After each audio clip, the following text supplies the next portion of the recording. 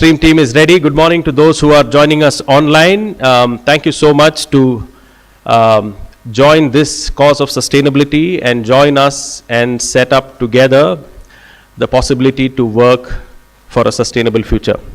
We have a great lineup of speakers in the 7th edition of TIA Summit.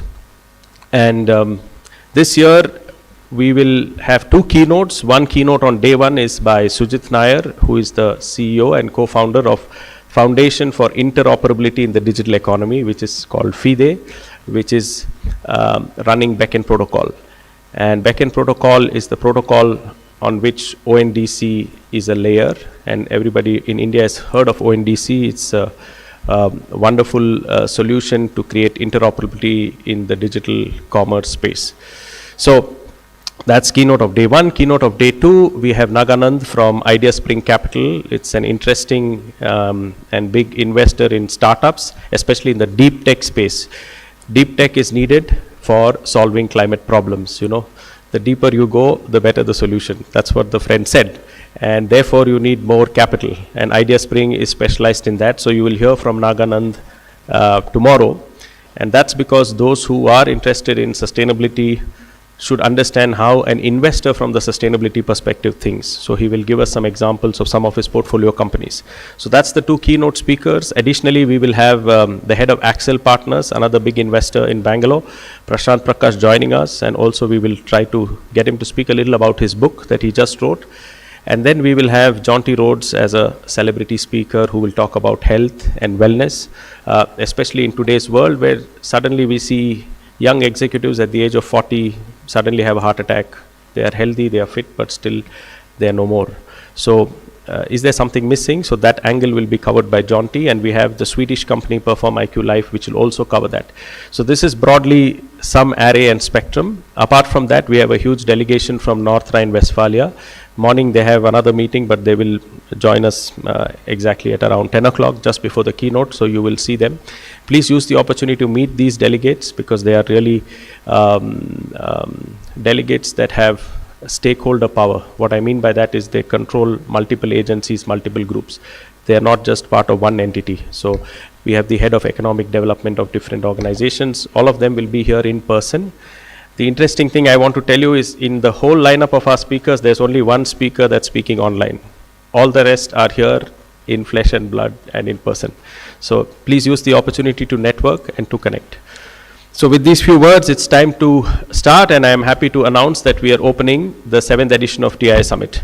And like always, it has been our tradition to invite and welcome Professor Jürgen Lehmann, who is the president of the HUF University in Germany and also the president and board of director of the Bavarian Indian Center for Business and University Cooperation, whose other office in India is located in my office. Now, why I ask him every year to give the keynote is because he has been the visionary that supported us as we started this TIA Summit. He's the one that I met first. I bounced the idea with him, and he said, this is something good, you do it, and my promise is every year I will be there to support you.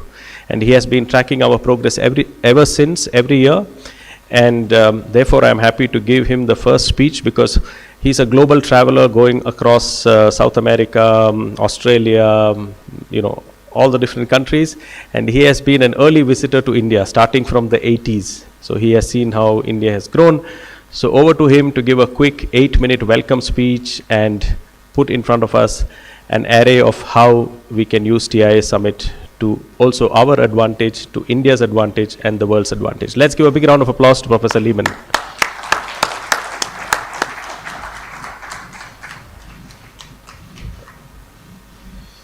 Namaste. Good morning, honorable guests. It's a great honor for me to be here again. See, around 17 years ago, I had a vision, a goal. I would like to have Indian as the strongest partner for my university and maybe for my country. And then Jules mentioned it, 7 years ago, we discussed about this summit. And nowadays, the world is coming to Bangalore, to India, because the development of India is fantastic. I've seen India 40 years ago for the first time, and coming to India 3-4 times per year, I'm always astonished what is going on here. You're building, for example, a new terminal at the airport in 3 years. That's not the time we are discussing in Germany only the plans. And so I'm really happy to be here again as a president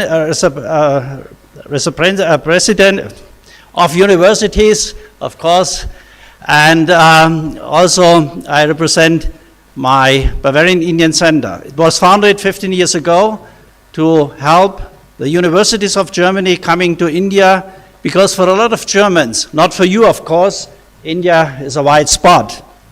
But nevertheless, now you see that India is so important for Germany, for Europe, for the world.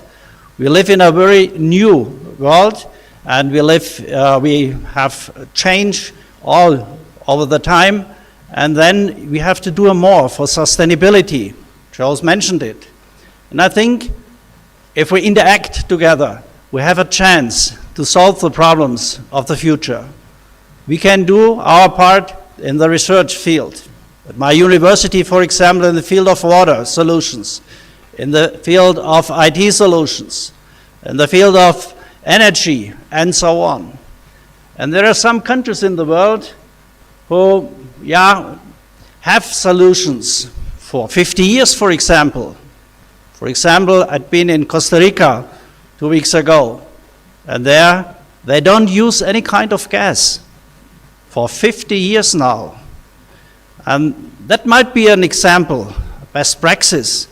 Example, for us, for you, and develop this country. It's not for me. It's the future of my children, of your children, of the young people.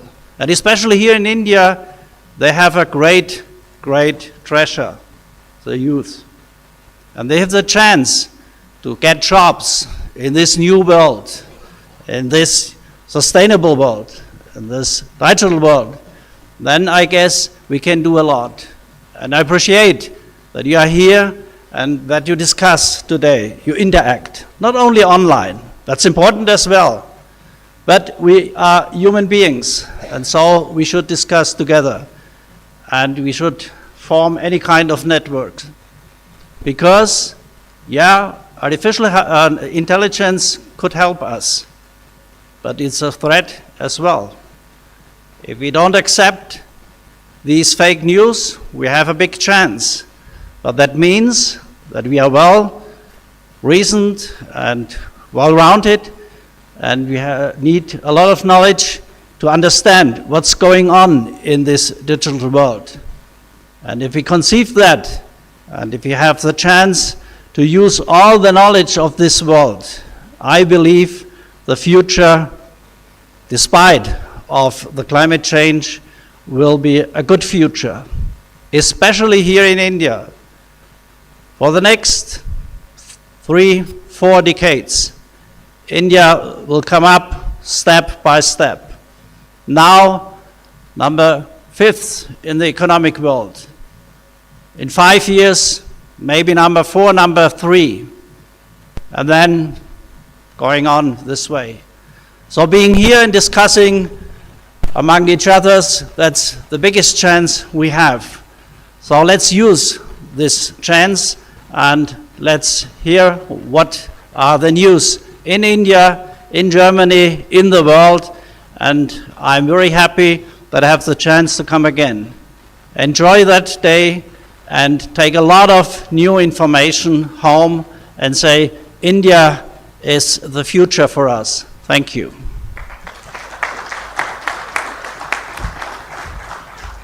Thank you, Professor Lehman. You know, that's really a positive note. I think the next 5-15 years will see India moving up the economic engine, to say, and to be at the top. And we really hope that together we make that economic power also sustainable and therefore good for the whole world. And as India rises, the world also will feel happy for the wonderful solutions that come out of here. So now we move to the first panel, and I would like to welcome and invite my good friend Chandrakant BN, who is the chairman of Pyri Group. And Pyri Group has multiple businesses. It's into the digital space, it's into training and coaching, it's into manufacturing, it's also exporting specialized products to the European, to the US and Australian market. And Chandrakant has also been the chairman of the Indo-American Chamber of Commerce, so he brings that wonderful vast array of experience. He was also the president or secretary of the Returned NRI group in India, which we call RNRI. So he has been in the US, worked in the US, built a company called Theorem in Mysore, which is today they say second tier city, and another city that's the government aims to grow. And he went there when nobody went there, and he grew it to a large number of employees, almost 3,000 or more in a very short time. So we're delighted to have Chandrakant to come and give the opening brief for the panel. And this first panel is Agri-Tech, Prop-Tech and Space Tech. And with this, let's give a big round of applause and welcome Chandrakant.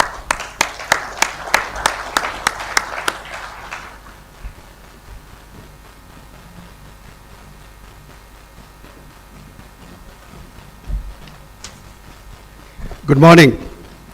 It's great to be here. Thanks, Jose, for that wonderful introduction, as always. I'm coming back to the India Advantage Summit after a break of 1 year. I attended this 2 years ago, and it's really great to be here. And I always say this, being a business guy, always focused on my business, I never paid attention to climate change and sustainability. That never crossed my mind.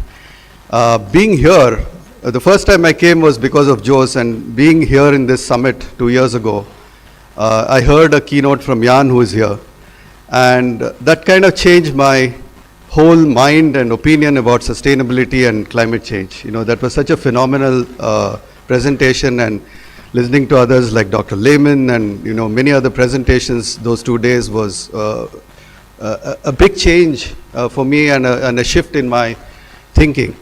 Since then, I've been involved in so many projects around sustainability and been part of so many events, talks, etc., and organized myself. So it's great to be back here, and Jose and team, you guys are doing a phenomenal job, outstanding job, and congratulations to what you're doing.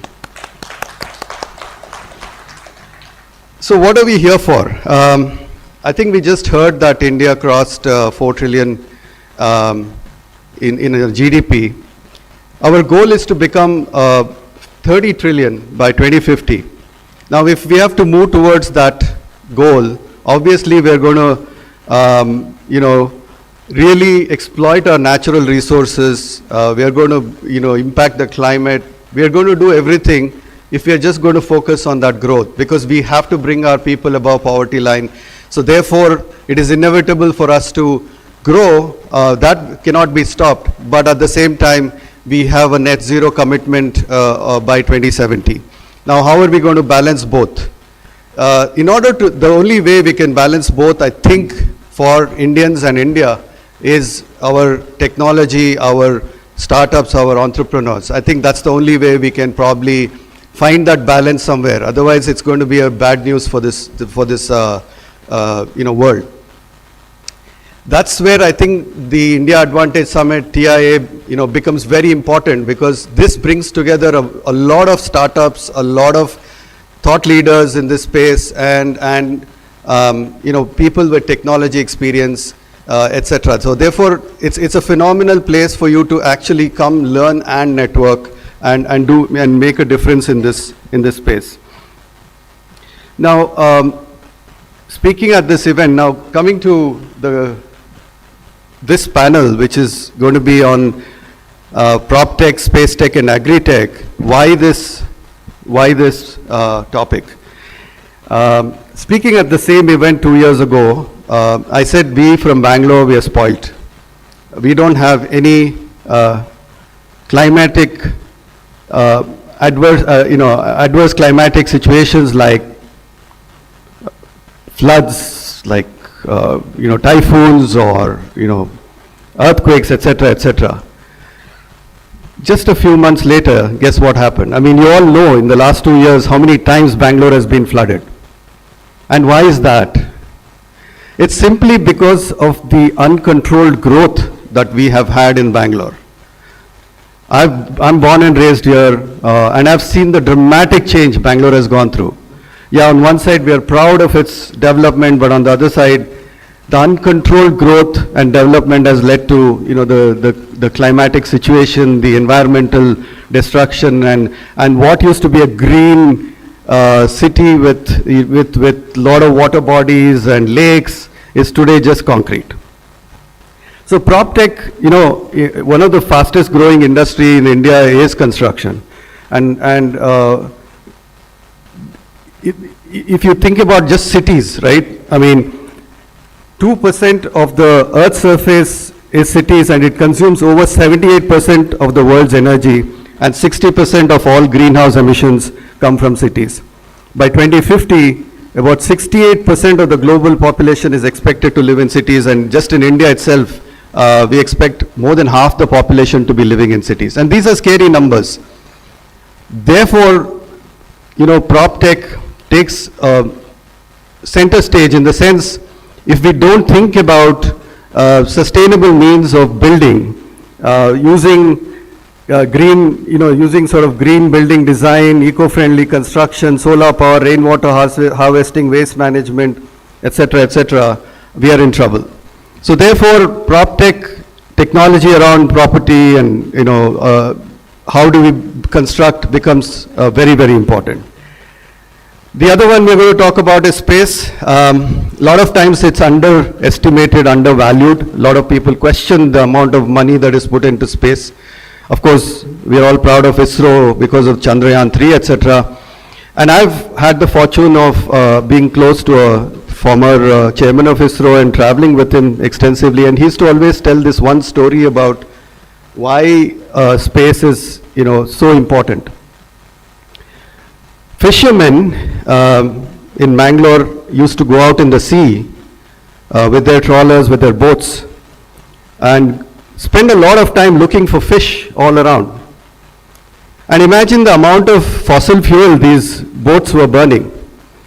Now, thanks to, you know, ISRO and space tech, now they have an app on their phone where they know where the concentration of the fish are. So instead of, you know, going around and looking for fish, they directly go to where the concentration of the fish is, save a lot of fuel, and therefore, you know, not just, you know, in terms of economy, but in terms of, you know, sustainability, it's a huge value add. Similarly, space tech provides data for agriculture, you know, for better agriculture, concentration of where there's water bodies, helps with natural calamities. They're able to predict where things are, you know, when things are heading towards a disaster, and you know, help people to move away into better places, etc. So space tech is something that we cannot ignore, and looking forward to, you know, one of the panelists who's going to speak about some technology around that. Finally, agri-tech, there's a lot happening there as well. We have a panelist who's going to talk about that. AI, ML, data analytics, drones, farm automation, precision agriculture, there's many more. So again, a lot of exciting things happening in the agri-tech space. So this is going to be a fascinating panel, looking forward to it. And once again, I congratulate the TIA group for putting together this wonderful event. And I would like to welcome the first speaker for today, Ravi Prakash, who is the Head of Agriculture and Technology Ecosystem, FIDE, Foundation for Interoperability in Digital Economy. He's a visionary in enabling planetary scale digital transformation through public digital infrastructure using open protocols and specifications. Over to you, Ravi Prakash.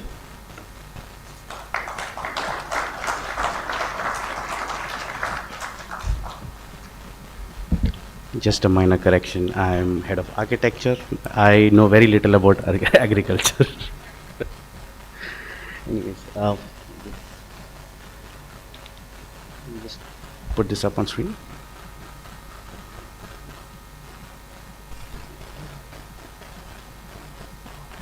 Yep.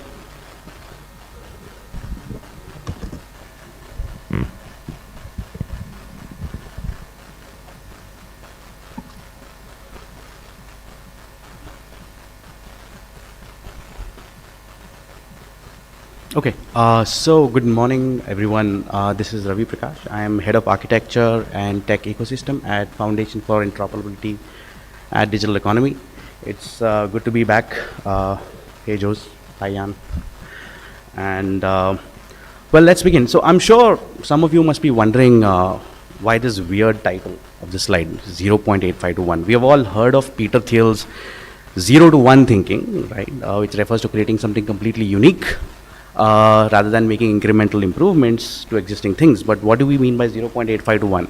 Some, I don't know if there are space tech enthusiasts or space technologists today, maybe getting the clue from the image that is there. But anyways, we will cover that in this presentation. So to understand that, let's just probably just take a step back and look at a couple of conversations maybe in the near future between Lisa and Adam. Lisa is a smart city or a smart country planner. Adam is an AI agent. And it's the year 2200, and Lisa has detected something very unusual.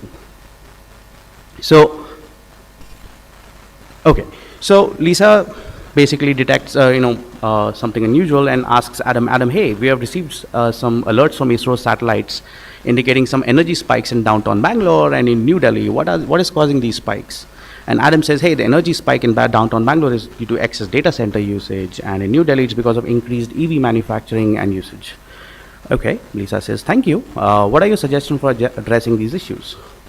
So Adam says, to address these energy spikes, I see the following. So we can probably implement some data center optimization strategies to reduce the energy consumption.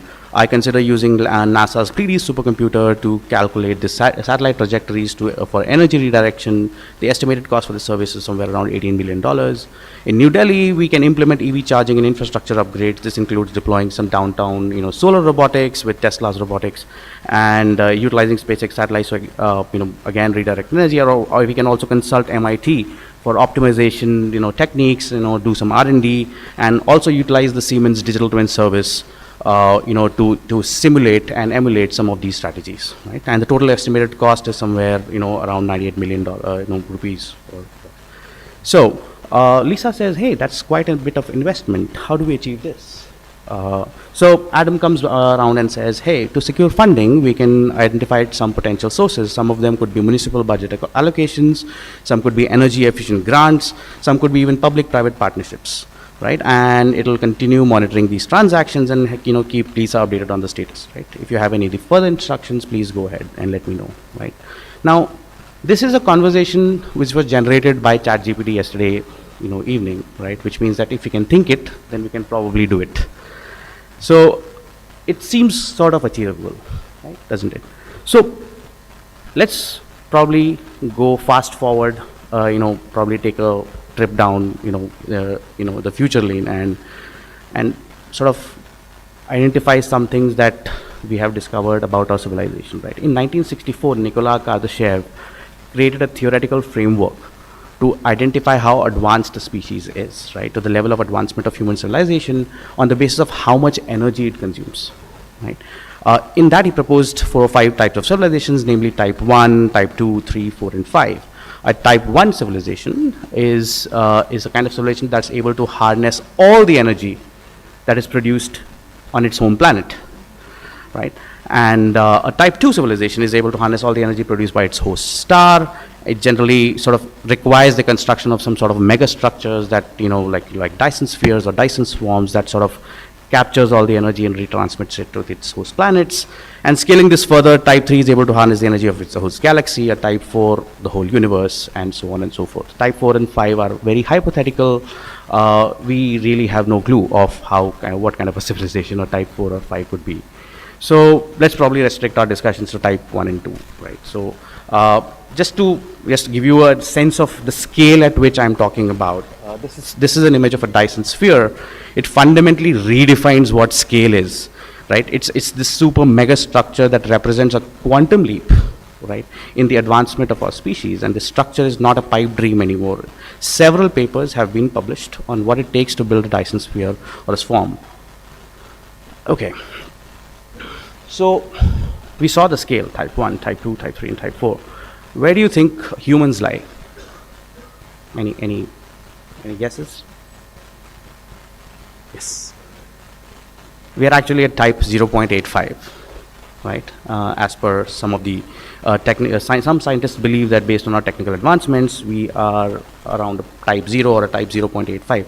We are close, but we are not there yet. Right? So over the last few decades, we have seen an explosion of innovation, right?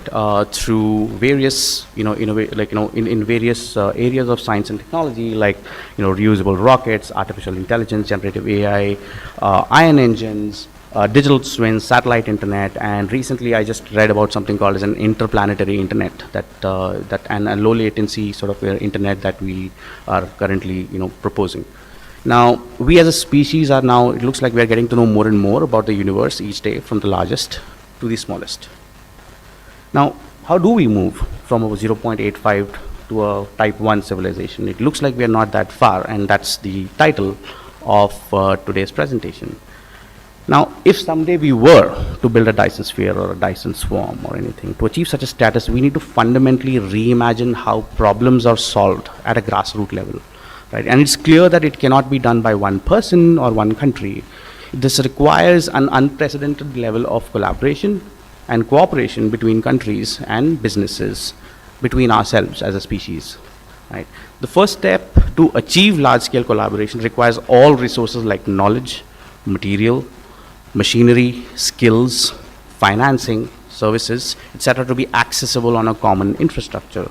So that someday maybe a student sitting on one corner of the world can build a solution to every problem that we face today with AI agents and digital twins today. Solutions can be created, theorized, tested, and simulated on digital twins and quantum computers, and quickly implemented at scale.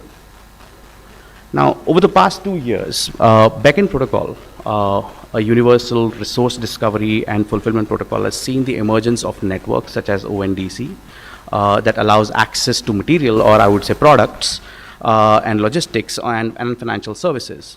Honest is a network that allows you access to skills and services, to jobs and courses and education, right? UHI, the access for healthcare, UEI for access to energy producers. And today, all of these networks are interoperable, which means that using a common API, a common infrastructure, or common application, you can access all of these services seamlessly without any integration overhead.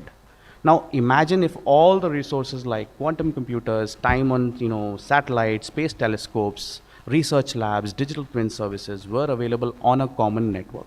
It would be a step further towards a world where conversations like the one we saw in the beginning are possible. So in conclusion, I would like to encourage the vibrant space tech ecosystem, especially of India, which is emerging, to collaborate on a common sort of, on a fabric to help solve some of the fundamental problems and get us closer to understanding, and understanding and solving some of the problems, that we currently face today, right? Because to achieve what it takes to build a type 1 or a type 2 civilization, some very fundamental problems need to be solved, right? And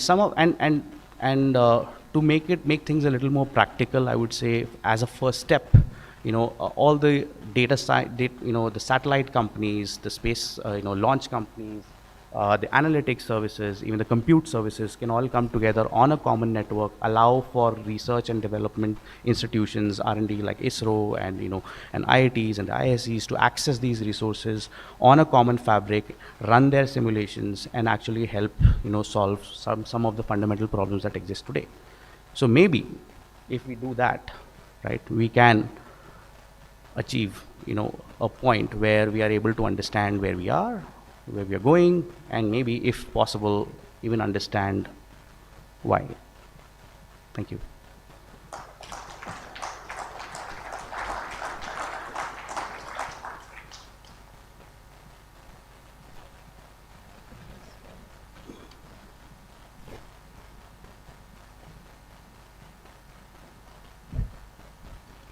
Sorry, Ravi. I was trying to be brave and read without my glasses on.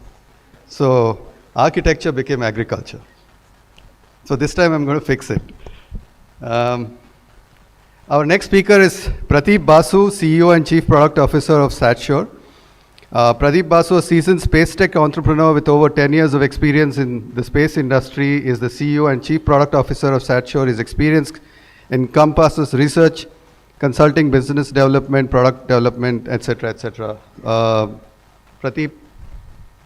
Yeah.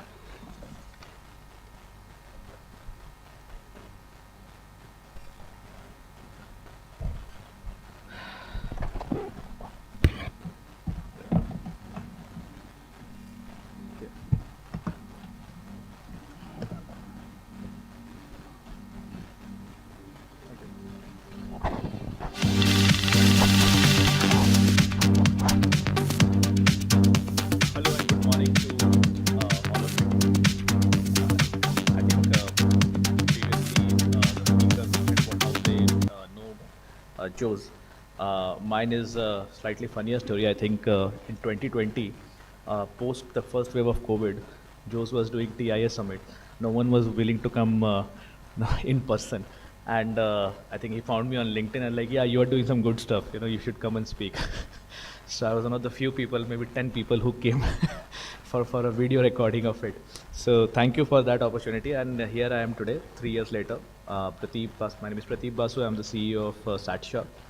We are a young company, just been 6 years in business. So just a quick overview of the company, what we do, since most of you may not know us.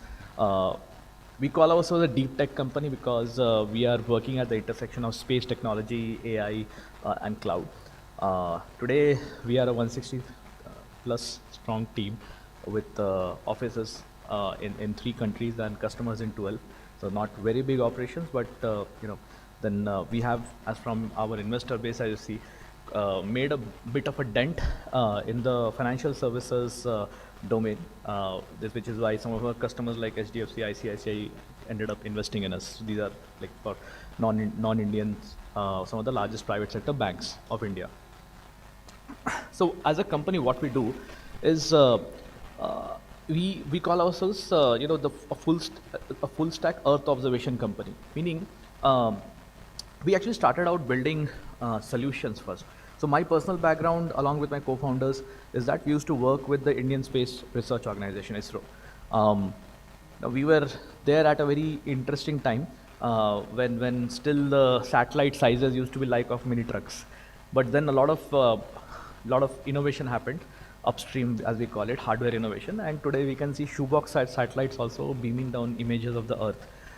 However, when we started in 2017, there was a lot of data suddenly being generated from space, but not enough applications being built, not enough connect to the real life problems were made. So we started from the downstream data solutions part, which is here. And we had to build out a full platform to ingest different kinds of data, because satellite data doesn't solve a problem alone. You need to think of problem solving, and that's where our expertise got built. But as we grew as a company, we also saw that the natural resource of our business is the satellite data. It's a core of it. So hence, today we have an investment of about $35 million up to own and operate 4 satellites. And I see a lot of German collaboration here. Indeed, our supply chain is fully European, with Germany, France, and UK being like our core of the space hardware supply chain. So today, as a company with diversified tech offerings, spread across banks and NBFCs, insurance, who are into lending in agriculture or insurance in agriculture, to airport operators, airlines, power line utilities, etc., and agribusinesses. At SatSure, we have, I would say, focused on building that horizontal capability using the expertise that come from AI and satellite image processing. So just to give a hint of what all we are doing, how do we enable financial inclusion for farmers? I know it's sometimes difficult to fathom, like what would a bank do with satellite imagery? We don't give any satellite imagery to banks. We actually generate valuable insights from it. The example of a problem for a typical farmer is that, number one, they have to wait in queues and have it takes a lot of days, 15 to 45 days, to get their loans processed. And investment into their farm through these loans is an important aspect of increasing productivity. So many a times the loans get rejected because they don't have proper credit history or they have had a loan waiver. Many a times, they are not they are forced to take the loans from at high interest rate from money lenders. Now this is the farmer story. The bank story is that if you are lending at a farm, first of all you have about 120 to 130 million farmers, of which about 70 million of them are still part of the credit system.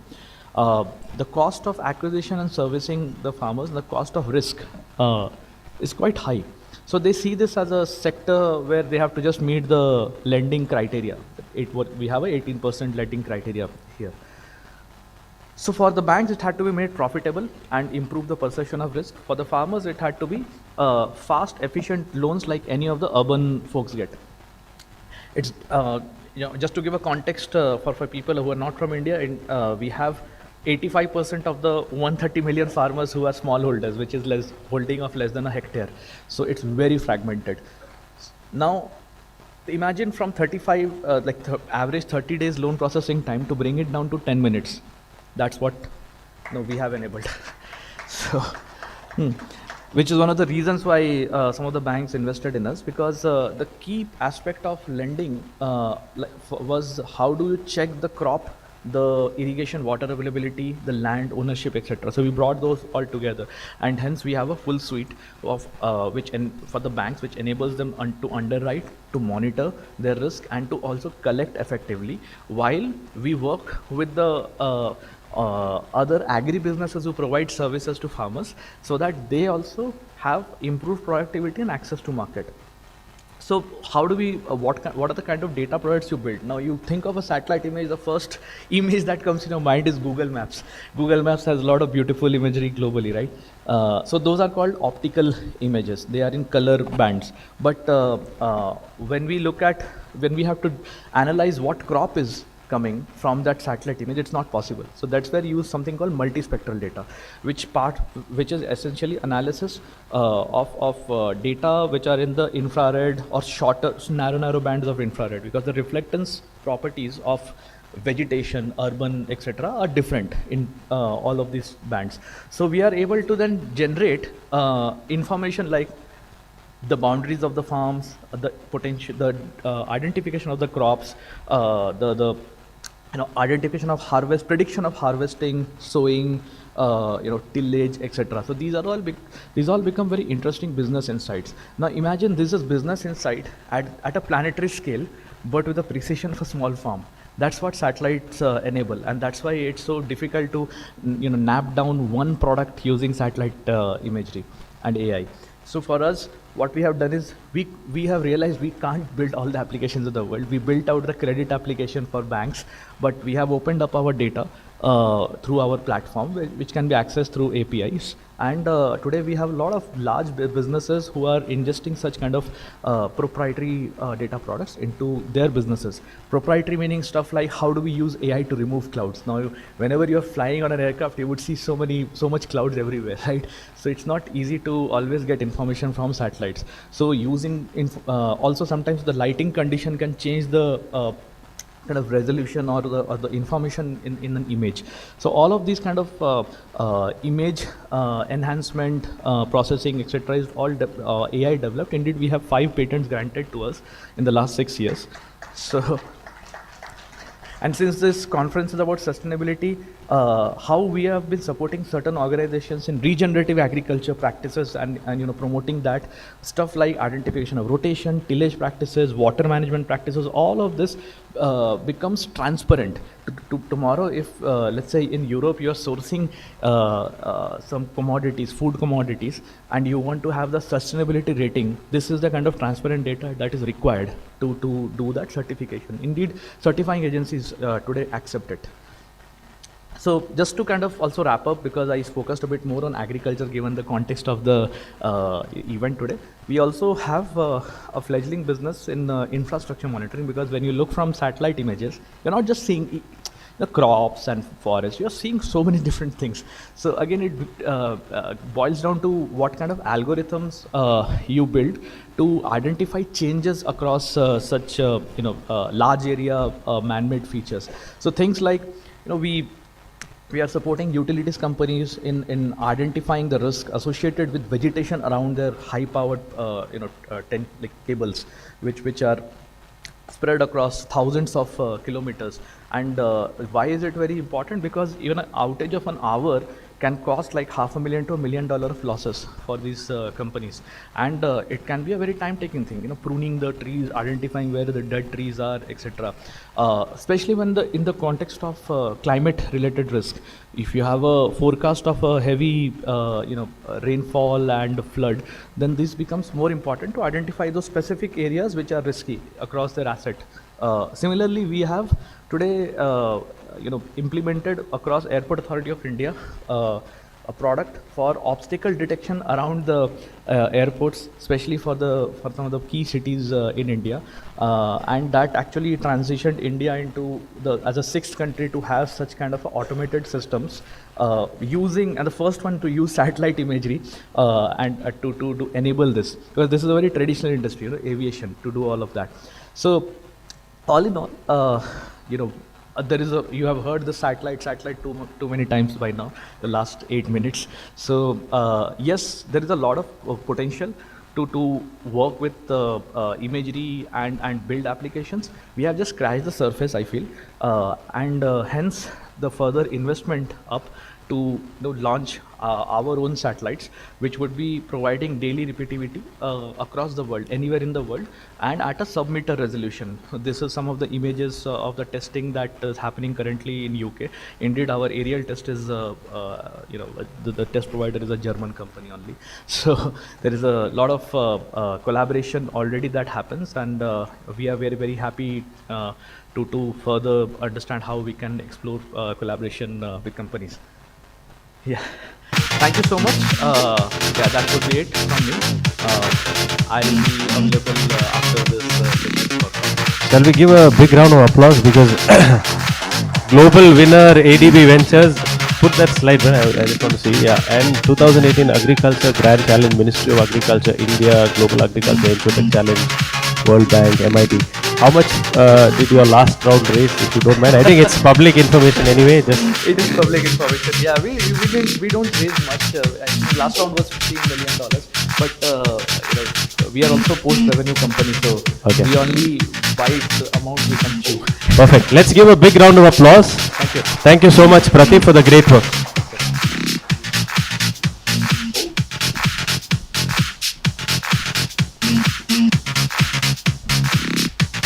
Pradeep, that was fascinating. Another, some examples of what satellite can do. I think his story is really put to rest all those skeptics who said, why are we spending so much money on our satellites and our space program? All right. One quick reminder that this whole program is being live streamed. So if any of your friends were not able to be here today physically, please let them know so that they can, attend this virtually. We move from space tech to agri-tech. Our next speaker is Dr. Ana Maria Nunez Vega. We were just having coffee, and Ana was saying that sometimes when somebody one of her friends in Tamil Nadu thought it's Anna, so it's Ana. So Dr. Ana serves as the Chief Technology Officer of Grain Technic Private Limited, a process engineer with rich academic background, including a master's in environmental and process engineering, an MBA from EUD Madrid, Spain, and a PhD in post-harvest technology from the University of Kassel, Germany. All the best.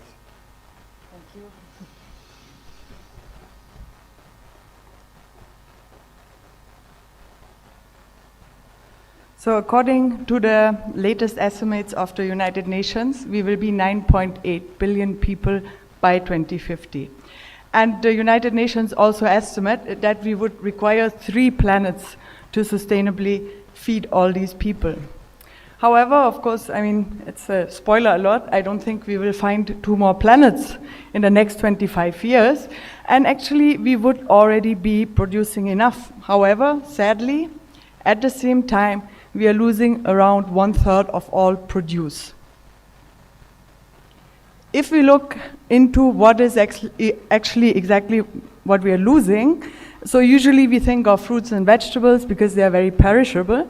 But if we look at the calorific losses that we are facing, we see that more than 50% of the calories that we are losing is in the sector of grain. And also excuse the slightly unacademic chart, but I allowed myself to move the oilseeds and the pulses next to the cereals here, because actually this is everything that is stored in bulk. So we are storing this in open bulk in silos or warehouses or in gunny bags. And so we can see that almost 2/3 of the losses we are facing in the overall food chain are in the sector of bulk storage. So now usually when we think about where are the losses, everyone is talking about the production stage, that we have to be like more economic in the production and so on. However, we are facing pretty much the same amount of losses in the handling and storage phase. If we look into what are the typical losses we are facing in bulk storage, first of all, of course, there is mold growth.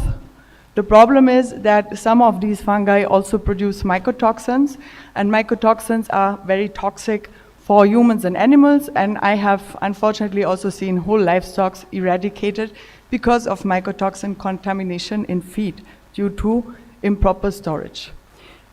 Another big problem that we are facing and that is really upcoming is the insect infestation. So the infestation topic problem really accounts for a lot of these losses we are facing in storage. And we also are facing problems with discoloration, which depending on what was the reason for discoloration can also be a health hazard for us. So now if we look at all these losses, of course, most of it accounts for mass losses, but we have additional mass losses also due to respiration, because grain is a living good. So if we look at all these losses, what if I told you that we can eliminate all these losses if only we store at a low temperature? I brought a nice example with me from my home country, Germany. There we have the National Reserve all over the country, where we store huge quantities of grain in warehouses, and we store them for more than 10 years. So this is all possible without losses. Why? Because the grain is stored at 10 degrees or below. How do we get down the temperature? Of course, what comes to our mind first is the use of ambient air that has been traditionally done, especially in moderate climates. But the problem is that we require a low temperature and relative humidity in the air in order to be able to use it for aeration. Now, if we look at the world climate zones, whatever I have marked here in red is pretty much where it is completely impossible to use aeration, because we will never bring down the temperature enough to avoid any kind of losses here. But to be honest, we heard about it also this morning already. There is the topic of climate change as well. And I've just returned from Germany yesterday. I've been to the Agritechnica in Hanover. I talked to a lot of farmers, and they all said the exact same thing. We need a solution to cool down the grain, because lately with the climate change, the summers have become too wet and too hot, so we can't use aeration anymore to safely store, and we are facing a lot of problems with insect infestation. And that is where the concept of grain chilling comes into play. So whenever the ambient conditions are not apt to use aeration fan, we can use a grain chiller. So this is based on the refrigeration principle. And we supply always a constant low temperature and relative humidity inside the silo or warehouse to enable a safe storage at any time. The machines are also running independent of the weather. So for example, even here in India during heavy monsoon showers, the machine can still run. So now it sounds maybe a little expensive to cool down a silo, but it's actually very energy efficient, because typically it only takes 1 week to cool down one silo. And in moderate climates, for example, we only need to cool it once, and it will stay cooled for an entire year, because grain is a very good insulator. And even in tropical conditions, we only need to rechill every 2 to 3 months in order to keep the temperature in the desired range. And this makes it very energy efficient, and usually it is even cheaper than the use of aeration and fumigation combined. So this is what we with our company, Grain Technique, stand for. We want to protect what is valuable together with our esteemed customers, and that is also my mission, and I hope to avoid as many losses as I possibly can by educating the people in safe storage. So that's it from my side. Thank you very much for the attention, and please feel free to reach out anytime if there are any questions.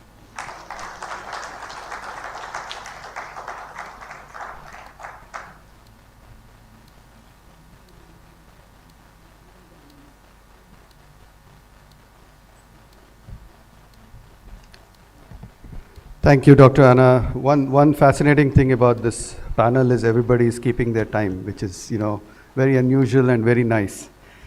Thank you all for sticking to your time.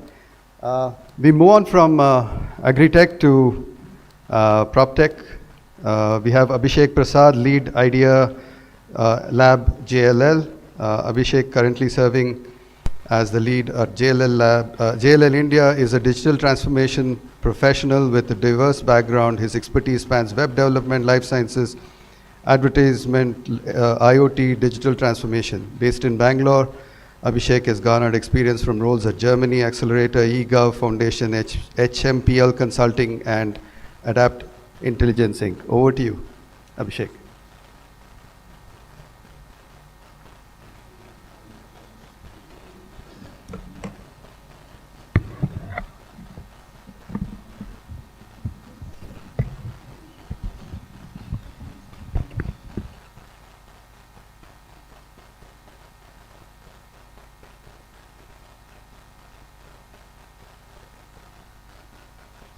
Very good morning. I just realized putting up so much on your LinkedIn is really not good. It's really tough for somebody to introduce you during life science marketing anyways. So on that note, my name is Abhishek. I am with JLL. I want to speak a bit on this slide. So 5 years ago, when Christian Ulbrich took over as a global CEO of JLL, he made a very strong statement. He said JLL is going to be a technology company. We're known as real estate people for 270 years. He comes and says, we will be a technology company specializing in real estate.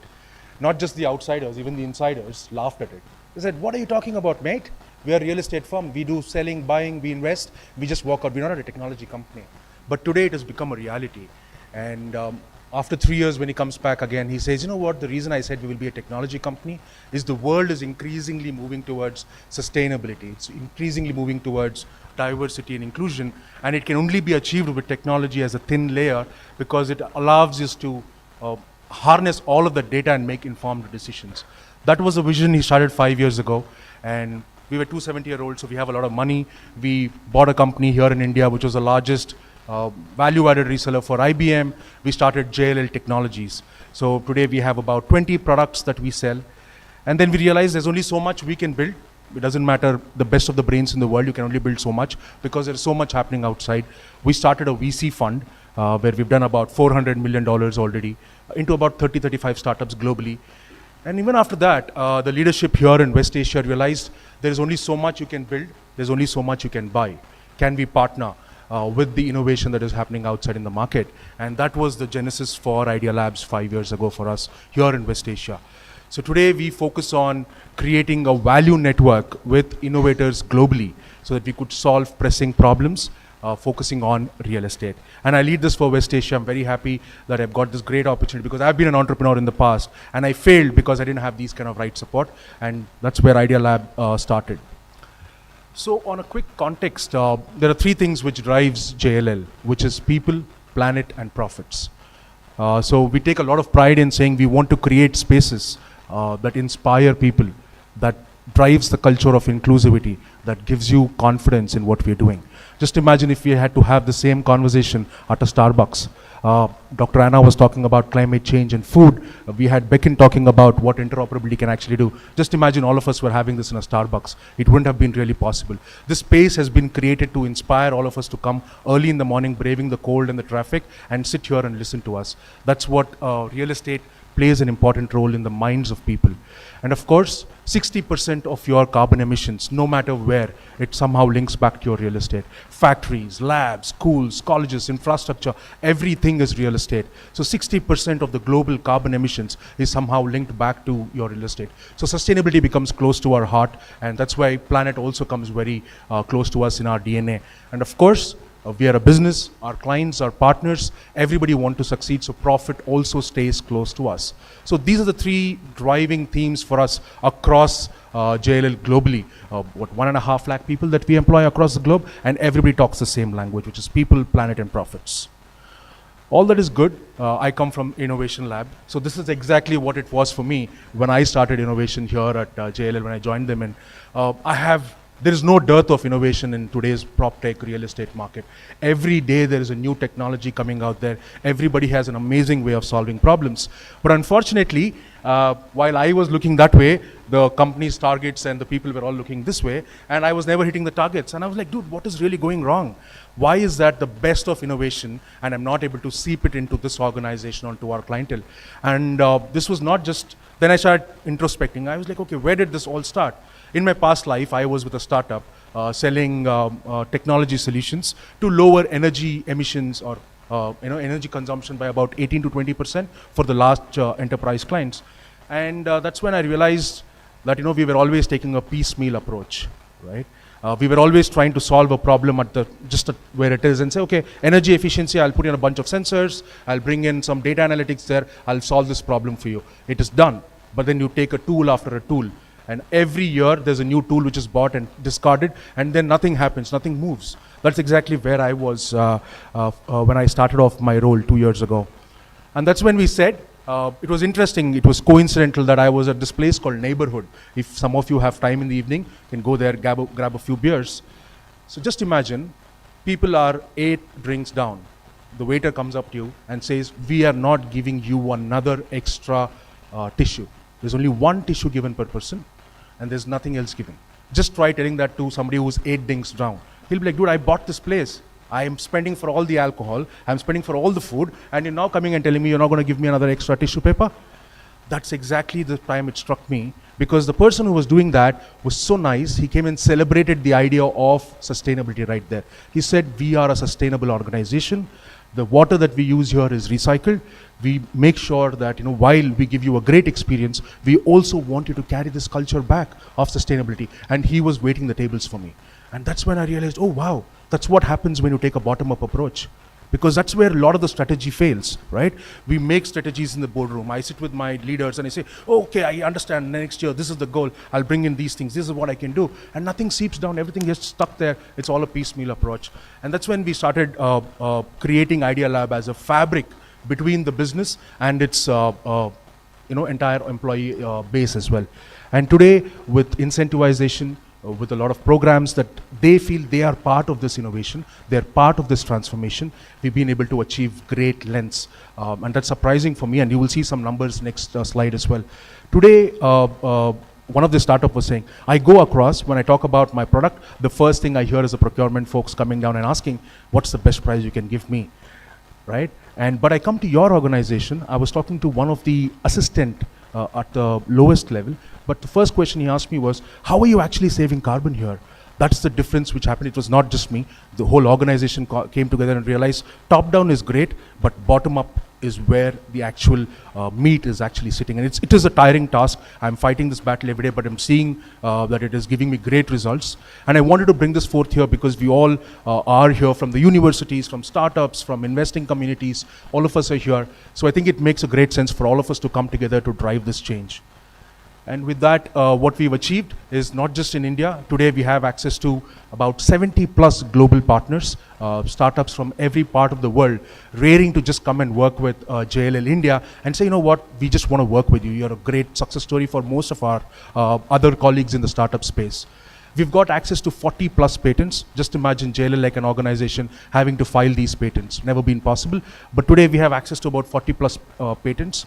And working close, understanding how this top-down, bottom-up can come, we've actually built our own proprietary digital transformation framework focusing on real estate, achieving their goals of people, planet, and profits for our clients as well. And the beauty is today, 70% of our clients have had a digital discovery call. That means we've started the first step, we've started talking to our clients, understanding what their goals are, what sustainability means to them, and being able to drive this at an organizational level. That is something which is very interesting. I thought I wanted to share this with all of us. I know just 10 seconds there. This is the last note that I want to let everybody go with. I keep saying this, Vasudhaiva Kutumbakam. The world has to come together to bring sustainability. It cannot be achieved by one person, one organization, or one government. All of us have to come together. I think organizations like Beacon, SatSure are all bringing people together to solve this problem. So thank you all. Thanks for the time. Thanks, Jose and the TIA Summit for bringing this, making this happen. Thank you. I'm around. We can catch up.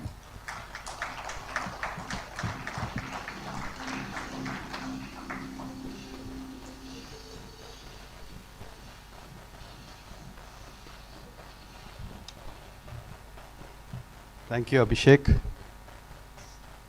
That was another interesting presentation, and thanks also for reminding us of 8 beers early in the morning. Our next speaker, I was sitting next to him, so he said that no need to read my introduction from LinkedIn, which makes my life easier. Thank you, CM Patil. CM Patil is a serial entrepreneur and works with a not-for-profit and a foundation, and I'll let him talk about his story. I mean, I'd rather let CM have his own time here. Thank you.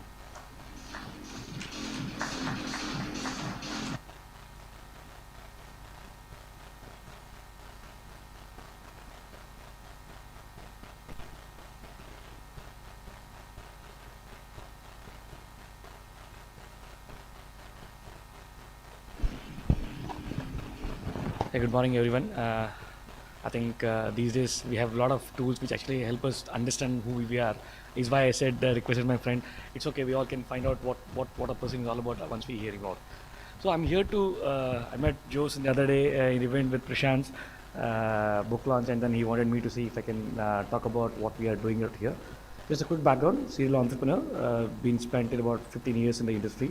Then moved to a not-for-profit initiative. I was the founding CEO of Deshpande Startups, where my intent was more to see how can we create entrepreneurs in non-metros, because we have seen enough of entrepreneurs coming from the metro cities. They get adequate support team and everything, but I wanted to see how can we create this momentum to the downstream, and I was quite successful over there, thanks to Desh and the entire leadership team over there for getting an entrepreneur to drive an incubator. That pretty much solved what we want to do it out. And moving forward, we said, how can we go to the next stage? So I'm also a bit small angel investor. Me, Prashant, Mondas Pai, all of us were talking. There is so much what we have done in the agri sector, but still we do hear the complaint that the bottoms up is still struggling. The farmers is not able to meet out. And that's when the Krishikalpa started. Just to get a quick genesis. The reason why we started Krishikalpa was more to see because we have seen more than 1400 plus agri-tech startups in the country. And if you yet go and ask a farmer or even the learner crowd here, we struggle to name after 20. However intense we might be connected to the startup ecosystem. That's the reality. So we said, how can we create an ecosystem where we can make agri-tech startups work with the government. You can't work in the agri space without actually working with the government space. And how can we work with the farmers, universities and all, triangle together there. So we said, like my previous speaker said, most of us have tried top-down approach, but if at all we want to solve an agri-tech problem, we have to do more bottoms-up approach. And my experience with foundation helped me a lot to understand the non-metro ecosystem. We used to work with more than 1 lakh plus farmers. All of them were asking very minuscule questions what were actually required for us. That's why we said, let's not create another for-profit entity. We'll create a not-for-profit initiative where our entire intent is we not build any tech. We'll only try to see, if I have to put an analogy, there is a village represent farmer represent a village, and if startup represent the vehicle, there is no road in between. Can Krishikalpa, along with the government and other donors support, can we lay the road so that we can take these vehicles to the farmers and then make them get the advanced technological penetration so that. So that's what we started. This is the background. All the people are from entrepreneurial background. None of us, though we run a not-for-profit initiative, for us we run very clear with the for-profit entrepreneurial mindset. Right from Prashant, Pai, Grace, all of us who are the backers for this. As I said, this is the reality check, what I was talking about. And Incidentally, I was also speaking in a NABARD function on 2019. I got to know about the term called FPOs. Just for the people who are unaware of the FPOs, it's a farmer producer organizations wherein group of farmers come together, form an entity. And here the beauty of this particular entity is that you and me can't be a shareholder there. It's only a farmer in that particular locality can be a shareholder, and the structure is constructed in such a way that any profits what they make, it get dispersed among themselves. So we all were wanting to see how can we make them run it out. Unfortunately, the numbers are, if in Karnataka it's more than 1500 plus, in entire country it's more than 25,000. If I have to put the overlay of financial stuffs, hardly 2% of the FPOs make about 5 crores of revenue, annual revenue, which is such a devastating state. And that's when we said, is there a way where we can teach an entrepreneurial mindset for them? Majority of them teach only on the governance part. Can we do on that part of the side? So we said, let's work out on we create an Excel platform for these people to see. Coming from my background where implementation is a bigger challenge, how can we work it out? So we said we're going to create it out. Our theory of change was, can we take, since we all come from a startup network, can we introduce these companies to the farmers directly as much as possible with the local administrative government? When I say local administrative government, horticulture director, ZP CEO, all of those people who are not so much familiar with this particular thing. So we said, can we, by introducing them, can we actually directly make a buyer and seller meet each other? For example, mango buyers meet happens in Bangalore. I mean, that's something which is so surprising me. There are only three districts in Karnataka where mangoes are grown, but the hub happens in Bangalore. Why not take these buyers to those districts? So that's what we did in our entire engagement here. So any FPO is supposed to do all of these activities. They are supposed to do the inputs, they're supposed to do the financial service and all of it. Bulk of them stop at input because it's a low hanging fruit. We started, how do I gain the confidence in FPO? I said, the moment farmer sees some money, he or she will start valuing us. So we started doing with output market linkage, where we made them realize that additional penny, so that they'll start trust. Then slowly we started introducing the technology for them, because enough of people have already been taken right for these farmers to say in the name of technology, not majority to understand what we actually communicate to them. And here the empathy with the farmers was very much required. So we said, we are not doing anything. We will act as a platform where we'll start sharing our entire connects with those specific crops, do the due diligence and then give it to them. So how do we do it? So as I said, the number was so slow. Then we said, whenever we select an FPO, we can't do an entire systematic change. Per district, we'll take 2 or 3 FPOs. We'll create them as a role models. When I say role models, can they do a revenue between 5 to 10 crores? I'm just putting revenue as a metric so that the realization will happen much faster. Seeing that, other people will start taking it out the care. So that's when we started doing a SWOT analysis of these FPOs, connecting them to the bigger ecosystem, and then we did what we did. The engagement was, we put our business mentor, we connected startup mentors to be handholding these FPOs, and then see how can we create to the next stage there. Provided resource common, gave a network for them. We actually went to each of these districts and started hands-on training with them, rather than we pulling out in the initial stage. Subsequently, the way we started realizing metrics is, whatever transactions we do, if it is anything less than 12%, let's not, if the farmer is getting anything less than that, we'll not support it out. So in the last 2.5 years, we have created more than, this is the August data, we have done about 50 crores of direct market linkages, which has added about close to 5.8 crores of additional income for the farmers. So that's when they started trusting us much more. And banks are actually come forward to loan these FPOs. Until that, there's almost zero loans were given to these FPOs from the bankers system. Now, at least about close to 8 crores of loan is being processed for some of these FPOs. So I'm also incidentally on the advisory board of SBI Startup Initiative. I actually had a privilege to do this particular conference with the startups in Taj here, where I got all of these startups who are wanting to procure from these farmers, producer organization or the village level entrepreneur, for which bankers give a guarantee. So first I did with the startup where they assured the buyouts so that they can actually touch upon them and to go to the next stage. Similarly, for the first time in the country, we actually gathered something similar conference here. We took about 26 FPOs, of which more than 14 to 16 of FPOs are doing anywhere between 3 crores to 16 crores of revenue. And mind you, some of these FPOs have never ever crossed more than 50 lakhs of revenue in the annual year for the last 4 years. So that's the benefit what we started giving them. And these bankers started trusting them and then started giving them further loans so that the technology penetration can happen much faster than. So the way we seek the forward is we work with the agri-tech startups very closely. We work with the donor systems, and since we are a not-profit initiative, we put our capital financially first to see can we revive 2-3 districts in the state, and then see how we can work. As we speak, we have been partnering with NABARD to see how can we scale to the other parts of the world, and then go to the next stage. With this experience of mine, I was actually invited by Government of Karnataka to see how can we make a $1 trillion economy. I wrote a author for the chapter for agriculture. How can we go deeper, solve that implementation piece of it, so that we can go and tell any startup who is doing so good in the technology, can we make them understand what is the ground level part of it? So that's when the meeting the roots will happen out there. So just to get you the glimpse of what we did with one FPO story, if I may get it out here. So this is one of the FPO which we started in Ramnagar way back. We actually looked at all their, they have all the certification required for the companies, and then they do it out. We did a SWOT of that. Then we actually connect them to a lot of startups. We made them do bit of value addition. Just instead of doing a direct trade, we actually made them do bit of value addition, starting from small packaging, de-asking, some of basic stuffs and all. And that's when this FPO started doing all of this addition. They crossed about 5 crores of revenue after the first year. Second year, without our intervention, they are doing more than 6 crores of revenue, which talks about the sustainability and then see how we can take it to the next stage. Like this, we have actually done with all the FPOs in the Karnataka state. As I said, we work in about 7 districts, close to about 18 FPOs we have been working in the high-touch model, and slowly we start going to the other districts, other part of the countries to see how we can take it up to the next stage. I think with that I end because my time is up now. Till the time my friend comes here, I just wanted to show you how we track this thing. So the way we track, this is something very, very crucial for us. We just simply track on an Excel sheet. Since we know who is the customer who is giving an order, what is the commodity, we track, and we are more interested in, because of the direct connect, how much farmer is getting more. So this is how we track, and then we go to the next stage part. Okay, thanks. Any questions, I'm happy to answer and then see it. Thank you.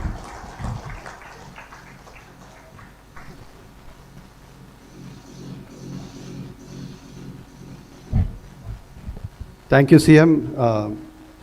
I'd like to invite all the panelists to come up on stage for a quick couple of question answers.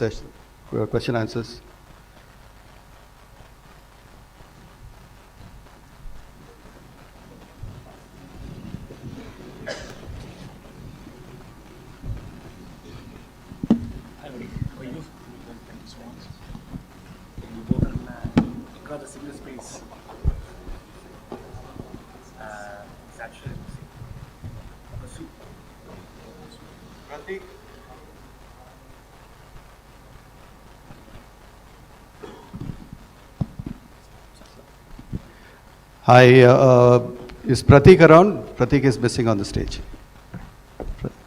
All right, we'll just, in the interest of time, I'll just open it up to the audience. If you have any questions for the panelists, please go ahead and identify yourself and then introduce yourself rather, and then ask the question, please.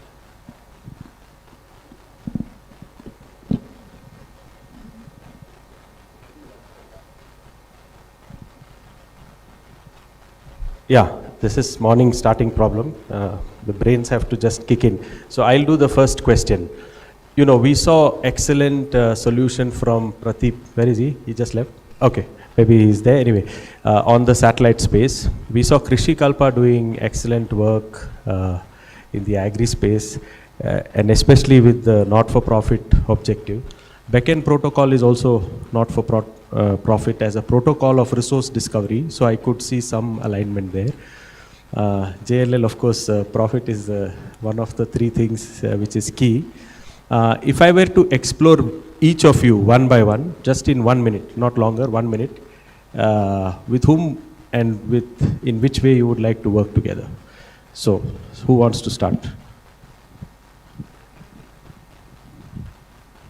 That's Next a tough question, spot. guys, get ready, if somebody That's wants a tough spot you put me in, Jose. But if I have to answer that straight, right? I mean, on this table, right, I can already see a synergy with Beacon Protocol, right from that go word of sustainability.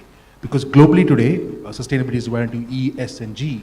The governance is where people are having great concerns of how do I report what I'm actually doing? How do I keep myself transparent, at the same time I safeguard my business interests as well.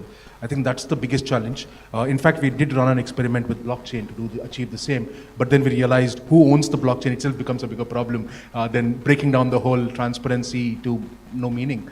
I think that's where I see a great synergy with Beacon like protocol, because it's using the existing Web2 infrastructure, which is the internet itself, and then building protocols so that everybody can be owning their own data, keeping themselves safe, and then still be interacting with each other.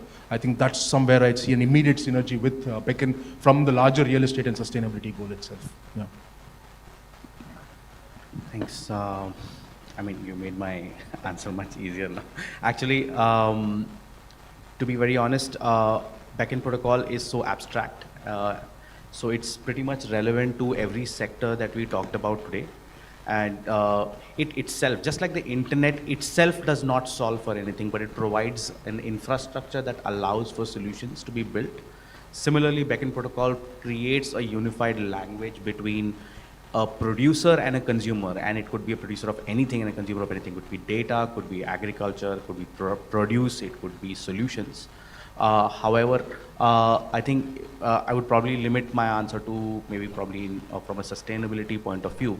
It allows, it allows for all of these systems, innovation labs, to create these frameworks. It allows for farming solutions. It allows for all of these satellite data to be available on that common infrastructure, so that anyone, any startup ecosystem probably funded by innovation labs can actually build solutions on top of that. So yes, I believe that there is a common underlying connection that I feel with all that I spoke to you, including the SatShow folks.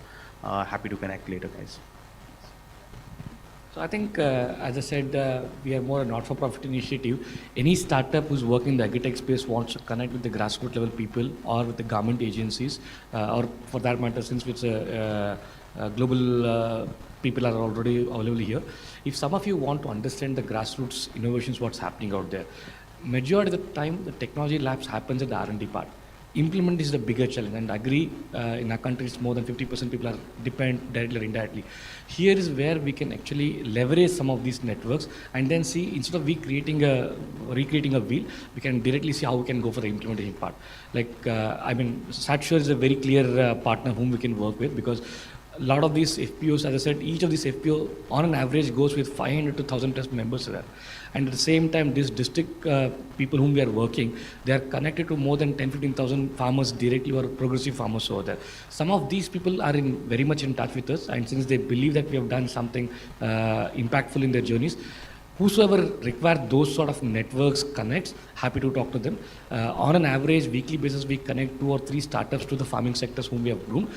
Our entire ripple effect is that some of these people who have been working with them, they can make a direct connection, and none of the transactions have been routed through Krishi Kalpa. So it's only what we provide is a pure play, a track kind of thing, where if startup is a train, we are only laying a track so that they can reach to the destination part. So anybody for that matter is willing to partner, I'm happy to have a conversations with them particularly. I have a quick question for Dr. Anna. I don't want to let you off the hook so easily, because those three got to speak. The solution that you articulated, maybe if you can throw some more light on how that would be relevant from an Indian context. What are you seeing here? How it could help India in the long run? I mean, especially in India, we are facing a lot of problems with losses during storage. So typically, like, people are not aware, or they say, we don't have a problem, but then I go to the silo, I take out a grain sample, and I have actually more insects than grain in my hand. So that is the kind of problems we are facing. But equally, as I said, unfortunately, one of the biggest poultry farmers in India a couple of years back killed all the chicks with contaminated feed. He got mycotoxins in the storage, during storage. So we had presented a solution to him beforehand, and he said, like, no, we don't have any problems. And then the year after, he came back and said, like, okay, now we would like to buy some machines. So now, in the meantime, they have 50 machines all over their plants, so they don't face any problems anymore. But my aim is always to throw some light on this problem and educate people so they can take an educated decision, and we can avoid such situations as well. No? Just to add one point for Anna, right? There are a lot of, even government of state government of Karnataka, NABARD, or there's a company called Ergos, which is actually into storage part of it. Some of them would actually will be facing the problem what you rightly mentioned. And if there is any connections you require us to make it, happy to talk to them and then see if your solution can be a right fit for them as well. There is a company called Ergos, which has got its solution deployed more than 10,000 plus warehouses. They have been looking for some of them. They might also be having some solutions. I'm not aware of it, but that's something which I see a direct connect with your technology with their companies as well. Yes, that would of course be great. Whoever has some contacts and get me in touch, very welcome. We have of course a lot of installations all over India already, so yeah, happy to discuss this. It's nice to see collaboration happening right on this stage. Questions? Hi, good morning. My question is to Dr. Anna. Identify yourself first. This is Harshvardhan. I come from a company called DSV. I'm into logistics and supply chain management. But I really thank Dr. Anna to take up this subject, and to hear about 1/3 loss of global food is very unfortunate. And really thankful to bring up this awareness. And what I really want to understand is there any limitation that in terms of space or area where we can start this in India? And also, what would the approximate cost be around for starting up this? Because in India, the farmers are not very rich. So to begin with, if they really wish to start here in this process, what would be the approximate cost come up to? And what would the area be to begin with? Thank you. Yeah, that is of course like, we have machines for all kind of storage sizes. But to cite one of my silo colleagues, a Spanish silo supplier, so he is saying basically if you go for a new storage plant, the investment cost for a chiller will be roughly 2 to 4% of the overall cost of the plant. And it's basically an insurance. So he was actually saying like he doesn't understand how people can build a storage without a chiller because it's only 2% of the investment, but you're risking much more because the value of the product that is stored in the plant always exceeds the investment cost by far. Yeah, we have one question in the back.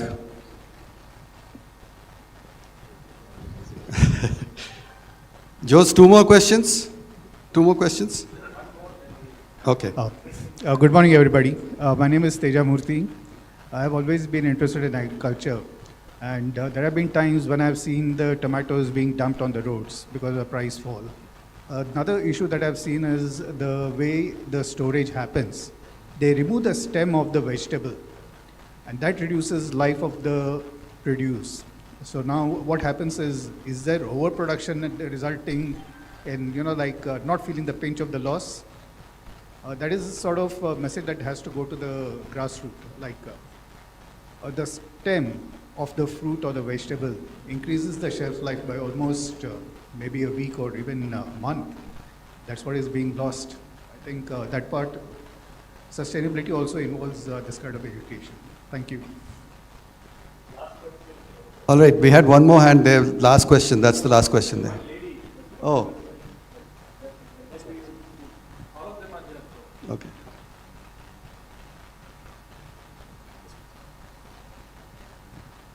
Yeah. Hello everyone, my name is Hava. I am an entrepreneur in portfolio management services in Indian share market. I have also been selected in Prime Minister Narendra Modi's Mission Karma Yogi to train Black Karma Yogis. And thank you so much. And I also been selected as relationship manager for an incubator, MSME incubator, which helps farmer related allied services, added services it helps. I have been as a relationship manager for 6 states actually, Tamil Nadu, Karnataka, Kerala, Odisha, etc. So I want to know how your collaboration with the MSMEs, with the incubators are working for the beneficial of the FPOs. This question is directed to Mr. Patil. Thank you. Yeah. So the way we are working, when we started working, we carefully choose a company which are upwards funded because I wanted some of these companies to pay upfront for the farmers. Now, in the last 1 year, we have started working with a lot of this incubator network in the country, where whosoever needs the market linkage or the market penetration part, right, we are asking them to reach to us.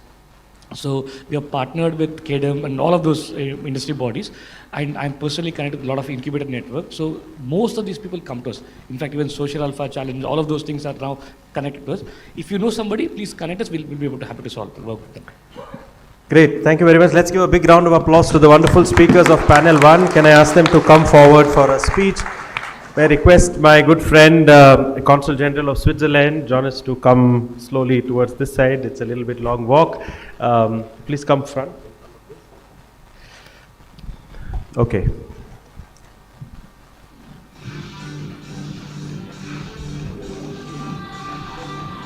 If somebody wants to connect to Pratik Basu from Satshur, you can reach me and I will do the connection because he was not here. Thank you so much, guys, and let's give a big round of applause to Chandra for wonderfully moderating and managing the session. Thank you very much, Chandrakant. Yeah, no, it's okay.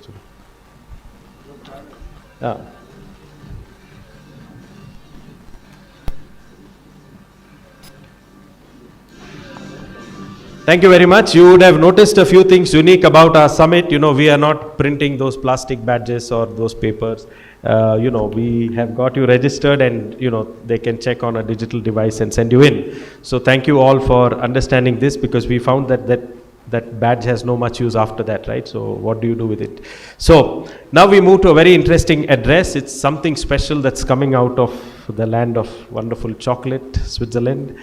But you know, this is even sweeter than Switzerland, and this has been in the works because Consul Brunswick is on our advisory board at TIA Summit, and when I met him, as soon as he came right in the beginning, he was thinking about this unique thing. And now I will request him to take the stage and explain what this special, unique opportunity, and it has opportunity for everyone sitting here in the room. There's something you can do through this that he will explain. So let's give a big round of applause to the CEO of Swissnex and Consul General of Switzerland, Jonas Brunswick.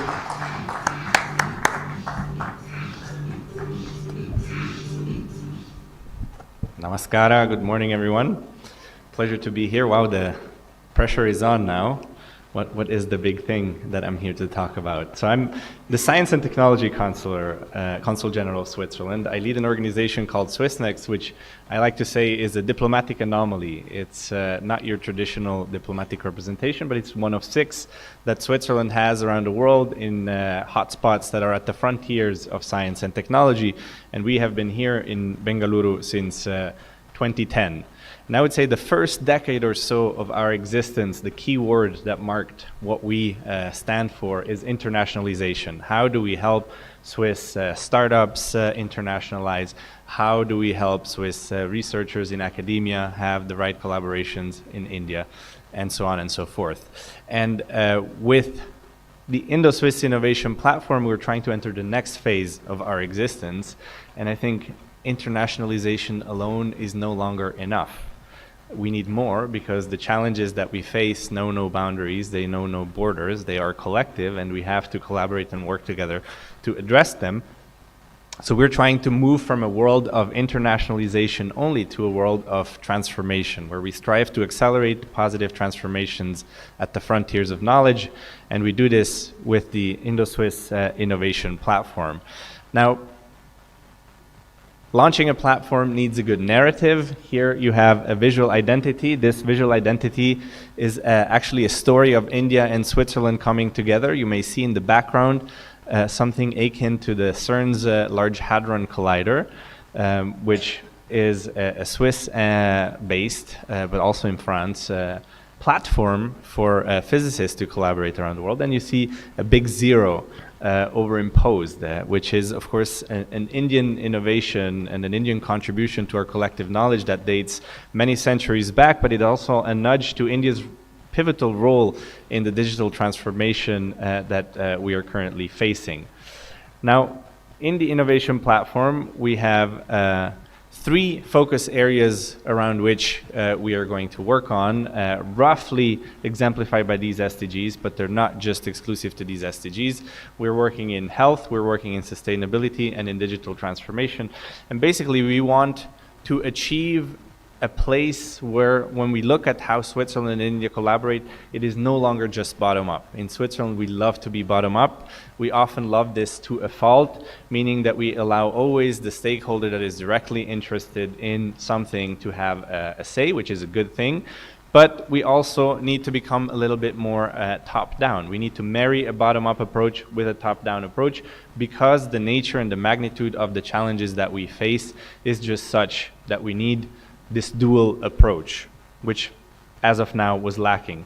I'm going to give you an example of what exactly we mean by this through the launch of the platform, which happened just a few weeks ago on October 30th on the NCBS campus during a 3-day Indo-Swiss Antimicrobial Resistance Innovation Dialogue. So in the field of health, AMR is of course one of the pressing challenges that we face that is tied to a lot of the agriculture conversations that we've heard earlier this morning. There's a big component in animal husbandry. There's of course a component in human health.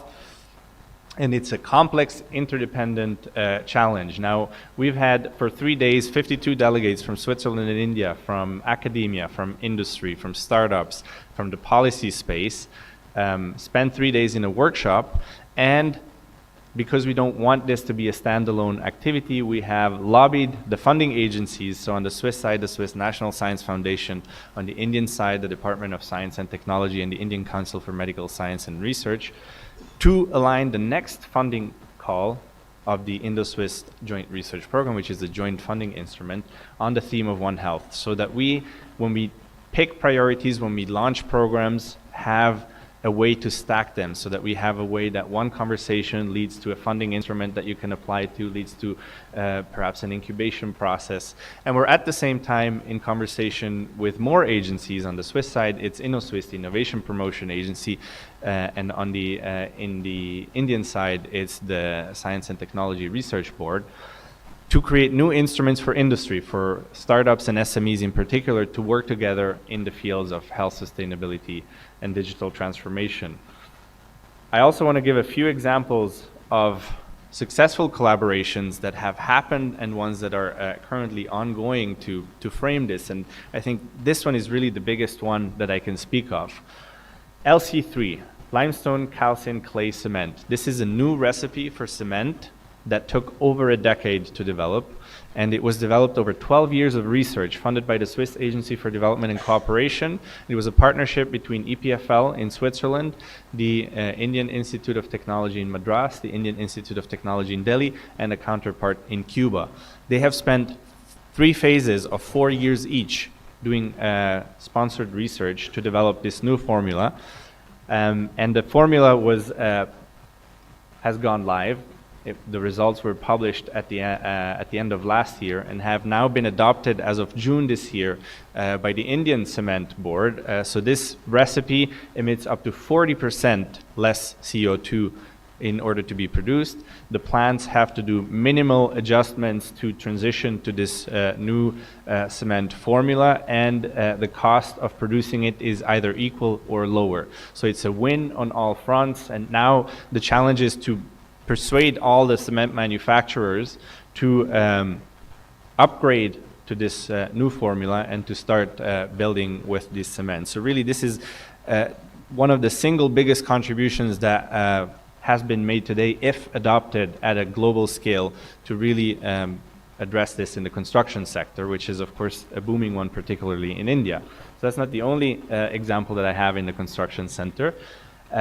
This is, you'll see Oxa blocks in the little image. These are blocks of cement-free construction material that was developed by Oxara. This is an ETH spin-off who just a year ago was on stage at the Bangalore Tech Summit as part of a program that we run called Academia Industry Training. So this is a market discovery for Swiss startups, and they have had the fastest market discovery that we have witnessed in our experience, and they're now looking to enter the Indian market with this cement-free block that is using reusing construction materials after you demolish a site, and you press them into these blocks, and they have various valuable properties other than being, of course, very sustainable.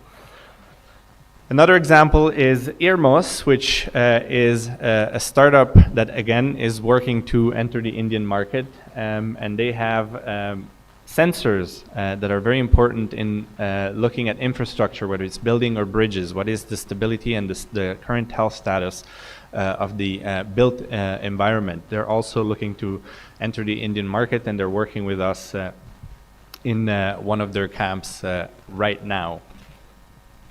And then lastly, these are just a few of the examples of what we're trying to achieve. The way the platform works, it's quite simple. We are onboarding members, so we are open to members not just from India and Switzerland, but from any place. There is no financial commitment to join the platform. The only commitment that is required is that when there is an activity that is either in health, sustainability, or digital transformation that speaks to the work that your organization is doing, that you be an active part in that. And then we are working to create the further instruments for collaboration, the further funding instruments, the further capabilities to take projects forward, so that again, we can work in a way that is not just bottom up, but also a little bit top down, and we can have the greatest impact by combining these two approaches.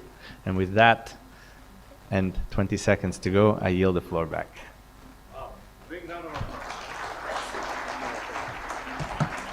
You know, that's really amazing. You know, as he was concluding, he says we bring all the instruments together. And of course, you know, Switzerland and our reference is also when they say instruments, you know what I mean, right? And then he mentioned it the next line. He said, you know, funding instruments. So guys, please use the opportunity. Mr. Brunswick is here. Some of his team members will come at different points. So they're coming in the afternoon and so on. So be here to hang out and find the right people. So now we have a quick coffee break for 10 to 12 minutes. It's a working coffee. Bring your coffee, come back. After that, we have an interesting keynote. Don't miss this. It's very important. ONDC is running on backend protocol. So something very, very interesting, something each of you can do with your business through that. And after that, we have an excellent panel from North Rhine-Westphalia. All of them are here right in person. So get your coffee and come back. See you in 10 minutes. Can we have some music? And so those who are online, we will start exactly in 10 minutes. Thank you.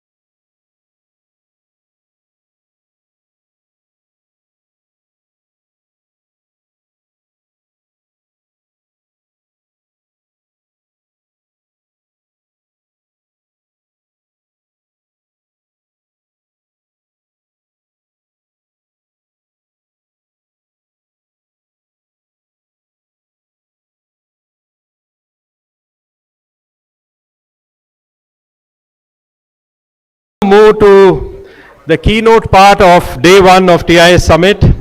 It will be a very, very interesting keynote. And the keynote is given by Mr. Sujit Nair, who is co-founder and CEO of FIDE. FIDE is Foundation for Interoperability in the Digital Economy. You know, I have to say a few words about Sujit and also Beacon Protocol. Last year at TIS Summit, Sujit had spoken about Beacon Protocol and interoperable resource discovery without having somebody in the middle. And after that speech, some great things happened in Bangalore, and some interesting mobility solution came out, and he will talk all about it. I'm really excited because after that speech, even I didn't believe how much progress will happen in 8 or 9 months. And it's unbelievable to see the number, the progress and the impact. You know, some of you might have heard a little bit about it, but I won't be a spoiler and say anything. So I'll let Sujit do the talking about that.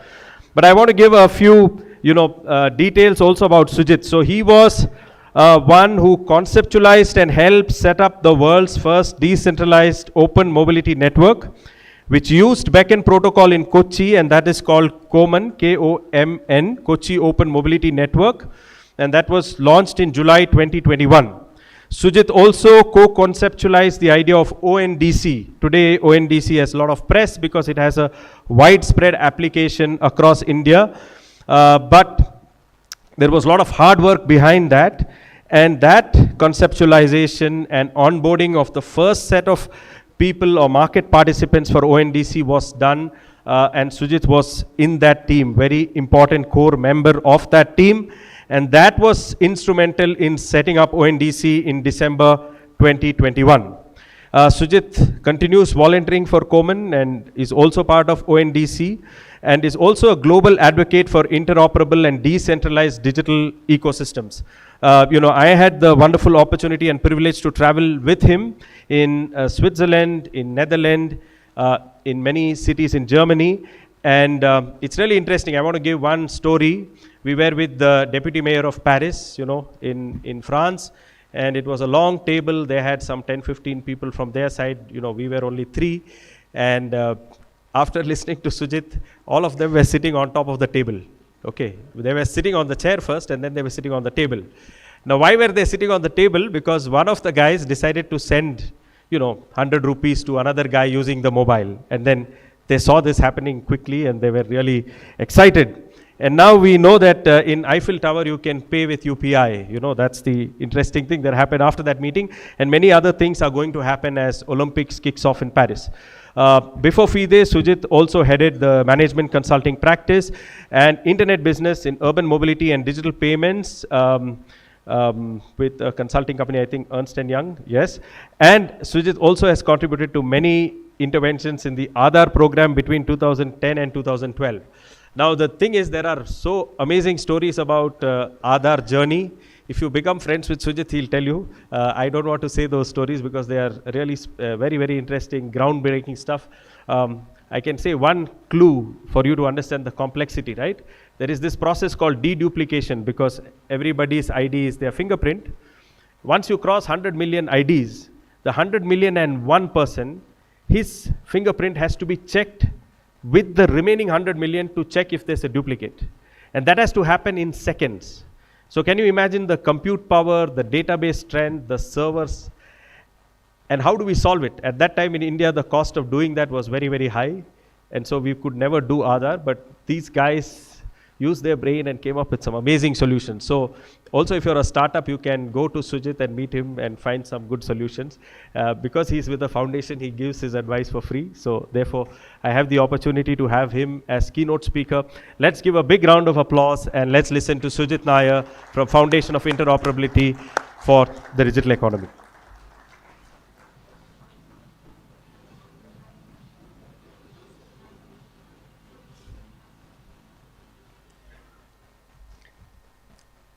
Thank you, Jose. Good morning, everyone. It's fantastic to be here back at the TIS Summit. I remember last year I was here speaking about the idea of open networks with backend protocol as a way to reimagine the digital economy, to make it more inclusive, equitable, the same time supercharge innovation, market-led innovation at population scale. And India's population scale is quite a scale, so we need several solutions that works for everybody, one and all in India.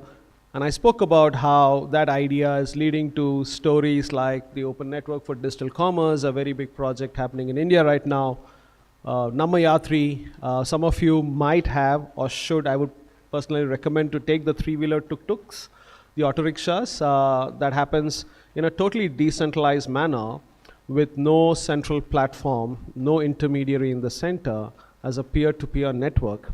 So these are some of the things that I alluded to, and I think Jose also brought that up as part of my introduction. So I was wondering what should I be talking about this year, and as the larger agenda suggests, I thought it's important that I talk about something more important, something more urgent that is confronting all of us today in the times we are living in. And I thought a conversation on accelerating climate action. I was asking this question, is that conversation complete without having a conversation on interoperability? And I think that's something that I thought I'll spend the next 20 minutes talking about and see if that excites a few more questions in your mind, thoughts, and we continue these conversations and see how we can work on that, take that forward collectively to see what could be a different way, approach to sort of solve for some of the complex problems we are dealing with. Yeah, so it looks like my slides are up. Great, thank you, Kevin. So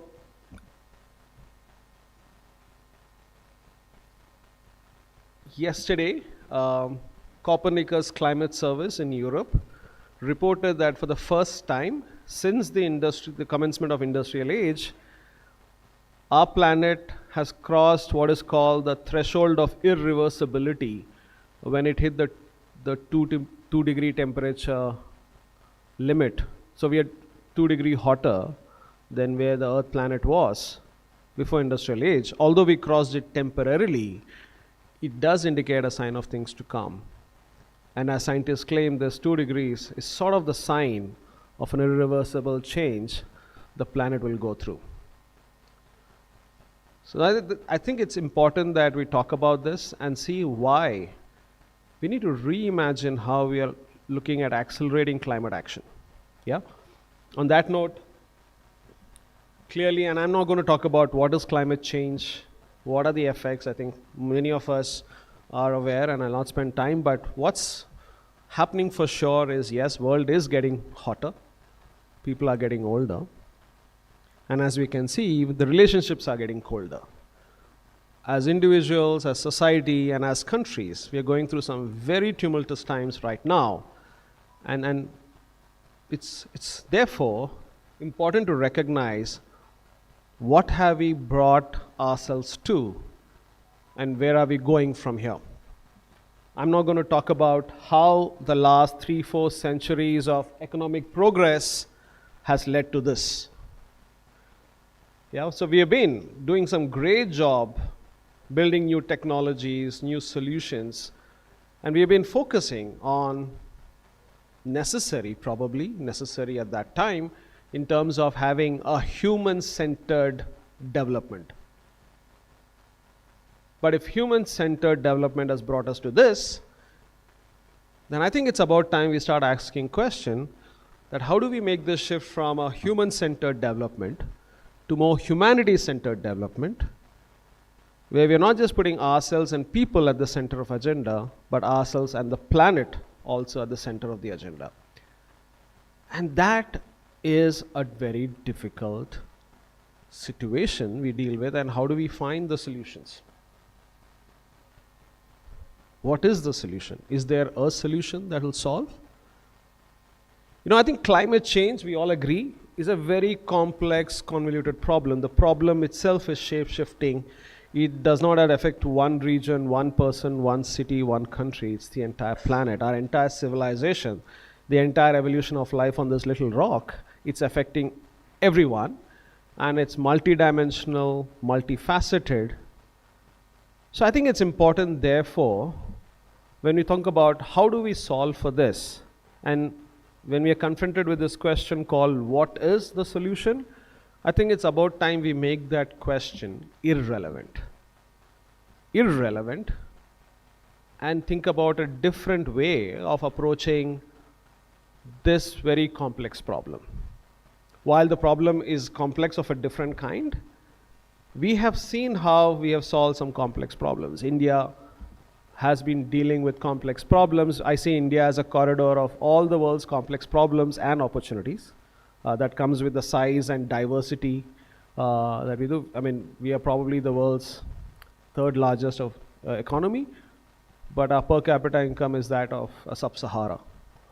So we do have extremes of both sides, and we've been dealing with these problems, and we think maybe digital is one way to reimagine the method of solving, not the solution itself. And India has been leapfrogging, and we're calling it the India's last decade as the techade, because India brought everybody, for example, from just 18% banking penetration to 85% banking penetration in 7 years because of a way of thinking. Not because we did a very specific solution, but we changed the question. We made the question irrelevant and said, we need a different way of thinking. And that thinking is this. We didn't ask what's the solution. We said, what should be the way to build a multitude of solutions for complex, diverse problems? So we shifted our question from solution thinking to infrastructure thinking. What does the difference look like? For example, infrastructure, yes, we all probably love having a good Ferrari for ourselves, but what use of a Ferrari if you don't have roads? Yeah, roads are infrastructure. Ferrari is not going to offer you a designer road when you buy a Ferrari. But when we have roads, we have multitude of solutions. We can go from Ferrari to a tractor, to a bus, to a school bus. Infrastructure allows multitude of solutions to come about. It sort of shifts this thinking from solving alone to distributing that ability to solve. And while solving, how do we solve for scale? Because many solutions that we often come across work in certain pockets, work in certain contexts. When we start scaling those solutions to a much larger scale, like population scale, planetary scale, it doesn't fit into the context. A ride-hailing company in Palo Alto may not be the right solution in Bangalore because the contexts are different. So how do we think about, instead of scaling what works, to saying how do we think about what works at scale? And that's a way of thinking that India has been adopting for some of the problems that India is confronting.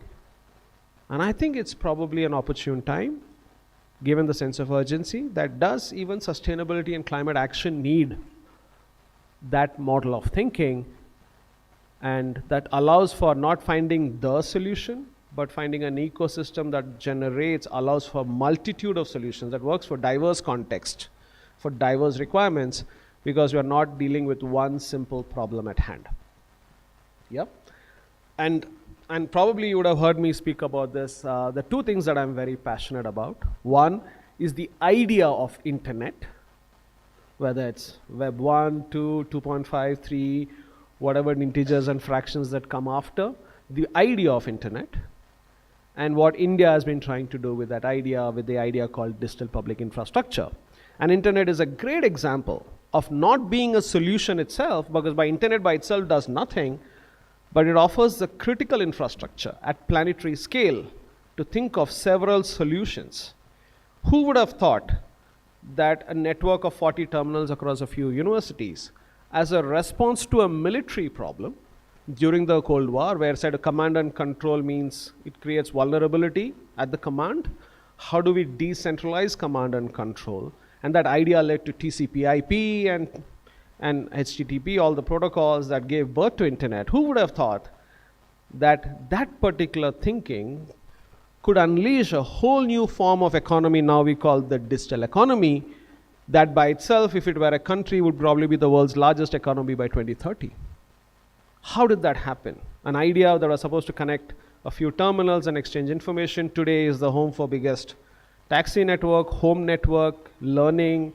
During COVID, pretty much our lives were on internet during the pandemic. How did that idea happen? That's inspiring. And therefore, it was very fascinating for somebody like Winsor, who is one of the founding fathers of internet, recently talked about at the 50th year of internet last year, speak about the possibilities that you're witnessing and the possibilities that are yet to be witnessed by us. Just 1%. We've only seen 1% of the potential with an idea like internet, with an infrastructure like internet. And that, I think, is an important way to sort of shift our way of thinking around how do we solve for exponential change problems when it comes to climate action. Now, why is internet so powerful? Because internet is not a platform, it's not one company's or one country's tech solution by itself. It's just a collection of open protocols, a bunch of standards which are fundamentally, by design, by purpose, interoperable. Just like our human language. I'm today speaking in English to all of you, and if I were to use my own dictionary of English and change the language, my English would be different from yours, and English itself is not interoperable. If languages were not interoperable, probably there's no point having this kind of a congregation in the first place. Like language, internet is interoperable. It allowed any solution, any platform to talk to any platform with open standards. As much as the internet is open, we build platforms to create the digital economy on top of internet, which perhaps abdicated interoperability. The internet is open, but somehow the economy on the internet over the last 2.5, 3 decades did not remain open. We left go of interoperability. But interoperability with internet, we saw, created this whole massive diverse solutions like an Amazon, Uber, Netflix, and what have you. It offers diversity. It can scale. Today, I think the number of devices connected to internet are more than 25 billion. We do 200 billion email exchanges per day, all because of interoperability. It gives diversity, scale, and more importantly, it brings all of us together. It got the whole world connected, solutions connected. Netflix is not a solution that works only in America. Whole world can access Netflix or just internet.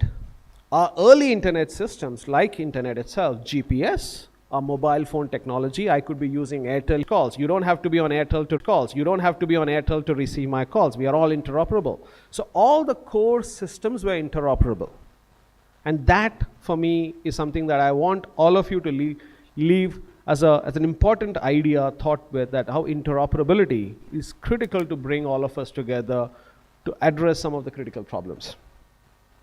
Can we do this, therefore, take this idea of internet, from internet, telecom, email, and think about how we solve for some of the problems of the digital economy and some of the problems of sustainability. And that's where I thought this conversation would become important. And these are all because of protocols. Backend protocol is augmenting to the protocol stack that internet has and saying where internet stopped with interoperability of information, we are saying backend protocol as an open source idea will bring interoperability of economic transactions here on top of internet to make the internet economy a bit more inclusive. Now, so therefore, can we now think about, instead of asking what is the solution, to saying how do we build a digital infrastructure with protocols to accelerate climate action? And that's a topic that I thought is very necessary and urgent for our times. And that's where I thought I'll talk about a few examples that I could think about, we could think about in a community around backend protocol, which is open source. We have the community from across 4 continents now, part of this, and it's growing, who are asking this question: can we use the protocol thinking to solve for some of the biggest climate action? And that's where I thought I'll spend my time. For those who are probably not aware of the idea of backend protocol, what it does is to reimagine this model that we see with an Uber, Amazon, Airbnb, or any platform-based economy where you have the consumer and provider on the same platform.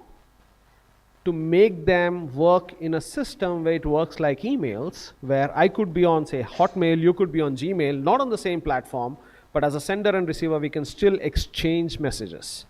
If that can happen with people being on two different platforms, why can't commerce? Why can't economic transactions between consumer and provider? So we are shifting the whole way of thinking from platforms to protocol-led open networks, where you have different platforms with different solutions, but they can multiply their power by harnessing each other. And those little lines that connect each other was the missing piece in the fabric of internet. And that's where open standards of backend protocol for transactions between a consumer provider and two different platforms, two different digital infrastructure surface systems can talk to each other and thus create an open network, like the network you're seeing on the right-hand side, perhaps a very busy slide. Yep. And this is not just an idea. In the last 2 years, India has been adopting this across several sectors of the economy. ONDC is one of the largest projects going from mobility, grocery, food, logistics to now. What we are seeing, it's increasingly adoption in some of the sustainability space when it comes to how do we think about energy transition? How do we accelerate adoption of EV? One of the biggest anxiety with adoption of EV is access to EV charging infrastructure, and every charging infrastructure is building it as a siloed platform like an independent Uber or an independent Amazon. But what if it's available ubiquitously, seamlessly for anybody as a network, decentralized EV charging? So those are some of the projects we spoke about. And we're not just talking about this, having this conversation in India, we're having diverse conversations across Europe, Africa, South America, and some early conversations in America as well. Because I think everybody realizes that this is a need of the hour. This is a way to reimagine how we create this building block to foster more innovation and have a more thriving economy, and also have a chance at accelerating the climate action. Now, as I was talking about, what we created with Beacon as a protocol for reimagining energy distribution. So today we have applications going from decentralized EV charging to virtual energy warehousing, where there's a startup is using Beacon to harness idle batteries from the ecosystem without owning a single battery, to offer energy storage systems so that the energy we are harnessing from solar or wind or anything doesn't just go away into the earth, but you're actually storing that renewable energy for reuse and repurpose and make it accessible at much lesser cost. We're also talking about how do we create a second life for an EV battery and make it available for creating microgrids, where consumer of electricity is now a prosumer, and you can create microgrids and do not have dependency on a grid which is still not high on the renewability mix. So these are some of the conversations we're talking about. How do we think about sustainable climate action with open networks? Similarly, circular economy. We're having a conversation with a sugar producer, one of the world's largest sugar producer, thinking about regenerative agriculture, where we're talking about the waste that comes after the harvest can be brought back to the farmer through a transformation process, where there's a circular logistic network for the waste to be collected by a pyrolysis plant, generate biochar, and make it go back to the farmer. And biochar as a carbon is the best form of carbon that increases moisture of soil, and we're taking away carbon from the atmosphere. So circular economy, accelerating climate change. And what is interesting is, this sugar producer does not have to find all these solutions by itself, like itself trying to be the Amazon of everything. It's just trying to say, if I open this network, private startups, tech companies, all can be nodes on this network. I can harness all of them to actually derive value that is sustainable and make the 50,000 farmers in its network actually benefit. And on top of the circular economy, we are doing network for financial services, again with Beacon protocol, network for learning and education on new farm practices, for regenerative agriculture, sustainable practices, all happening without having one person left with the burden of solving for everything by itself. As a network, diverse set of solution providers come together, each good in one particular piece of the puzzle, coming together and creating a network. And imagine a network of network, internet. We have, as I said, we have financial services, supply chain optimization through open networks, a whole lot of things coming and working, and maybe even a carbon offset network. All of them coming together to accelerate climate action. It could be in a small region, in a country, it could be at the country level, it could be at the continent level, it could be worldwide. So this way of bringing diverse solution with the infrastructure thinking and then allowing multitude of solutions to work together, collectively achieve scale, like the way the pattern that internet showed us, is one of those things I thought I can speak about and see why the conversation on interoperability is so important as part of climate action. Yeah, and drive combinational innovation, exponential change. When you're seeing some of these projects already taking shape in Africa and US, including climate response. So yeah, so the question here is this necessary? Is this important? How do we start tipping the domino effect of exponential change to deal with an exponential crisis that we're all confronted with? Those were my 20 minutes. Thank you so much.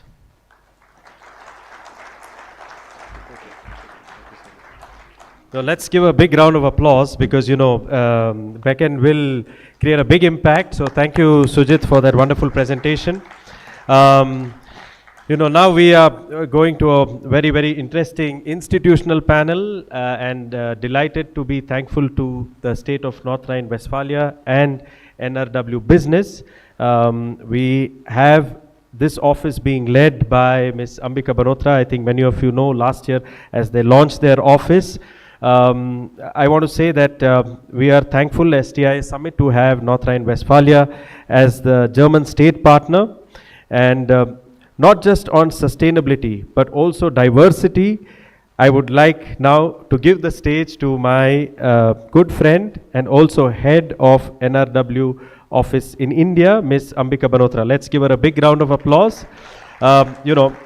It's her leadership quality that has seen so much traction for NRW here in Bangalore, Karnataka, and also largely India, that has done to bring that ecosystem closer to India. And why I am so excited is Ambika took a special interest with the global office of NRW to curate a panel, and they have this beautiful line that you can see. We will open the stall after the panel. We like to move it to zero. So let's give a big round of applause over to Madam Ambika Banotra.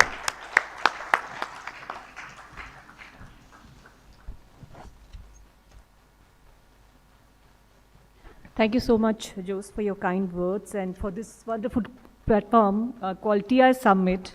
1 second, let me adjust the speakers according to my height. 1 second, yeah. No, that's okay, I managed it. So it's wonderful to see all of you here, and as Jose mentioned, we are here not only for the sustainability topic, but the global topic to address too.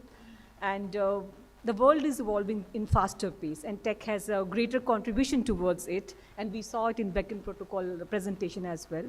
But we must also remember that all these technologies should also fulfill the criteria of sustainability, so that the tech processes and the activities are more reasonable, eco-friendly, energy-saving, resource-efficient, and focused on climate-friendly measures.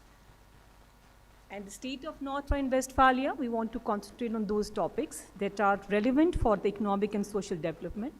The strong research infrastructure and the close links between science and industry in NRW has accelerated the pace of innovation in a sustainable way. And the guiding principle of the innovation strategy, a consistent focus on the future. And to highlight the importance, we at North Rhine-Westphalia are glad to come as a team for this special panel, The Smart Way to Development Think Sustainability. But let me, before that, quote one German quote, actually. I think we heard yesterday evening as well. I want to repeat it once again, that Zusammenkommen ist ein Beginn, Zusammenbleiben ist ein Fortschritt, Zusammenarbeit ist ein Erfolg. Meaning, coming together is a beginning, keeping together is a progress, and working together is a success. And with this quote, I wanted to highlight that in this panel, you'll get the perspective from the government, industry, startup, and academia. So I'm very glad to share that we have leaders from all these areas. But before we proceed to the panels, we spoke a lot, but let me give you a glimpse of North Rhine-Westphalia and what we are doing here. Yeah. Can we have the video, please?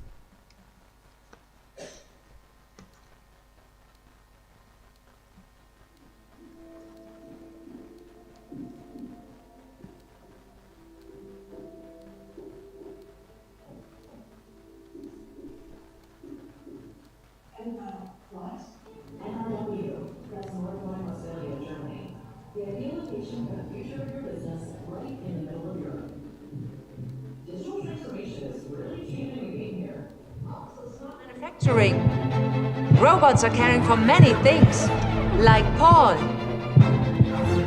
Well, almost like Paul. NRW is also the best place in Europe for smart cities and new mobility. And for some of tomorrow's most promising pilots. We have the densest R&D network in Europe. Innovative companies and more than 100 research institutes make tomorrow's medical technology become reality today. Little Max, he's blind, but he can read books now. It's an ebook. Oh, of course. In NRW, you find top-notch startups with an innovative spirit and some of the best institutes for cybersecurity in Europe. And also, some of the most powerful supercomputers in the world. I call her Jules. Not forgetting our outstanding talent pool of high potentials from all around the world. And with outstanding quality time. Okay, back to work. All that makes NRW Europe's heartbeat. Join the beat. Thank you so much. Yeah, I think you can clap for me. Thank you. So now proceeding further, as I have already mentioned, that sustainability we can't achieve alone, right? So we have the leader from the government here. To start with, I would like to invite Mr. Friedrich Wegelin, the Deputy Consul General for German Consulate, to share his insights about what are the government plans for the German side for the sustainability. Friedrich, can we have you on the stage, please?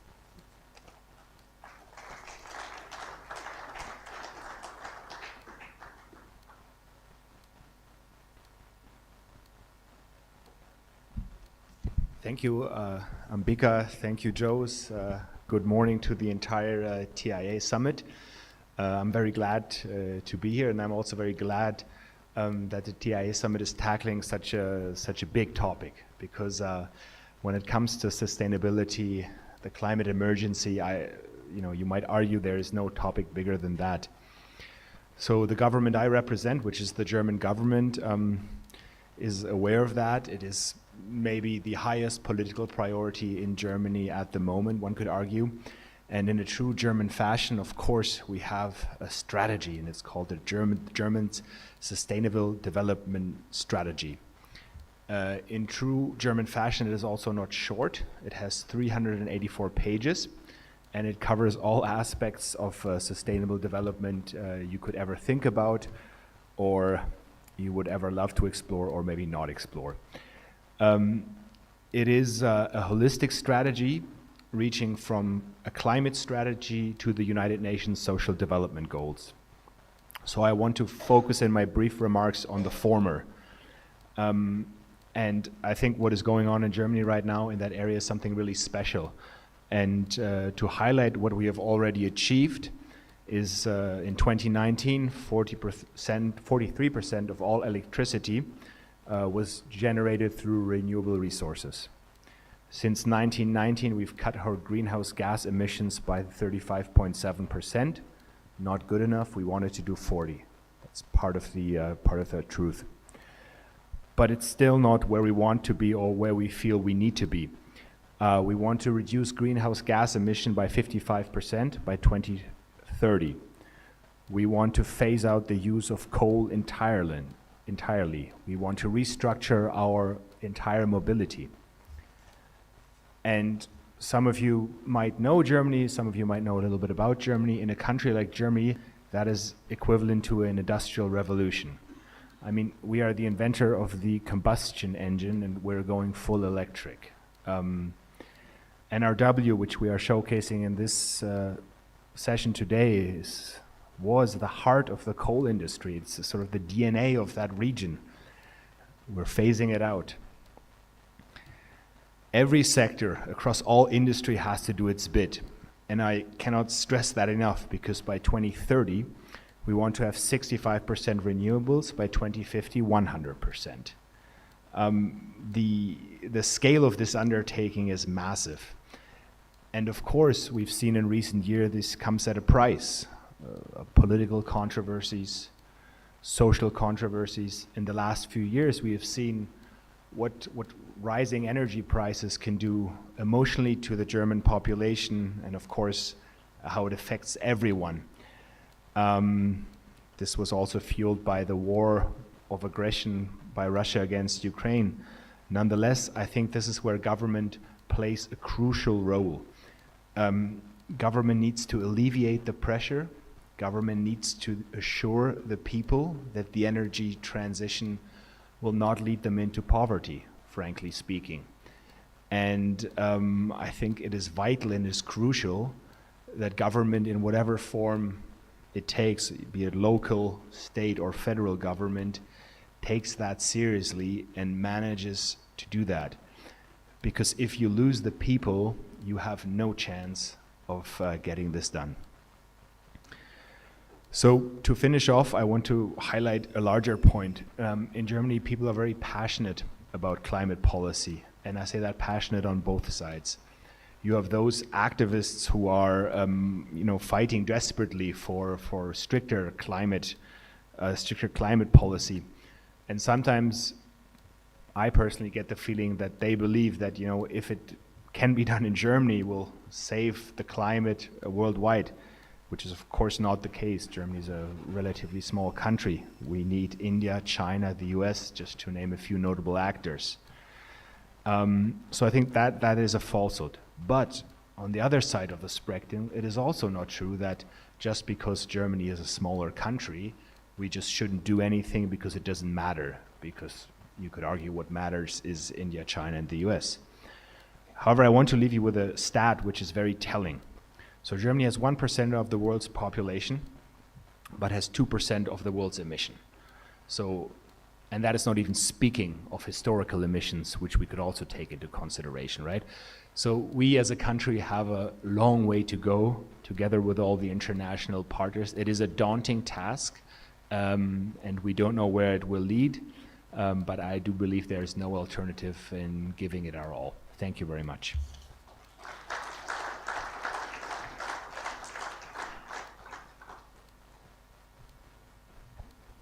Thank you so much, Friedrich, on whole, to give us a perspective what the German government is doing, what are the goals for sustainability. And trust me, at NRW or the North Rhine-Westphalia, we take it very seriously. Now, the next person whom I wanted to invite, I think he must be tired by now, because yesterday we had back-to-back meeting with the government, and each meeting, the discussion was somehow coming back to sustainability. And we had lots to offer because we are achieving in a big way. To highlight the goals or the specific achievements or the initiative what we are doing in North Rhine-Westphalia, I would like to invite now Mr. Andreas Markwid, Director for the Ministry of Economic Affairs, North Rhine-Westphalia. Mr. Markwid, please welcome on the stage.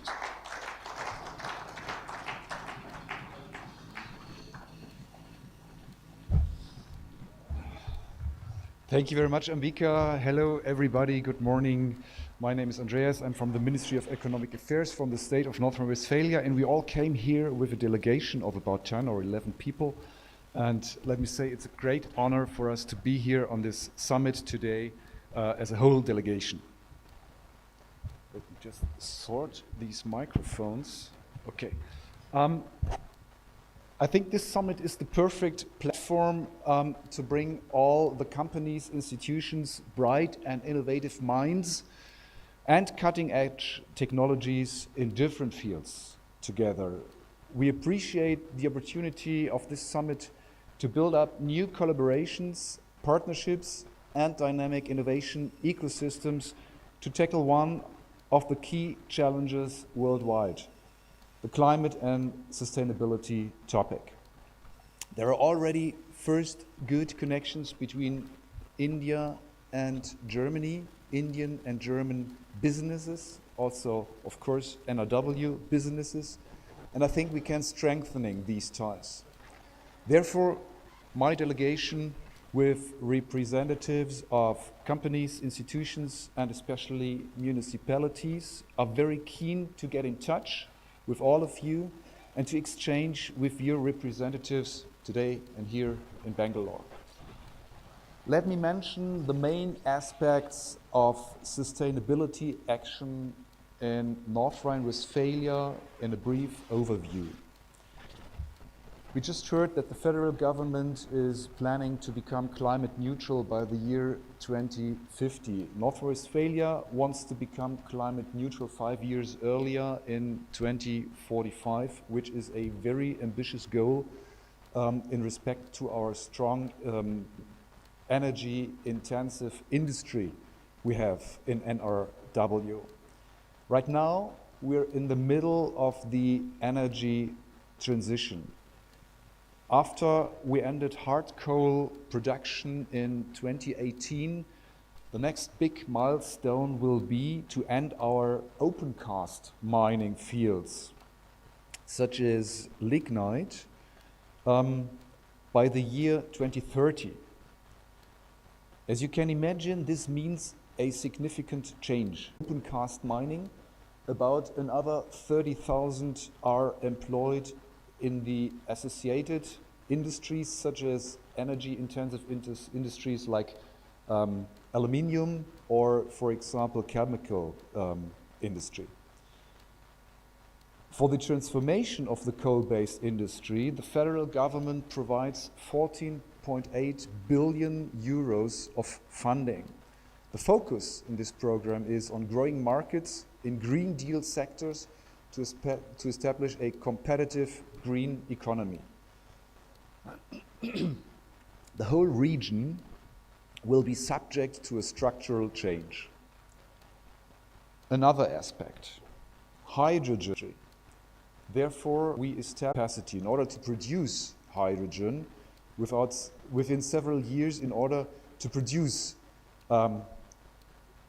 what we all need. However, this will only cover about 10% which will be required. Most of the hydrogen which will be required for our industry must be imported by other states.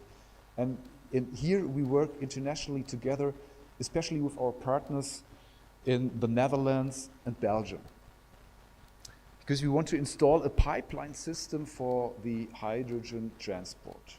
Another field of sustainability is the so-called Circular Valley program, which is about establishing circular economy.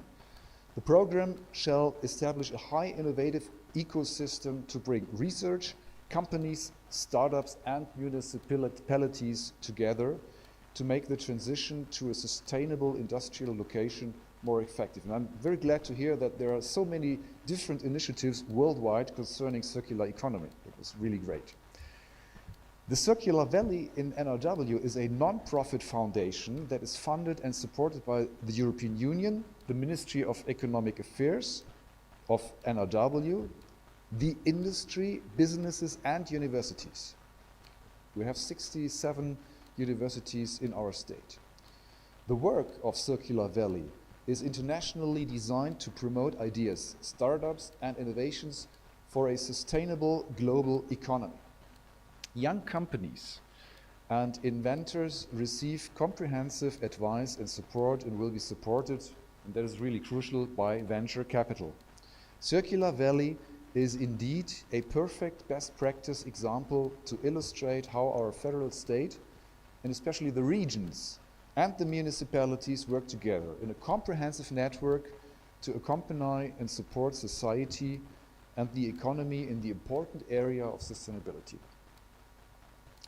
Ladies and gentlemen, this shall be a brief overview over the main activities, what we do right now. And this shall show in which areas might be opportunities for innovations and collaboration. Concerning innovations, they will be urgently needed to shape this process. Our economy has benefited greatly from innovations in the recent years, which is why we know very well the importance of innovations. From our perspective, this is a great field for international cooperation, so that we want to bring together all the partners who can work in these fields, but not only in these fields of sustainability, but of course also in all other economic fields. So let's use this great chance, this great opportunity of this summit today. I think our relationship with Karnataka and especially Bangalore has grown stronger over the years, especially with the help of our foreign trade company NRW Global Business. And please don't hesitate to contact Ambika and team to get the right connections. I'm sure you will get some more detailed information in the panel discussion later on with the members of our delegation and all the other participants. Thank you very much.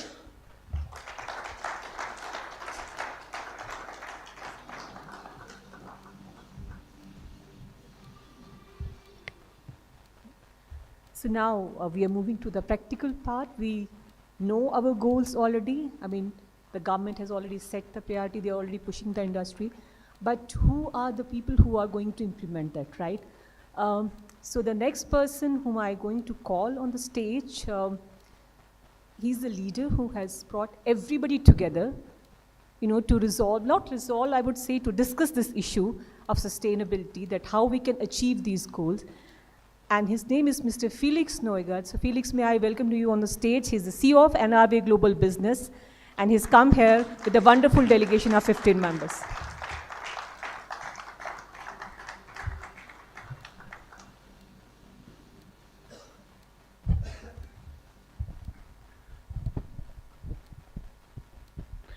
Thank you, dear Ambika, for this wonderful introduction, and let me also very warmly welcome to our session here on the state of North Rhine-Westphalia at the India Advantage Summit. I have to admit, I'm for the third time in this wonderful city in Bangalore, but the first time at the Advantage India, and I'm really stunned by the many people here, by the depth already of the presentations we could listen to. So it's really great to be here again. And of course, we have one of the most, or the most important topic, not only for North Rhine-Westphalia, not only for Germany, for India, but probably for the world.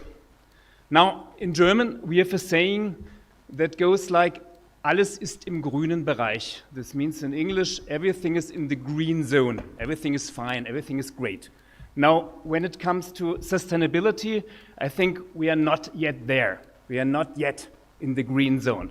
But, and this is, I think, was brought forward by my fellow speakers, Andreas and Mr. Birgelen here on the stage, we are in Germany, and especially in North Rhine-Westphalia, we are on the verge of a great and very ambitious transformation process towards sustainability, towards zero on carbon, towards a green economy. And we in North Rhine-Westphalia, we are the largest state in Germany, both in terms of population, but also in terms of economic power. I think we are at the heart of this transformation process, because we are the industrial state in Germany. We are the cradle of German industry. If you know a little bit about the German history, German economic history, the Ruhrgebiet was where German industry started many, many years ago. And we're also the energy state. Coal has been referred to. We are phasing it now out. So we are also the main state for energy supply within Germany. And again, we are at the start of a very large, very historical transformation process. We aim to become the first carbon zero industrial state in all over Europe. And this, thank you very much.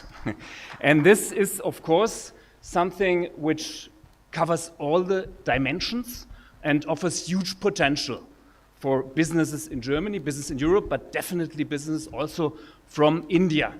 This concerns the sources of renewable energy, and we've been talking about solar, about wind, about importing energy. This concerns the carrier of energy. Hydrogen is a big topic, as Andreas pointed out, so we need many innovative solutions there. This also is related to the application of solutions based on green energy for industry, for mobility. We need many innovative solutions here. And of course, it relates also to energy efficiency. Circular economy has been mentioned.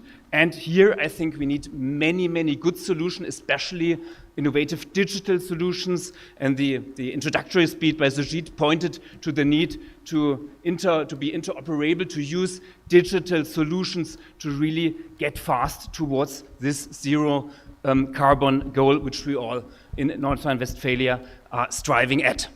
Therefore, we at North Rhine-Westphalia, and especially my company, NRW Global Business, with the wonderful Ambika Banotra here last year, we opened our office here in Bangalore. We are very much focused on bringing sustainable solutions, promoting companies with sustainable solutions, and bringing them to North Rhine-Westphalia to set up shop, to support us in our transformation process, but also to benefit from the huge potential that this transformation process will offer. I will be rather short now because I think we are already a little bit short on time. We have many initiatives in our state, locally, regionally, to support companies who come to us, who are interested in offering sustainable solutions. We have a very dense R&D network, the densest in Europe, many, many great institutes focusing on sustainable fields such as hydrogen, such as battery technology, and these R&D institutions are also very open to work with international companies to get the support of international companies to translate the academics, the scientific ideas into practical products. And of course, we have also a broad range of very interesting, very innovative companies. 19 of the 50 biggest companies in North Rhine-Westphalia, in Germany, are based in North Rhine-Westphalia. Let me just mention two. We have ThyssenKrupp, big company in the steel sector, and many other sectors, who just inaugurated the first plant to produce green steel with a direct reduction technology. This is the first in Europe, and I think a key development to make this industrial transformation happen. And second, another example is Evonik, big chemical company who's working very hard to offer circular plastic solutions to really establish this circular economy idea in the field of plastics and reduce our carbon footprint with these solutions. And again, we at NRW Global Business, we are working very much with foreign companies, with companies from India, with you, if you're interested to take a closer look at our state, and we can assist on the one hand in navigating the environmental regulations in North Rhine-Westphalia to help you to understand what we need, what our regulatory framework is. And second, of course, we can help you if you decide to take a look at our state to gain access to sustainable technologies and to facilitate, of course, connection with local partners and, of course, from local business. And therefore, I think it's a good idea to take an even closer look after today's session at our states. If you have sustainable solutions, if you have innovative products in the sustainability field, I think you can develop your business in Europe in a very successful way from North Rhine-Westphalia. You can enhance your brand reputation by taking part in this great transformation process which we are undertaking. And of course, you could contribute in a more global sense to a more sustainable future. And to make this a little bit more tangible for you, I'm not alone here, fortunately enough. I have a panel here with me to discuss the issues at hand and also the practical considerations from the company point of view. And of course, as mentioned, from the municipal point of view, we have also a number of cities here. So I would like to invite now my fellow panelists here on stage. I'll start with Mr. Angel Pons from the city of Krefeld. Please come to me.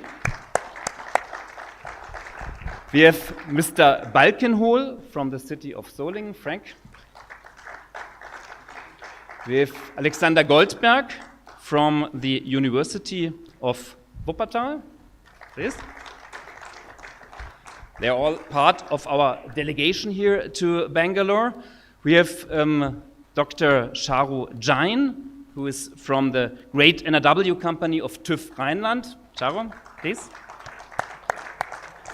We have again Rushan Kumar from Bugandai Tech, who has recently invested in North Rhine-Westphalia. We have Avnish from Livensense, who was part of a very interesting delegation from India to North Rhine-Westphalia. And last but by no means least, we have Alan Atwick. He is the CEO of an NRW group, TechTac Group, and he joins us here from the city of Dortmund.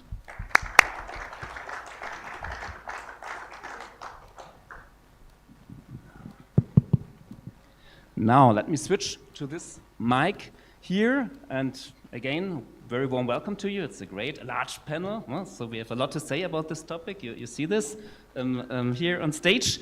Now, let me start probably with introducing and asking our two municipal representatives here from the city of Solingen, Mr. Balkenhol, from the city of Krefeld, Mr. Angel.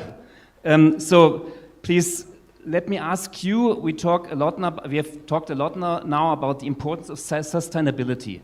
Now, this is a topic like everything that, in a way, starts with local initiatives, with municipal activities. Could you give us a little bit of an idea how you at the municipal level, how your sustainability strategy is being built? What are your charges? And second, what you give us, probably not all of your initiatives, but give us examples of what you really do to make your cities, Krefeld and Solingen, more sustainable. Okay, thank you. Yes, I'm Frank from Solingen, city in North Rhine-Westphalia for sure. And the action process you have to start is in your own. And it is ambitious like the strategy of North Rhine-Westphalia. So the second level is, it's my colleague Alex, it's the circular valley, it's the business community and the startup community. So it's not only for the population, but they have solutions for the population and for the industry. And the third level is our partner Innovate Global, for that, which is helping us to get into the international exchange. So we need three levels. So you ask for an idea. So it is, we need brain import and export or exchange. You can tell it in any way. So a little idea from Solingen is we have my neighbor's son has the idea to fish the plastic out of the rivers in Asia and India. And it starts in Solingen. So he just go into the world, and he's now in India and Indonesia, and offers a business model to collect the plastic out of the river to clean the world and get into a circular economy. And so that is just one person had the idea and could change the world, like you said before, if you have any standards and idea of standards. So, and I'm personally living in a house from 1830. We have an anniversary in 7 years for 200 years. So we're talking about cradle to cradle. So if you never destroy a house or you demolish a house, you have a good idea to build up now the new houses. So let's say have an idea of cradle to cradle, or they just stay for the next 200 years. So that's a brief idea on Solingen. Thanks.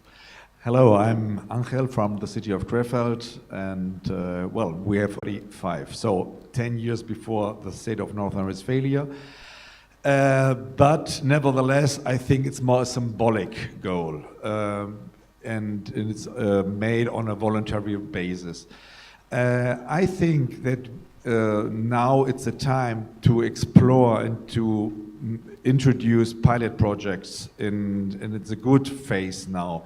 And also to be Krefeld as an innovative, creative, and cosmopolitan city, we are open to let's say, to have foreign brains, to introduce ideas from abroad, from other countries. And we have one example, especially now at this moment, to have Indian sensors implemented in our utilities infrastructure. And that's the way we are approaching our goals, to find out if we are on the right way. We are speaking about different, let's say, different fields of sustainability and different. You can see it on the slides. There are some selected fields, but the most important thing is for us that we can achieve together, that we inform each other about the projects we are doing and about the results, and if we make some mistakes, to find out if we can handle them and make it better. Thank you very much. And you see, I mean, we get more ambitious as we sharpen our lens and get more to the local level. Huh? You have federal level was climate neutrality by 2050, our state 2045, the city of Krefeld 2030. So there, you see, there's really drive behind this sustainability goals. And of course, I mean, this is an invitation to all of you. This example with the sensors, I think this was great, an Indian company contributing to making the city of Krefeld more sustainable, and we very much would like to invite you, to encourage you to take a look and to see if we can work together, both to achieve our sustainability goals, but also to have your contribution, your innovation to develop our global economy, a global sustainable economy. And this also goes the other way around. This is also important. It's not just a one-way traffic, as you pointed out, Frank. We have also technologies originating in North Rhine-Westphalia, the city of Wuppertal, then come to India and also contribute to sustainability here. So it's always like a positive sum game. We benefit from both directions. Now, I want to bring in a third panelist, Alexander. He is from the University of Wuppertal, but he's representing a very, I think, great initiative, which has already been mentioned, Circular Valley, which combines, but you will explain this to us, cities, but also companies, private sector, startups, so a whole ecosystem aimed at creating circular processes in the economy. So please give us an idea about this initiative. Yes, hello. Thank you for being here. My name is Alexander Goldberg, and I'm today representing University of Wuppertal and Circular Valley, which I'm ambassador for. We had a lot about sustainability, goals, climate neutrality. This is okay, but we have to do it practically. And we have a big problem in India, United States, in France, in Germany, in NRW. We have industries. We are living on, working. We have to earn money. And it seems to be impossible to combine sustainability with earning money, making business, because we need to feed our kids, grandchildren. And therefore, some people think it's not possible to combine making money, innovation, and sustainability. And to do it a practical thing, the foundation Circular Valley was founded by 300 industrial partners, and the European Union funded and in support of North Rhine-Westphalia very heavily. What the idea behind it? To focus on all new ideas for sustainability around the world, but not in the old-fashioned way, just one way.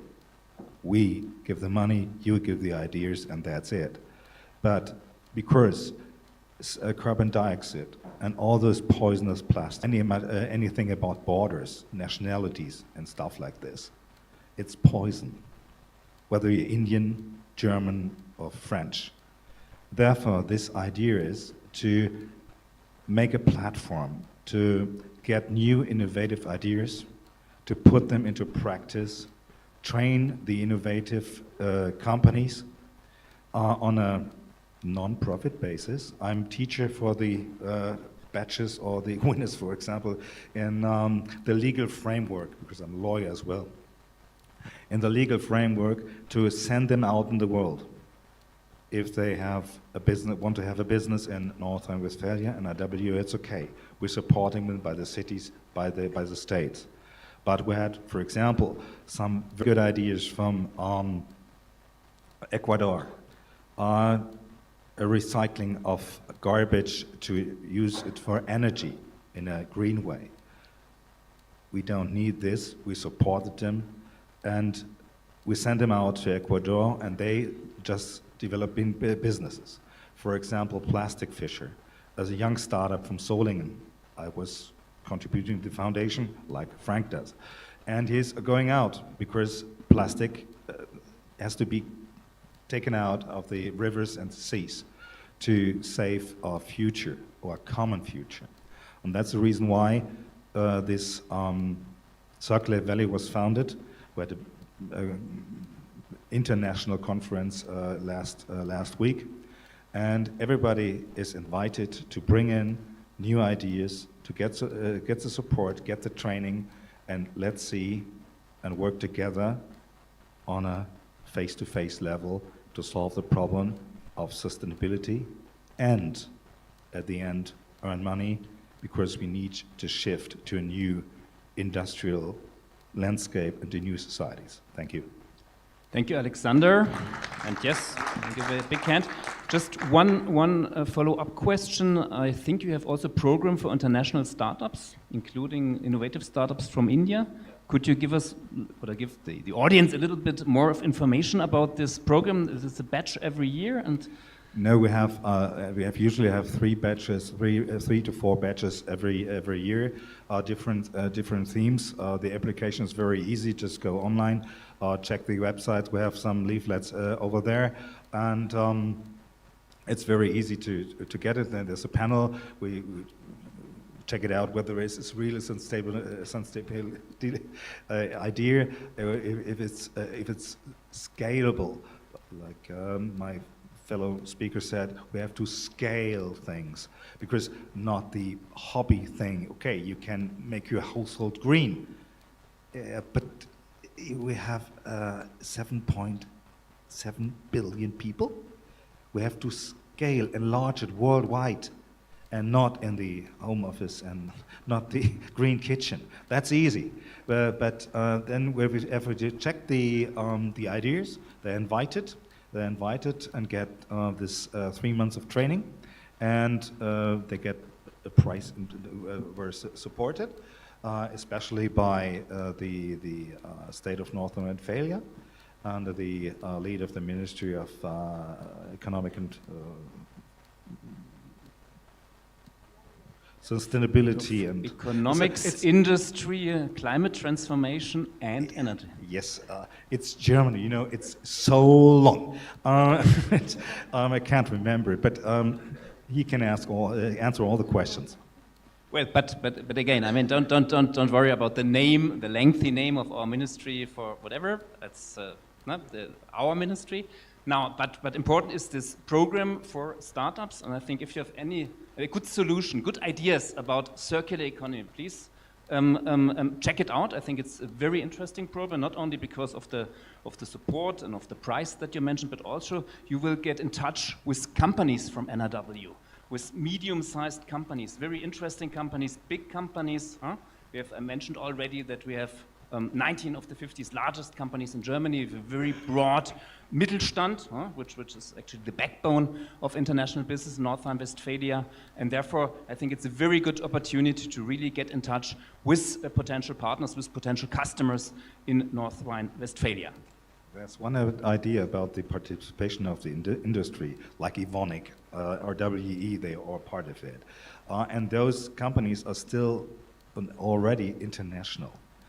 Therefore, if a startup has a good idea, we can scale it very fastly to Africa, to South America, to Asia, if the states or the industry and the economy wants it.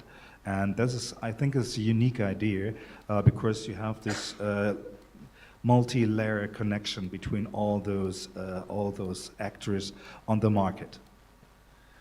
Thank you again. Now, let us bring in Dr. Charu Jain, who is representing TÜV Rheinland here, big company from North Rhine-Westphalia, I think for a very long time engaged in India. And Charu, I mean, I think you're working with many customers, many clients in India, mainly on sustainability issues. So give us an idea how this works and how this collaboration contributes to creating a more sustainable world. How much time would you give me, Felix? I have very long story. Please get started and we'll see. Yeah, okay, so thank you for having me here, and very happy to represent TÜV Rheinland here. So all of those who doesn't know what TÜV Rheinland is, we're based in Cologne, headquartered. We are more than 150-year-old company, and one of the world's leading tech company, testing, inspection, and certification body, providing these services to almost every sphere of your life. Basically, anything that exists in the world, we are there. right? So we have offices in more than 60 countries, and we have more than 28,000 employees.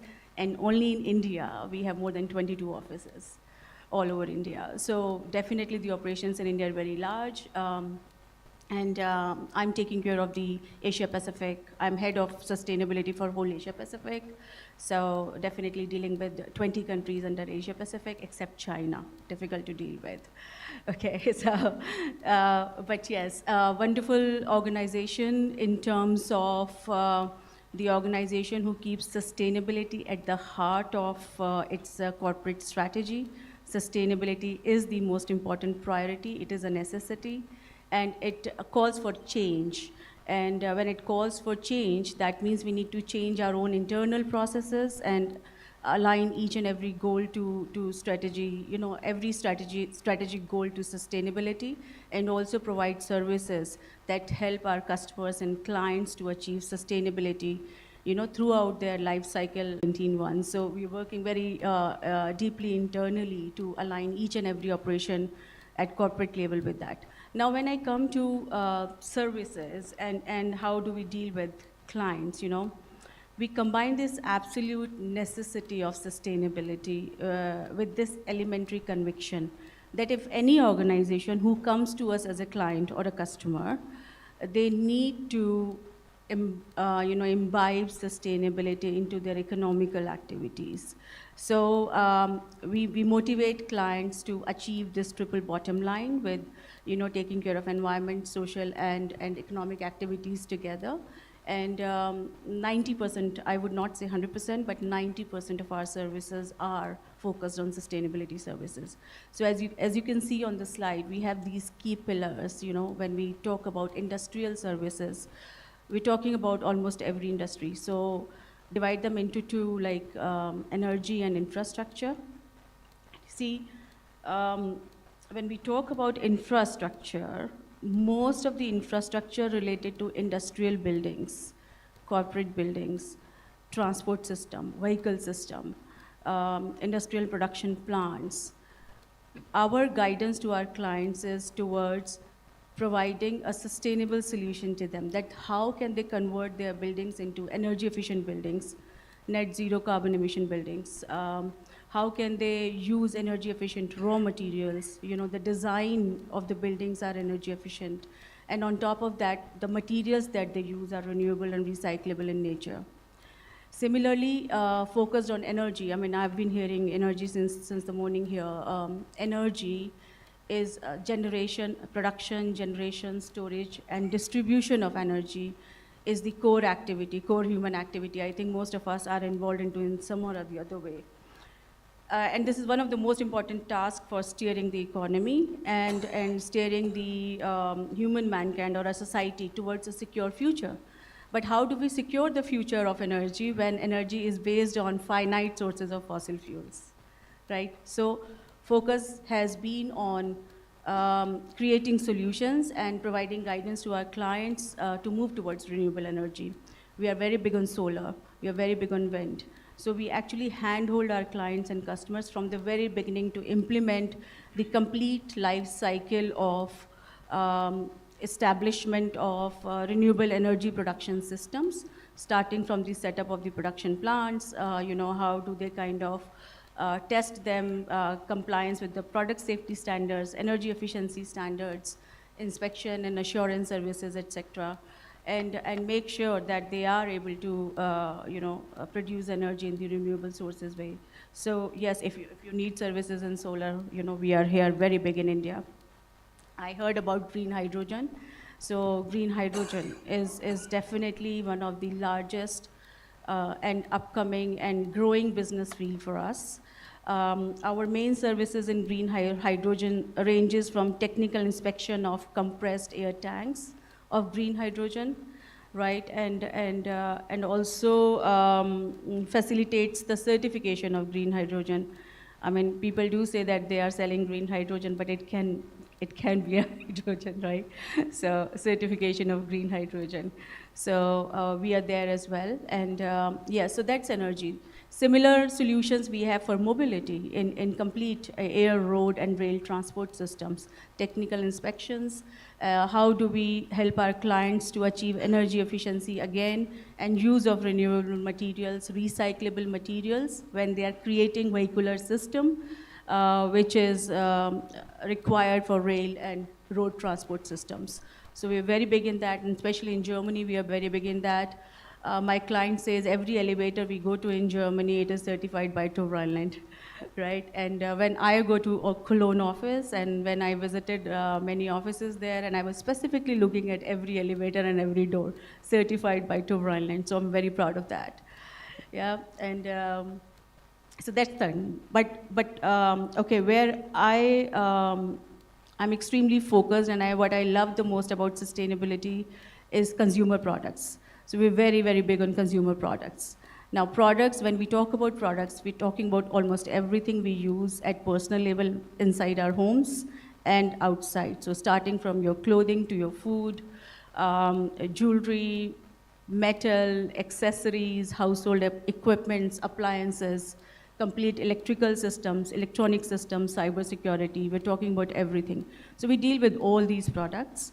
And idea is that how do we support our clients manage the sustainable life cycle of the product manufacturing, starting from using the sustainable raw materials to convert them into sustainable products while manufacturing, sustainable packaging, and then end of life cycle approach using the circular economy approaches. So we have solutions, and which I personally promote, and I'm responsible for all Asia Pacific, is how can we help our customers to assess the life cycle impact of their products, carbon footprinting of the product manufacturing, how can they be carbon neutral from going from time to time. Some of our larger clients like LG, Samsung, all these clients are really looking into electronic items, how they want to create them really carbon neutral going onwards. So the focus has been on these 5 key factors, like energy, managing energy, converting to energy efficiency, waste management, which is hazardous waste management and wastewater management, energy, water, waste, solid waste management, carbon neutrality, and raw materials. So focus has been, we have a lot of services related to recyclability, repairability, durability, etc.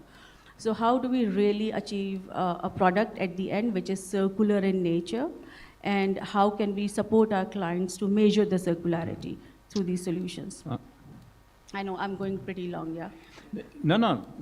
I mean, I see that you have a broad range of products, Yeah. which is great. Just even at the risk of endangering our lunch break, just one follow-up question. No, I was just trying to secure more clients, I know, but we will come to that. Just one brief question. Sure. What was your most, I mean, again, you have hundreds of projects, very successful, I see, but what was your most successful sustainability project in India? In India. In India, what was the one thing that worked that you say this is a pilot, this is an example, this is where you really got through? Okay, so the most successful product has been with Reliance, the local, the largest Indian retailer, Reliance. So we have actually, this is for the textile industry I'm specifically mentioning. We have helped them curate a complete range of garments that they want to brand and label by their own name as 100% sustainable material. So idea was that they wanted to get away from greenwashing. Yeah, I mean we put a lot of labels which cannot be scientifically claimed as right green labels. So that has been a long-term project. It took like 4 years, but it is now. I mean, I think Reliance is ready to pilot that. And each and every part and every part of the garments that they would be coming to the market is certified. So we are looking forward to that launch. Other than that, there has been few products and launches in solar. So Indian office works very closely with the Indian government for the launch of solar renewable PV modules. So, but I don't think I can talk more about that here.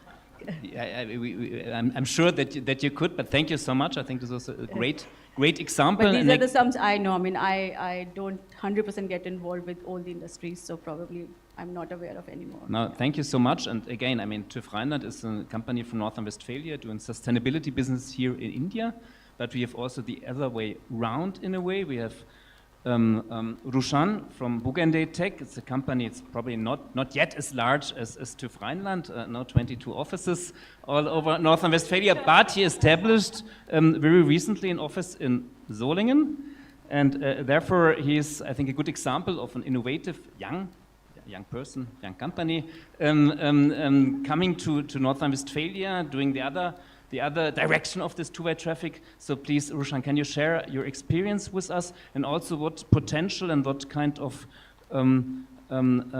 possibilities you see in the field of sustainability for your company? Sure. Thanks for having me here and setting up the bar high of 22 offices. Maybe. Sorry, I'm like, having a woman on the panel. no, that's a good thing. Why not? I mean, to add to that, I'll say we have 43% women in our organization, while IT only have 11%. So to that, I'll say, it's very much needed, and also indirectly, I'll say we can relate having women to sustainability. That's how even I see it. It have worked out for me. So I represent Bugandai Tech. We started in 2019. Right now, we have 6 offices, around 200 people. What we do is Salesforce. I started IT career 6 years back. Before that, I was in hotel industry as a banquet manager, bar manager, and so on. So I have seen sustainability like very closely, like how many times all these water bottles is there, right? Half open, we will throw them in a dustbin. Nobody cares about that sustainability then. We talk a lot, but at the end, it all goes to the garbage. Somebody just talked about that grains and everything, water. This is very, very important, soil, grains. So sustainability is around everything. I think we all need to be thoughtful as a human being than anything else. Be it Germans, be it Indian, I think we have been very much, as a society, every household in India, we keep a lot of plastics in our house. Any poly bag will come to our house, will stay in the kitchen for 6 months maybe. So it's in our household, it's in our brain, but as we are going Western, or as we are trying to raise the bar that we will not use one cloth maybe 5 times, we are just setting up the wrong standards. So all this topic, I think I didn't had thought to speak about, but it's very important to be thoughtful in everyday process when we start our day. When you go to the hotel, we have a fresh brush every day. I think we not need a fresh brush every day if we stay in Ritz-Carlton. Not needed. So we need to be very practical at a very ground level and everyday lifestyle, which can save a lot of energy, CO2. Talking about my initiative at my company and how I thought of starting this. So I lived in US for 7-8 years, and then in Dubai, UK. Came back to India. I had to travel 1.5 hours to these 2 offices, right? I was making 1/10 of salary I was getting in US. Like, still I'm not happy. I was working 14 hours, still I was not happy. I'm very workaholic person, and like, I want things to be done, and like, I guess if I take an initiative, I try to do it with my team, not myself, just with a team. This all did not work out, so I started this company, Work From Home. And I said to myself, whatever it comes, I'll try to keep it work from home. We'll try to innovate. Because logically, all we need is internet and a Wi-Fi. I mean, laptop and a Wi-Fi to make it work. We are working for US, 70% of IT companies. But then for ourselves, we are saying we have to go to the office. I mean, US is not here in India. It's all the way other side around, how it's working out. But logically, we tell ourselves we have to go to office. You know, when Accenture and Infosys and TCS and Tech Mahindra, I don't know how about you guys, we all are pushing people to come to the office now. I want to stick to home, and if we can make it work. And that's where, again, women comes in, thought process comes in, and we have been, I'll say, contributing in not creating CO2 for sure, because people are not going to office. They're having a better work-life balance. For say or not to say, I'm saying at the same time people are getting stressed out. But if they are home, they may be using less things at a time. That's how I also look at it. Like, if 10 people are living in 10 house, they will have 10 fridge, 10 washing machine. But if 10 people are living in maybe a 5 BHK, They might have one, right, washing machine, one fridge, and so on. So practically, we need to be more educated, and it have helped in me, in my company. So maybe in 4 years, we have grown up to 200 people, 6 countries. So we started in NRW last year, 2022.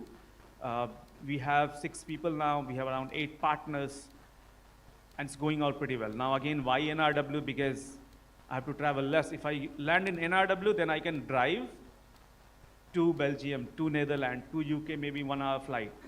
If I'm in Munich, maybe I have to take a longer route. So that was another way of looking at it for NRW, and that did help me out. And also it's closer to English-speaking nations, somewhat because it's Netherlands, Belgium, and all these other sites. And now we have around 10, 12 projects.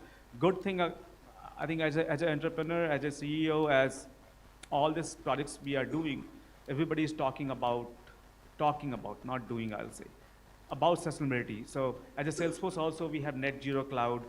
In AWS, we deal a lot of data science project, and people want to understand what impact we have created on society, not only as a dollar value, but also as a climate value, like what did we do wrong, which is definitely, I'll say, somewhat it's bringing to the attention. I think we need to do more of these conferences where we talk about it and bring our talks to the action. So we'll finish on that.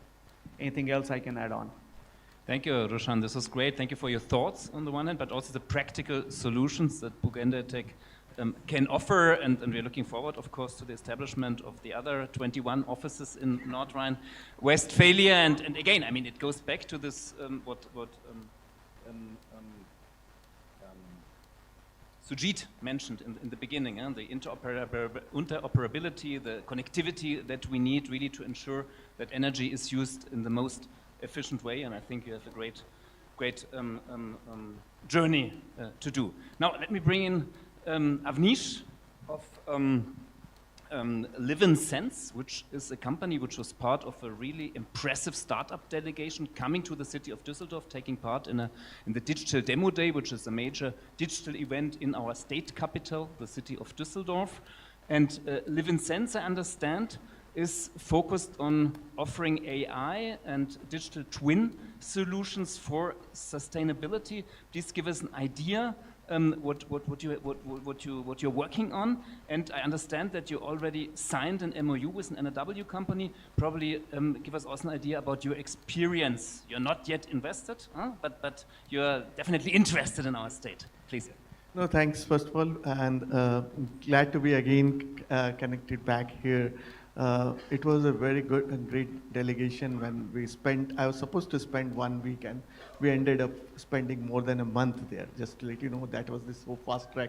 But before that, let me give what LivenSense is trying to do and how we are looking at decarbonization, and some of the discussions we have been seeing all are relating to it. So the very first thing what we understood is that there are 2 types of emission problem which we need to handle. The one is the infrastructure part, which is mostly comprising of the transport, which will go to the EV. Eventually, probably EV will be a short term or long term. There is still a debate, like I'm not getting into that for now. But then the other bigger part is the industrial emissions. And it is not an easy path. And I know that being in NRW, which is the innovator in that space, like that is what 1918 you started off steam to combustion, and now it will be going to the electrification. The biggest challenge is fossil fuel is a very complex combination of 3 things. One is starting from your chemical reactions. Second is it is the heating efficiency or heating problem, the combustion problem, and third is it is also generates waste out of it.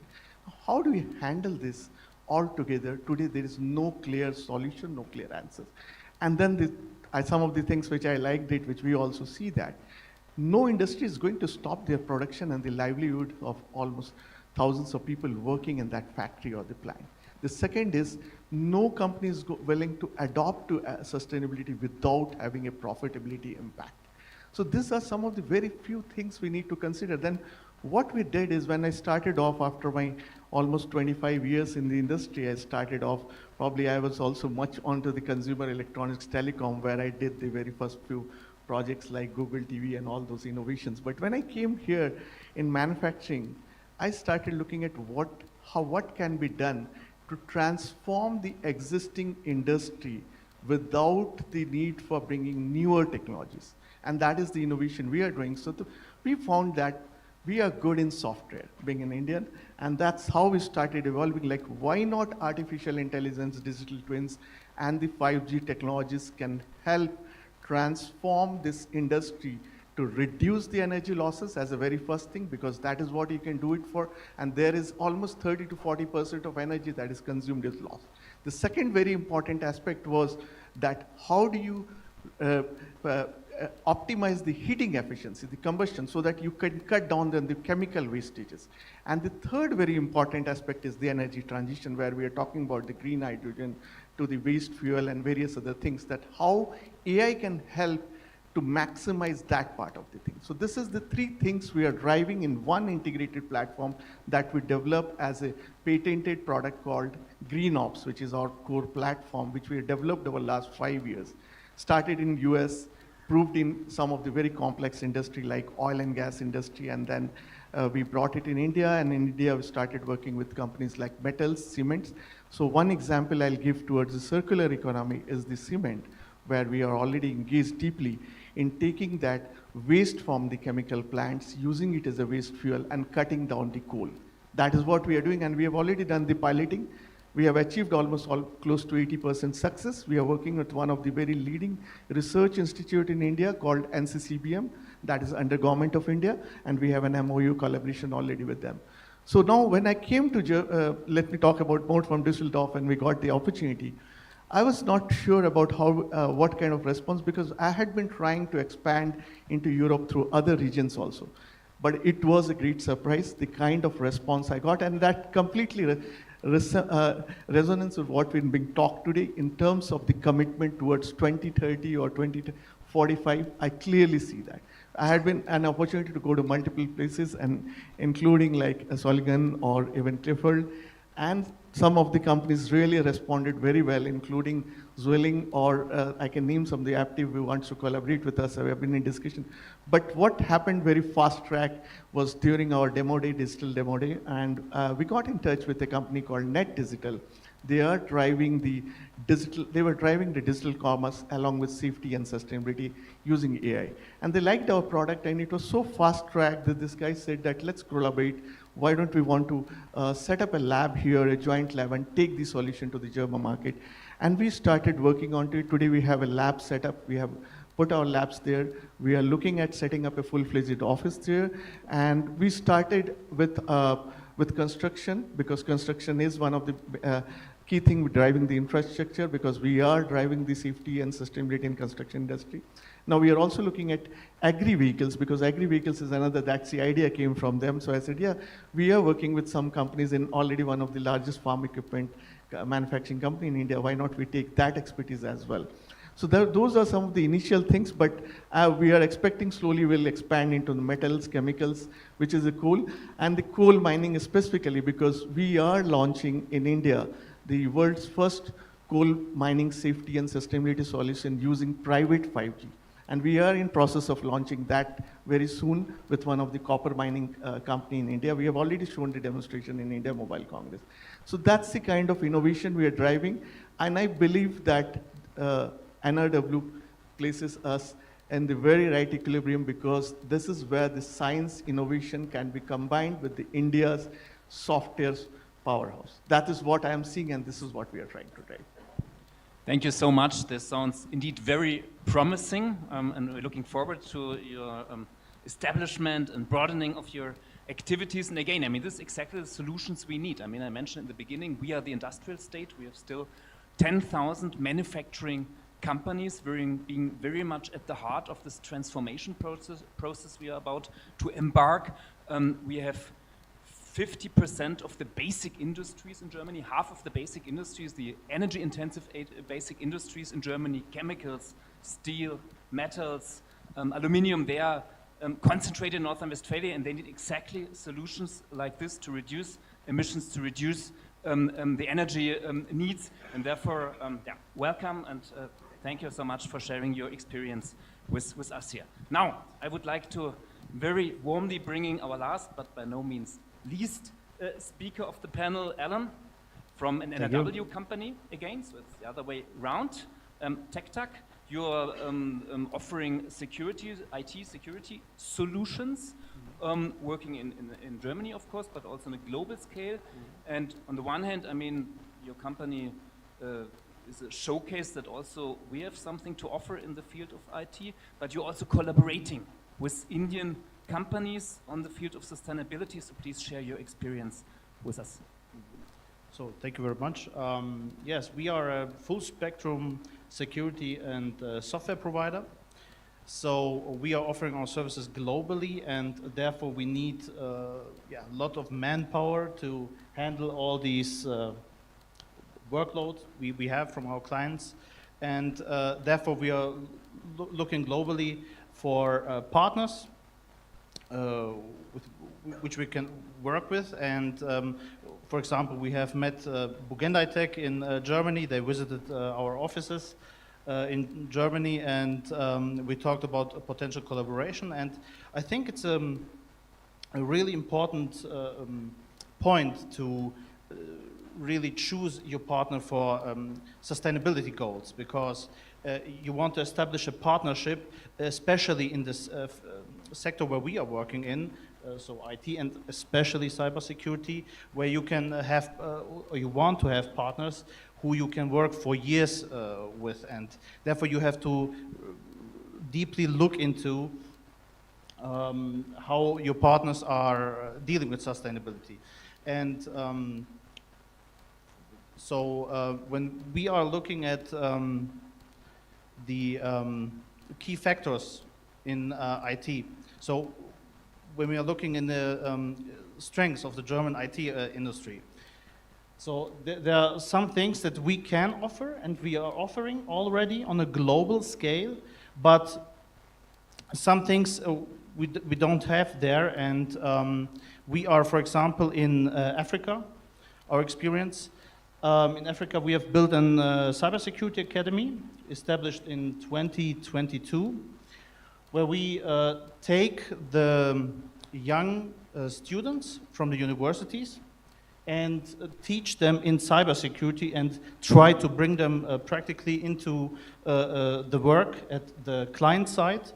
And there we have seen that when you foster these how can I say, when you foster these sustainability topics inside of your business practices and operations, you have a really great, how can I say, you have a really great business advantage on the market in the long run, right? And our experience is not only in Africa, but when we look at London, for example, where we were active, many companies, especially in the European Union, already have these ethical and sustainability practices in their work and quality management, etc. And I think there is a potential to exchange our knowledge between India and our European and especially North Rhine-Westphalia, I would say, how we can enhance all these type of working, right? Very good. Thank you very much. Thank you very much. And again, this shows that we not only have the great Indian IT companies, like the big guys, Infosys, Wipro, all being present in North Rhine-Westphalia now, or not in the still smaller ones, like Bugendai Tech, but also we have something to offer North Rhine-Westphalia from the city of Dortmund. We have big cybersecurity centers also in the city of Bochum and the city of Bonn. So I think there is room definitely even also for cooperation on these issues. And therefore I think, again, it's a two-way traffic and we can really work on collaborating on various issues, striving towards the common goal of sustainability. Now, we of course could go on, not only you, Dr. Schauer, but I think everybody could go on for hours to talk about this subject. Unfortunately, we are a little bit constrained on time, but I want to do a very brief second round with all of you, asking you in one sentence. I mean, we have a very great audience here, having now after this session a little bit of interest probably in North Rhine-Westphalia. No? This is about what can they offer to me, to my company, to my ideas. Now, if you would express in one sentence why North Rhine-Westphalia, from your point of view, might be an interesting place to do business or to have a look at to do business, this would be, I think, a great second round. I would like to ask Angel from the perspective of City of Krefeld, please, one sentence. One sentence. I tried, or longer one. Yes, that's a good idea. Well, we are now facing an interesting times, and I think it's a time of exploration and pilot projects and experiments. So I think, as a very international region, we are open for this kind of work, and that we are open and open-minded to let have different ideas in our region. Yes, I think. Thank you much, Frank. We are very lucky to live in a region where we have freedom in mind and freedom anywhere in our region. So that is the basic, to have the freedom to get innovation into the world and get into the world. So thank you for that, living there. Yes. Thank you, Alexander. Yes, NRW is a hotspot for new innovative ideas, and because it is a problematic history of the old industry with carbon dioxide and all those poisonous things, I think ideas from NRW developing there are scalable worldwide, and therefore it's a good hotspot to develop and invest. Thank you. Dr. Shavo. One sentence. One sentence. So, being an Indian and working for NRW-based organization, I feel NRW really, I mean, what we can get from there is really quality and excellence. I mean, there's a quest of quality and excellence in the organizations and the governments there, and that's what can benefit to the Indian companies, and also probably NRW should invest more into the Indian development sector. So, right, so where the agri-tech industries can be really boomed here in India, where there is need. Okay. Thank you. Roshan. I think NRW have worked out for me, so it can work out for you, be it from manufacturing, be it from IT and so on. So I think I'll not repeat same thing, but yeah, it will work out. I think there's a lot of input from both the sides, and it can make it work. Yeah. Thank you. Avanish. Yeah, so NRW for me, its strands, one is the innovation, specifically in the core sciences and engineering. The startup ecosystem, I see it's quite matured, aligns well with India ecosystem. And the third most important is the business ecosystem. The sustainability goals, the way I feel that it is serious, and it can be achieved across various regions I have seen. Altogether, it presents a very good ecosystem for startups to collaborate, set up their base. That's all. Thank you so much, Alan. So NRW has, and this Germany as a whole, has excellence, is well known for its excellence and know-how in engineering and technical disciplines. So I think there is great potential for knowledge exchange, which can lead to great new products and services in topics like green IT, renewable energies, etc. So much potential there. Thank you so much. I think you gave us a great number of arguments. And again, I mean, if you look at the location, the center of Europe, if you look at a very large customer base, and if you look, and this is important, at an international place with many 20,000 international companies already invested, I think NRW should have a look at NRW. We would like to very much invite you. The fabulous Ambika is our office leader here. My colleagues in Düsseldorf, I myself, we will all be very glad to support you, to give you any information you might need if you say after the session, oh, this is a state we should take a look at. I would like to thank my panelists here. Please give them a big hand for sharing all this information with us. And before we close, I know lunch is close, But we have another thing. Dr. Scharo mentioned that she has not the time to explain and give all the information about sustainability here to us. But I have to tell you, she has written it down. She has written a book about this issue. And we have a number of these books here just to compensate for not being able to talk for too long time. So Dr. Scharo, you will be able to share your thoughts in written form with all the panelists here and probably with everybody. We don't have so many copies here, but in the aftermath with everybody here in the room. Thank you very much again for your patience and hope to see you soon.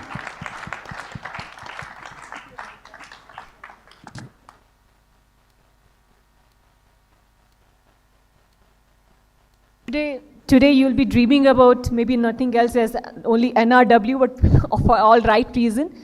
Before we conclude this session, I would like to invite one more speaker from our side, Mr. Thorsten Peter, for the vote of thanks from the Ministry of Economic Affairs. Thorsten, can we have you on the stage, please?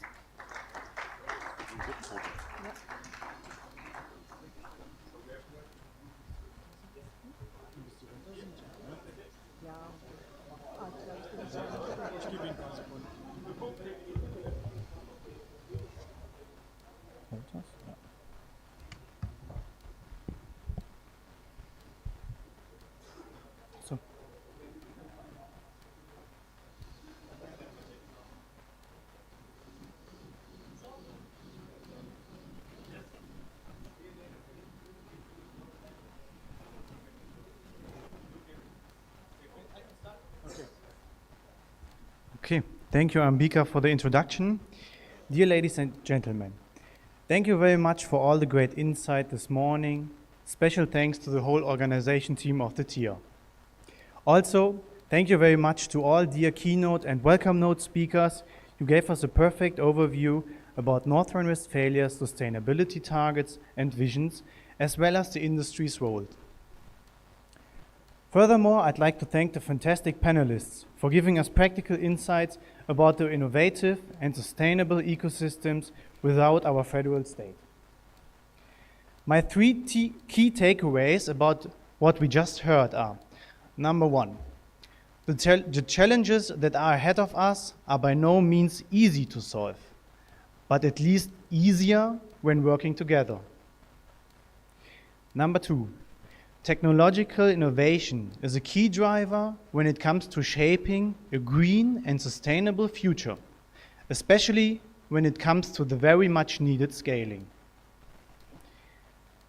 And number three, regardless of business to business, government to government, or business to customers, every cooperation counts, and it may start right now. But I would like to add one additional point from my own experience for everybody who is about to found in NRW after everything we heard.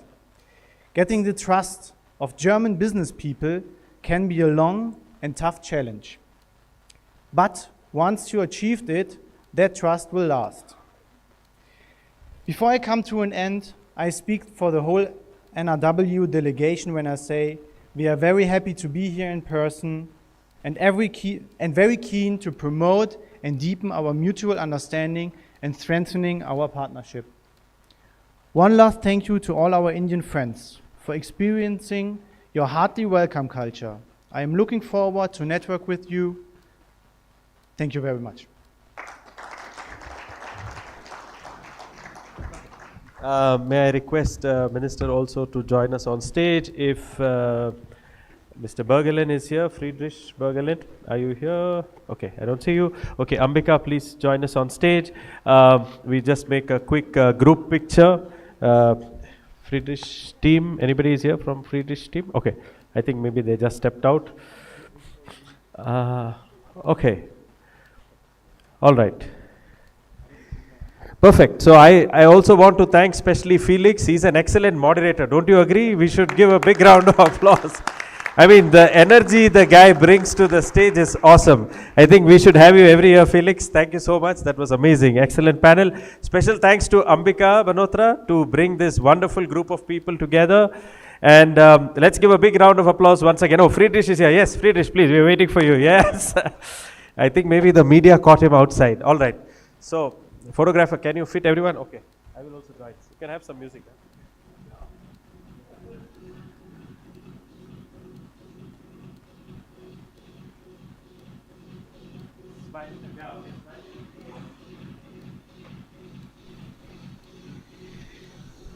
Thank you so much. And now we have a very special event. We will be opening the NRW stall at the back of the hall. So may I request all the delegates to walk through to the center, and all the others can congregate around, and immediately after that we have lunch. So let's give a big round of applause as we go to quickly open the lunch. I need one cordless mic. I think Ambika, you can take one as you go there. So you can just say a few lines and we will have the delegation to cut the ribbon and open it.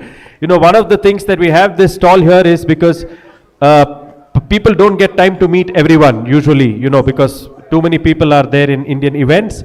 So in case you want any contacts of any of the delegation members, you can find it at the stall, you can meet and take information there. Soon after lunch, we will start exactly at 1 p.m. because our online audience is following this event. We have an excellent panel on green energy and mobility, some great speakers. The QR code on your table, you can scan to get the agenda and the speaker names. We are a sustainable conference, so we don't print anything except that small tent card QR code that you see. And you'll also notice there is no year in that, so we can use the same card next year. We try to be circular in small ways that we can. So may I request all of you to please go towards the stall. Also the cameras to turn that side so the online audience can see. Over to Miss Ambika Banotra and the team from North Rhine-Westphalia to start. Immediately after that, you can network. Jan and gang, I think you move towards the booth.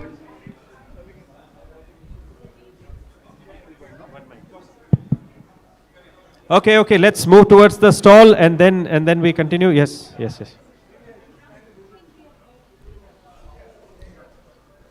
Come, we will. I'll give. Yeah, come. Let them finish off that. Otherwise, we have to be on time. No? We are only 5 minutes late. For India, it's good. Really? Half an hour late. All the people are there. Perfect. Okay. I want your card. Yes. You are connected on LinkedIn.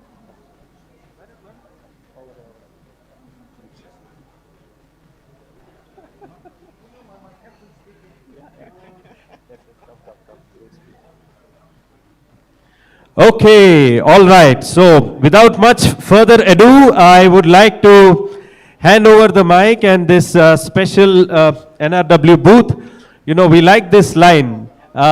We like to move it to zero. So maybe I give the mic quickly to Miss Ambika to take over the ceremony and to do this symbolic gesture. With this ribbon, we are trying to move towards zero and towards a better future. Over to Miss Ambika.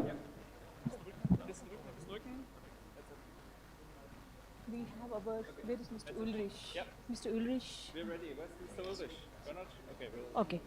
So thank you so much, guys. As I mentioned, you'll be dreaming about NRW, but of course for a reason. And I'm so thankful to all the audience here could sit patiently and listen to us for the right reason. And I'm very glad that we all are here at the booth together. We'll have our colleagues here handling the booth, and for any reason, I mean, all the collaboration, you can reach out to us. And now I would request Andreas, Friedrich, and Felix to step forward to inaugurate the booth. Thank you so much.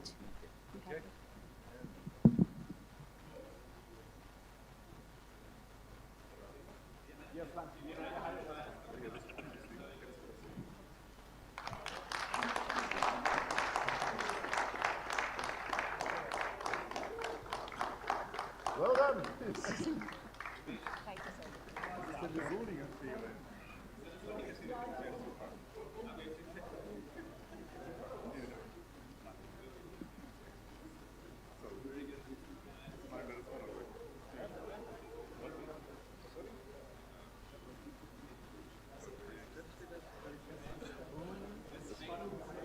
So, jetzt müssen wir es hier auch noch. Perfect.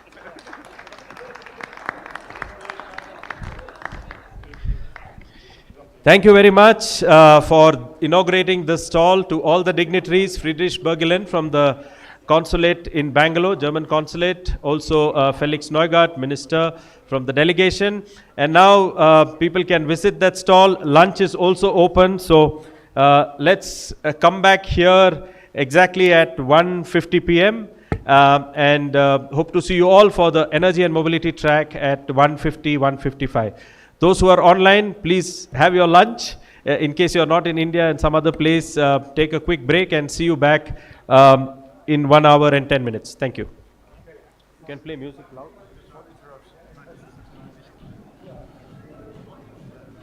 It's a little louder so that more people can come in. You know, at TIS Summit, our idea is to give larger lunch breaks so that you can connect with people. The rough number is you should have at least met 10 new people that you didn't know before. If you have achieved that, then it's good, you know. So I really hope you had good lunch. If anybody didn't like anything, let me know. They will give me a feedback form so I can add something there.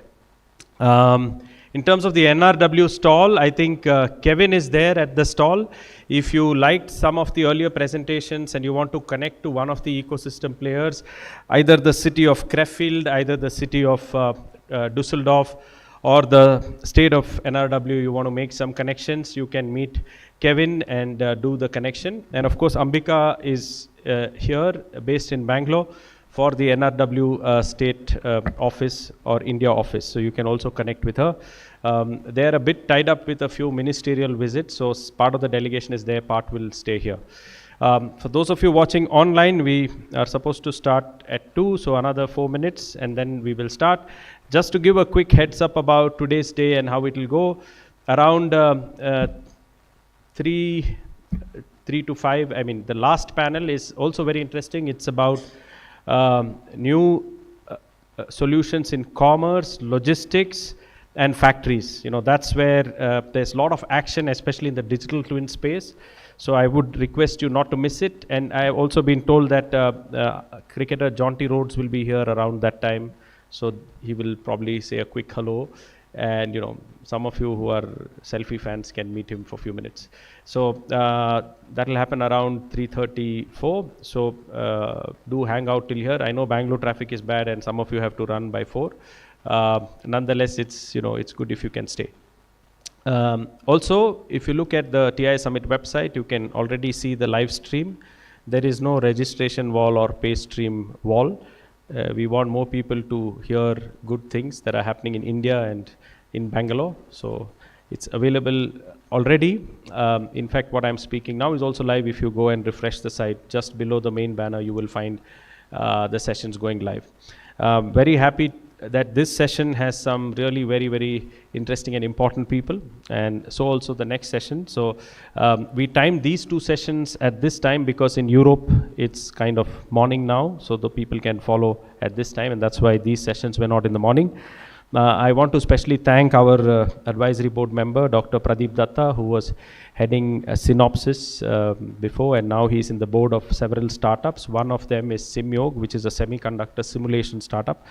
He will be taking over this session and moderating this session. Normally our style is 6 speakers to a panel. Each of them speak one by one, and at the end they come together if there is audience Q&A. So for these 2 sessions, may I request you, if you get a doubt or if you get a question, please write it down.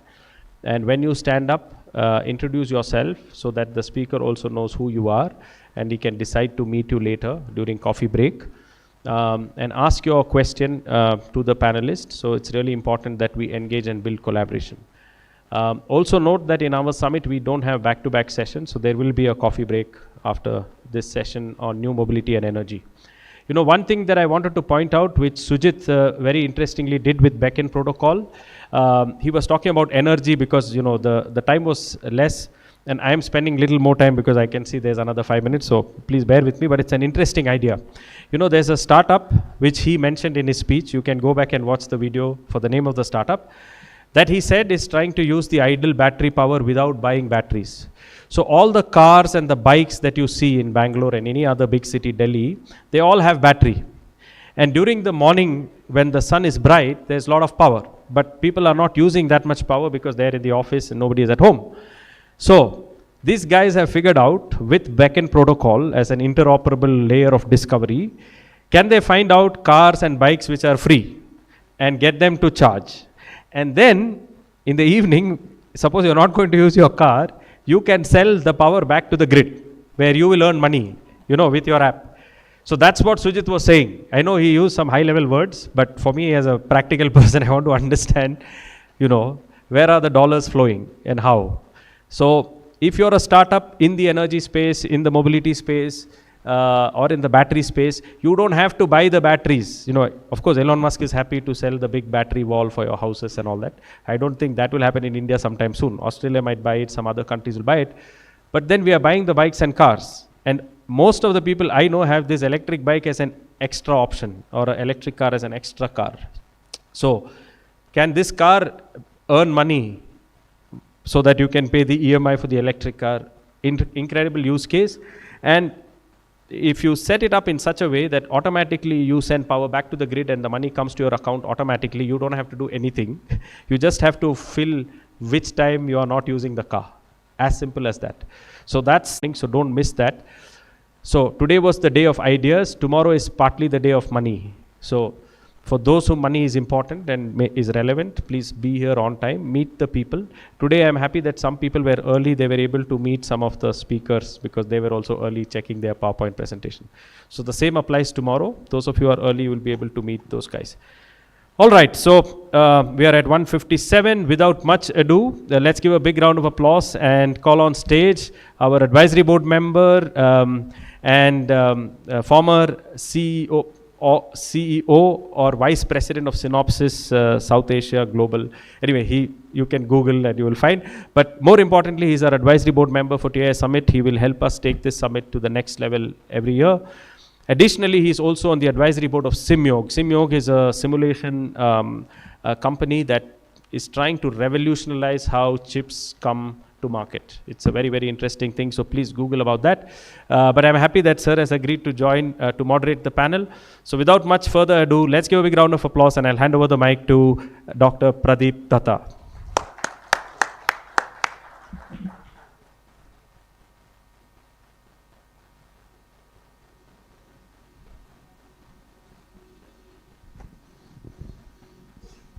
Good afternoon. We have a very solemn responsibility that right after lunch, this panel is happening. So I'm sure with the help of my very distinguished panelists, we'll be able to keep you awake. I'm so glad that I'm getting an opportunity to be here today because when I look back, I've spent about 30 plus years in the industry, beginning with automotive electronics in General Motors Group companies, and then later on many years with Synopsys, which is a design automation software company. And now I'm advising a startup which is into virtualizing the whole EMI, EMC testing protocol. But as I look about it, I think there is a certain amount of inevitability that I would be here today because my very first job, fresh out of a PhD in Kokomo, Indiana, was in terms of designing General Motors' first electric vehicle. That was 1989, believe it or not. They had an EV program. It's called EV1. Well, lead acid batteries, 90 miles range, it probably didn't go anywhere. That's a perfect example of a product which actually came much before the market was ready. But this panel is all about mobility, and I think it's a very important one. Let me just throw one concept to you.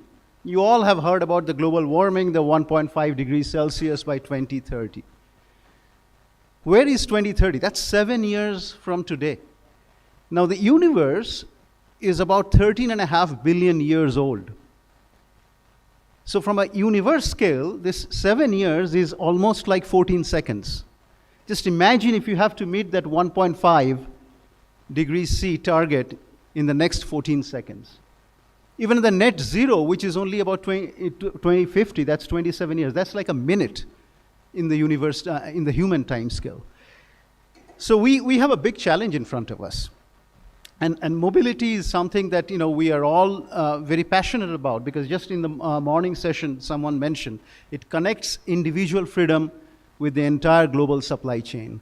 And there are many angles inside. 1/3 of the emission problems in this world come from this transportation sector.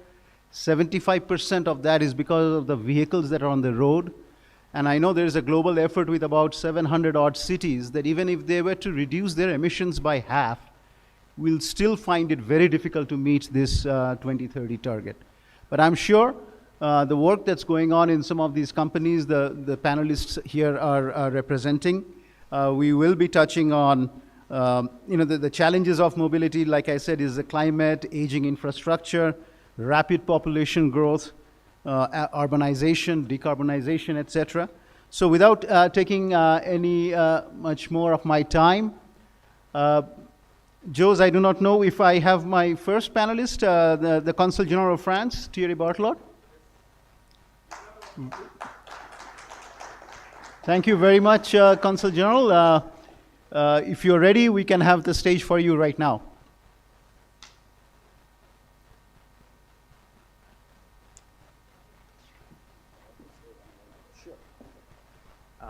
I have to say one line about Honorary Consul Thierry Barthelot. He's an amazing person. He's also on our advisory board, and he's always supportive of anything that can create a sustainable future. So I would like everybody to give a big round of applause to our Consul General from France. And I don't know how he is so active. He is doing so many things at so many places, always smiling, always energetic. So big round of applause to a great person who connects France and Bangalore. Over to you, Consul.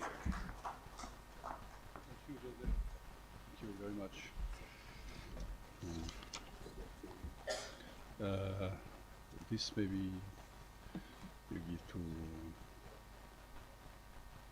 Okay. Yeah. Okay. Good morning to all of you, ladies and gentlemen, dear friends. Namaskara. It's an honor and a pleasure for me to be here today to speak about how India and France can collaborate to move forward towards decarbonization of the economy and a sustainable development. As we navigate in the challenges of the 21st century, and there are many, but there are some who are more important than others, it is increasingly evident that sustainable and innovative solutions for new energy and mobility are imperative. France and India have developed a growing bilateral partnership and are mutually willing to develop practical, tangible collaborations that hold the potential to reshape the way we live and move. So, yes, France is a key partner in initiating India's energy transition, sustainable development, and the decarbonization of the industry and the society. It is one of the key components of the strong bilateral relationship between France and India. This cooperation has a wide scope and indeed covers the development of new and renewable energies.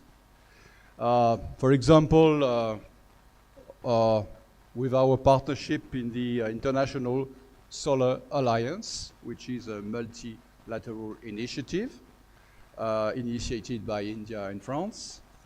Sustainable urban development, including new and green mobility.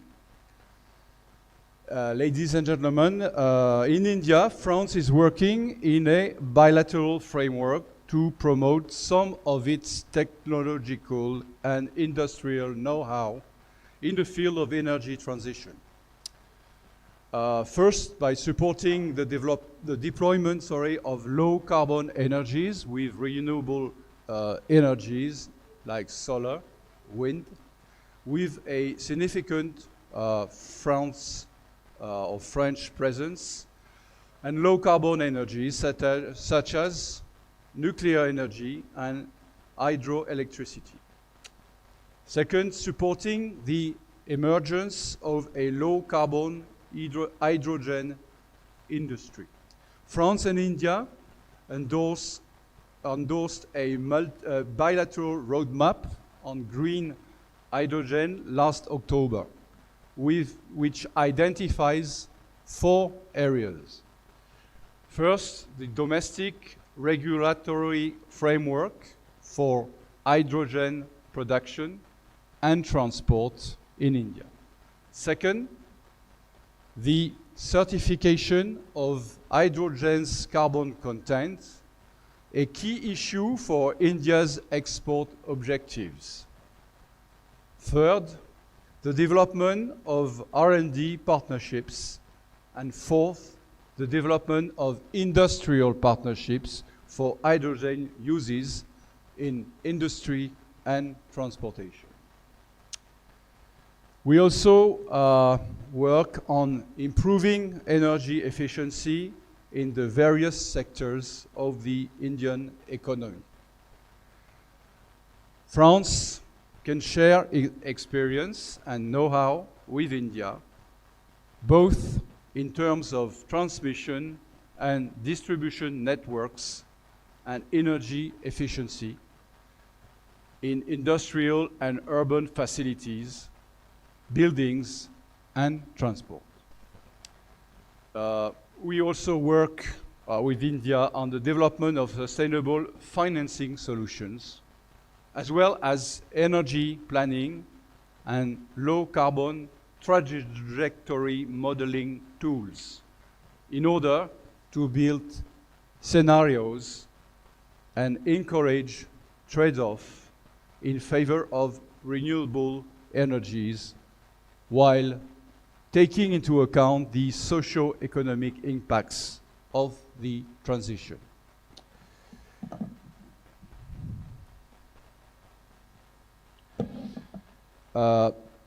Ladies and gentlemen, I said we also want to work with India, and we do work on new mobility to find a convergence of innovation and efficiency. In the domain of new mobility, we witness a convergence of cutting-edge technology and shared vision for sustainable transportation. New mobility represents a key challenge for India. Along with its current economic development, India has to deal with a rapid urban growth foreseen in the coming years. To tackle this challenge, India has launched the Smart Cities mission in 2015. France has joined as well with an intensive cooperation on the matter by investing to develop a transport system complementary to mass transit systems such as metros, with the financing of feasibility studies of several metro projects in India, including in Karnataka, with the Bengaluru Metro. By developing also soft and active modes, like non-motorized mobility, and by working on the governance of the transport system. France has also invested in several cities in India through the City Investments to Innovate, Integrate and Sustain program, so-called CITES program in 2018, which focuses on climate change, resiliency and green mobility. France is also financing specific projects in the field of new and green mobility. Like in December 2021, French companies Suez and Prodeval started working on a pilot project of an innovative biogas fueling station in Bengaluru, which is yet to be implemented. So, what is the road ahead of us? Well, This road is marked by, of course, challenges that demand our collective intelligence, creativity, and determination. Our governments, industries, and research institutions must continue to foster an environment conducive to collaboration.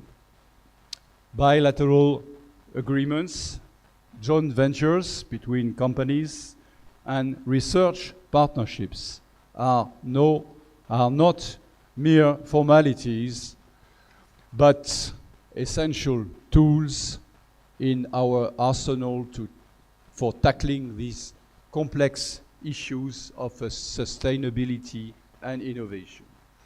In conclusion, ladies and gentlemen, the collaborations between France and India in new mobility and energy represent not just a partnership between our two nations, but a commitment to a shared future.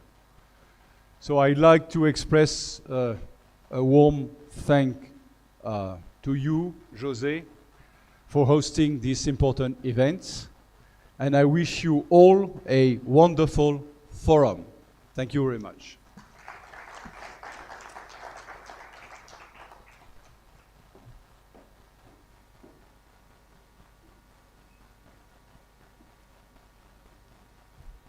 Thank you very much, Consul General. I would like to now call upon our next speaker. He's Prashant Doraiswamy. He's the President and Chief Executive Officer of Continental India. I think Continental, nobody needs any introduction. It's one of the global leading tier 1 in the automotive industry. Prashant.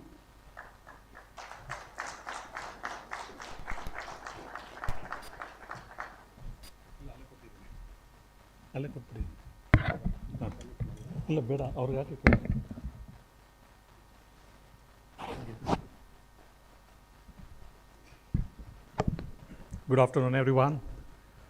I'd like to take this opportunity to thank TIA for this opportunity to present. I'm going to, while they're setting up the presentation, I thought I'll talk about automotive and the future of mobility, and the question mark is mobility ever going to be sustainable? Unfortunately, if you see today, 16% of the pollution is contributed by automotive. That's the reason you see a lot of regulations coming into picture. While this industry is truly evolving, transforming over 5 years, I would say some of the futures are evolutionary in nature, like connected, autonomous. It's more driven by consumer preferences. Whereas, if you talk about electrification, it's driven by regulations. Given an opportunity, you and me don't want to buy an electric car today. Especially in India, it costs at least 30 to 40% more than what it costs in the other parts of the world because they get a subsidy. Unfortunately, India is not a rich country. We can't give subsidies for a luxury product. So that's the reason you see there's offtake of passenger vehicles, especially on the electrification, is still very small. But certainly there is a business case for two-wheelers, three-wheelers, and also buses, for intra-city buses. And you see there are a lot of, today, more than 50% of the three-wheeler sales are electric. I think it's a matter of time that 100% they'll move over to, a couple of years they move over to 100%. And buses, very similar. I think all the governments are very much committed. All the new buses, what they're adding are all electric. There's a business case. And it's a matter of time that whenever the battery cost reaches $100 per kilowatt hour, there's a business case that it will cost same as internal combustion engine today. Okay, so talking about, if you look at this the trust barometer, I would say, is a good dipstick to gauge the sentiment. This is the result of annual trust and credibility survey that happened last year, based on businesses, governments, NGOs, and the media. Respondents were nearly 28 countries. Businesses that are socially responsible can also appear more attractive to investors. Investments in CSR are not really typically viewed as investors as a waste of money. Certainly, I think people are becoming much more conscious over a period of time. And also, if you look at the results, more than ever before, organizations are facing pressure to publicly address cultural, societal, and political events. However, companies are unfortunately failing to rise to the challenge, and this is the result and meet these expectations. For example, 52% of the respondents claimed that businesses are not doing enough to address climate change, and only 9% of the respondents talked about overstepping by engaging really well. If you look at the major developments in the sustainability, certainly I think sustainability as an industry and a trade policy, I'm sure all of you are aware from 2026, there's going to be a CO2 tax in Europe for every import. So as India, if you want to export to Europe, if you don't use sustainable practices, you have to pay a CO2 tax. That means you'll never be competitive. Talking about massive expansion of sustainability regulations, one such regulation in India which government bought in was Euro 6. We moved from Euro 4 to Euro 6. Now we are in line with European regulations. Yeah, even Europe also differing the Euro 7 regulations. They are still at 6, and it's becoming expensive. That's the reason if you see the take rate of diesel cars have come down drastically, and today it's less than 30%. No, people have moved to gasoline cars. Third is sustainability finance is getting up. If you have to talk about one example, what Conti did, 3 years back, all the senior executives' incentives are not linked to the financial outcome of the company, but to the sustainability targets. So if we meet those sustainability targets, our long-term incentives are linked to that. So we were the first company in Europe to link the salaries and the incentives to sustainability targets. So among the tier 1 suppliers, we were the first one to come and make an announcement on the goal what we have for sustainability. That's way back in December 2020.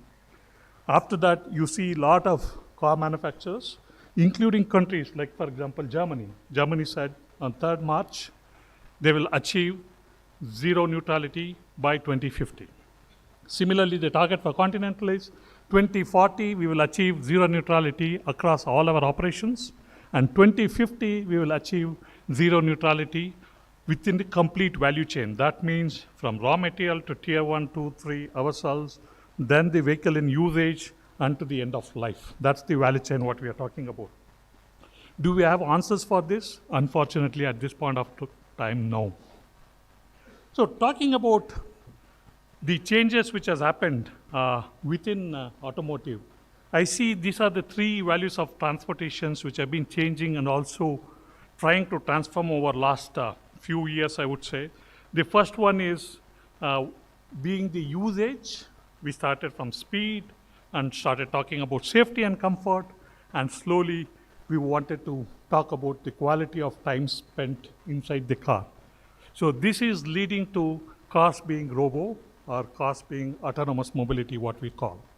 The second dimension is being environmentally. That's more from the aspect from internal combustion engines to electrification. And the third dimension being, if you talk about Tesla, he started the vehicle. For example, Waymo, they wanted to address the third value, which is more on the shared mobility, and slowly started to add autonomous mobility to that, and they launched the taxi services in California. So some different customers are trying to club different value systems to make the vehicles much more efficient and much more sustainable as well. So if you talk about what are driving this, certainly on the left side you see the 5 global trends, which are the societal aspects of it, which includes society, technology, social and political, business and transformation, which led to what we call a case or ESS within automotive. That's connected, automated, electrified, and shared mobility. So all these are certainly leading, have gained a significant momentum over last 4 to 5 years, post-COVID especially, with profound effects on the customer preferences, technology adoption, and regulations. If I have to give you an example, today, how complicated today's cars are. Today's cars have got 100 million lines of code. If we compare that with F-22 or a Dreamliner, it's much, much lower than that. And we are moving towards 1 billion lines of code by 2030. That's the complexity we are looking at in a car. So, why are we doing this? To some aspects, I talked about being connected because we have enjoyed all these luxuries at home over a period of time. Then we started enjoying that office. Now we spend a lot of time in our car. We expect cars also to be connected fully if we want to connect with the outside world. But when it comes to car, the complexities are very, very high. That's the reason you have so more complex softwares actually. So we are moving towards what we call as a software-defined vehicle. Yeah. Today, unfortunately, if I had to give an example, I think iPhone has done a fantastic job. They are able to separate the hardware and the software. Today, for example, iPhone runs on iOS 17, but you can even iPhone 10 can run on that, 11 can run on 12, 13, 14, 15. Whereas today in automotive industry, we are not able to separate the hardware and the software. That's the biggest challenge. That's why there are a lot of innovation which is currently underway. If you're able to do this, then cars become much more efficient, much more sustainable. Much more sustainable. So what are the benefits of the software-defined vehicle? You see first certainly the new business models. Today for OEMs, at the point of sale, they rent their business. But with the software-defined vehicle, during the entire life cycle, you will be able to earn some of the other revenues. For example, recently, couple of months back, BMW launched in Germany. You have the seating cooling feature or the warming feature.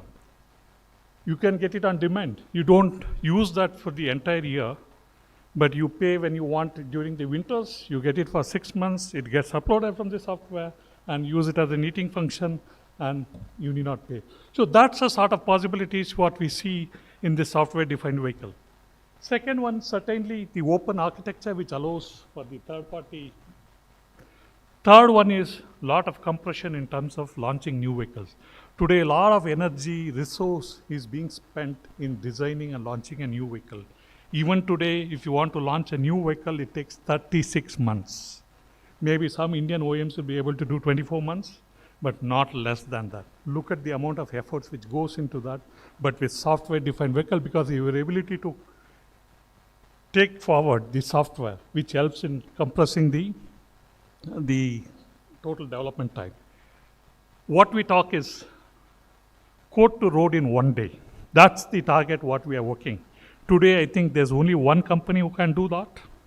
That's Tesla, where you can complete development and testing at 8 p.m. and tomorrow morning at 8 a.m. he can upload the new software across the fleet. Today, conventional companies are able to do, unfortunately not yet. So that's another advantage you get from this thing. And also reduce testing efforts. So you'll be able to do a lot of parallel testing in the cloud. So these are some of the things which are happening in the software-defined vehicle, which reduces almost 50% of the energy today it consumes directly or indirectly during the development process. Also, Conti did a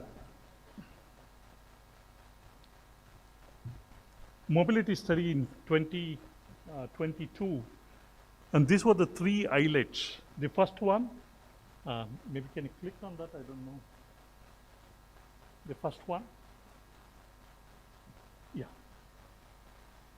Look at this picture. Over a period of time, people are ready to pay more money for a sustainable vehicle.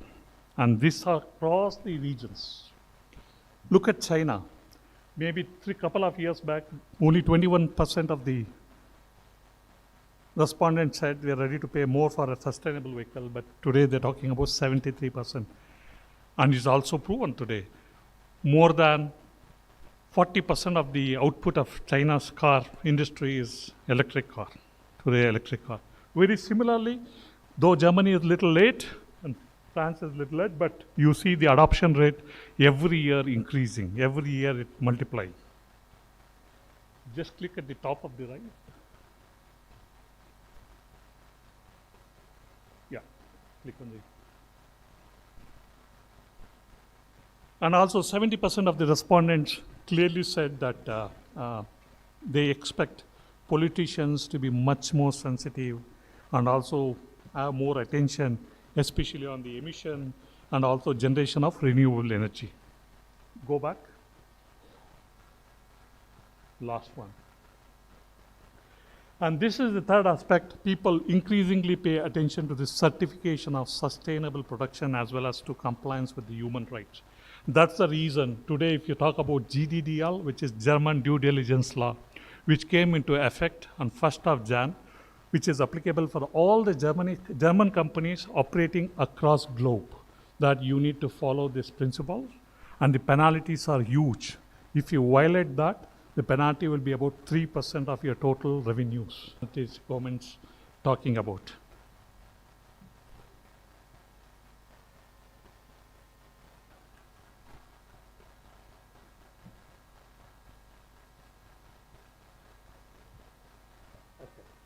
So what we really see, it's a combination of, I would say, three things: technology, consumer behavior, and regulation, which is shaping the future of mobility.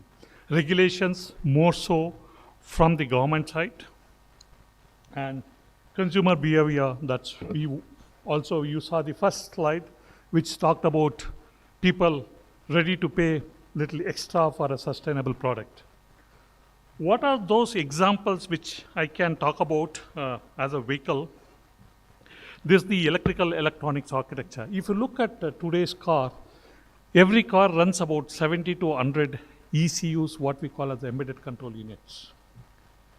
But unfortunately, which are not very compatible if you want to make it as an IoT expanded this thing. So slowly they are moving towards what we call as HPC, high performance computer. The predictions is maybe by 2030, like how your mobile phone runs on operating system, there could be a Continental operating system or a Bosch operating system or a Volkswagen operating system, so the one single computer running the entire vehicle. That's the complexity we are looking about. Today we are in between. We are talking about HPCs for the domain. There are 4 domains, one for chassis, one for interiors, one for cockpit, and one for powertrain. So these HPCs finally getting merged into one single HPC is what is the future prediction. So, and also this makes it much more faster in terms of computation, and also reduced weight, because that's very important for vehicle to be efficient. If I have to give you an example, approximately 1 kg reduction in electric vehicle leads to an increase in 7 kilometers of range. You could look at, if you are able to reduce more weight, then its ability to, for a given wattage, for the given battery power, your this in grams. The other one is brakes, because brakes consumes a lot of energy. So how do we make it more efficient so that we can regenerate the vehicle? And this is one good example, what we call as actuated sound. In an high-end vehicle, today you see nearly about 18 to 20 speakers. It weighs about 40 kgs. This is the innovation which Continental came out, where there are no speakers required. It uses the existing surface like cockpit or the door trims or the roof liners to actuate the sound, to resonate the sound. And still you get that immersive feeling without any reduction in quality. Just imagine if you're able to reduce 40 kgs of weight in a car, and that too in an electric car. So these are some of the examples. Last one, if I have to talk about tire, unfortunately, everything is black, but how do you ensure that you make it more environmental friendly? This is one such example. We are the first company to talk about make tire rubber extracted from a dandelion weed, which is 100% cycle. So, okay, this is my last slide, okay. So, we all think electric cars are very efficient, but unfortunately it is not so. So look at the three parameters. The last dark gray, the energy which is required to produce an IC engine car versus the energy which is required to produce a battery power car, it's almost 2.5 times. That's the total energy which consumes versus 22%. Whereas electric cars, later on it reduces your greenhouse gas. But unfortunately, you are shifting that from wheels to somewhere else. That is, unless we are able to produce complete renewable energy across for the energy development and the energy generation, we'll never be able to achieve the sustainable, what we call as a zero tailpipe emission for an electric car. So with that, sorry for time. Thank you very much. Thank you.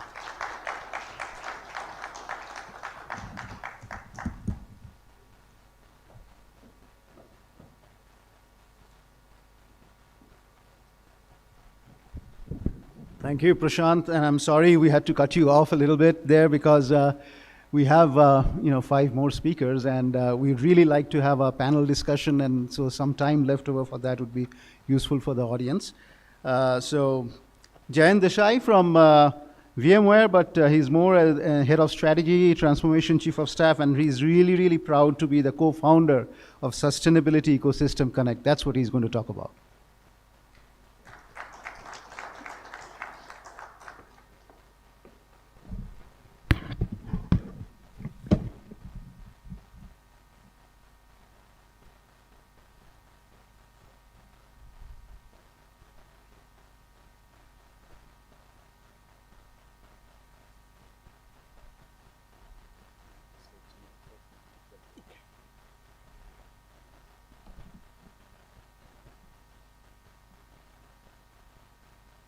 Good afternoon, everybody.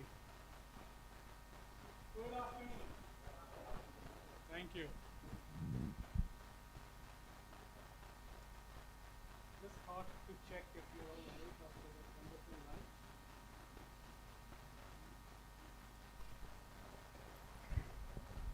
So let's make it a bit interesting.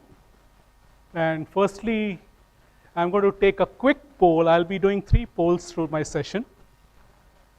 A show of hands for people who have used Bangalore traffic as a conversation starter in any setup, social or professional. Show of hands.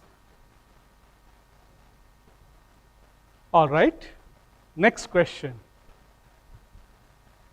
How many of you have given up that this cannot be solved? It's a failed affair. Nothing can be done. Show of hands. Wow, very optimistic group. I don't need to present anything then. Yeah? All right. Friends, it's an honor and privilege to be here, not talking about my official capacity which spreads across more than 3 decades in the industry, setting, growing, maturing global organizations out of India. Very proud to be Indian, but there are things which need to be solved, and I have always looked at them as opportunities.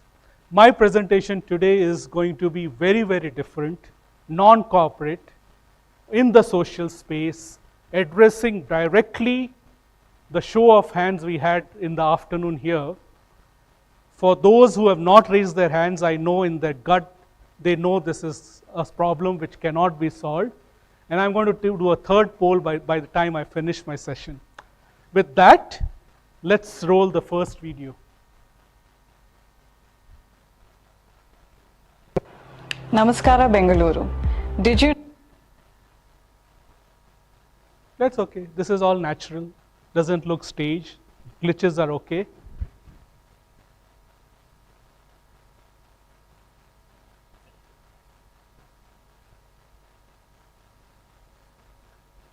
Please don't count this time in my session.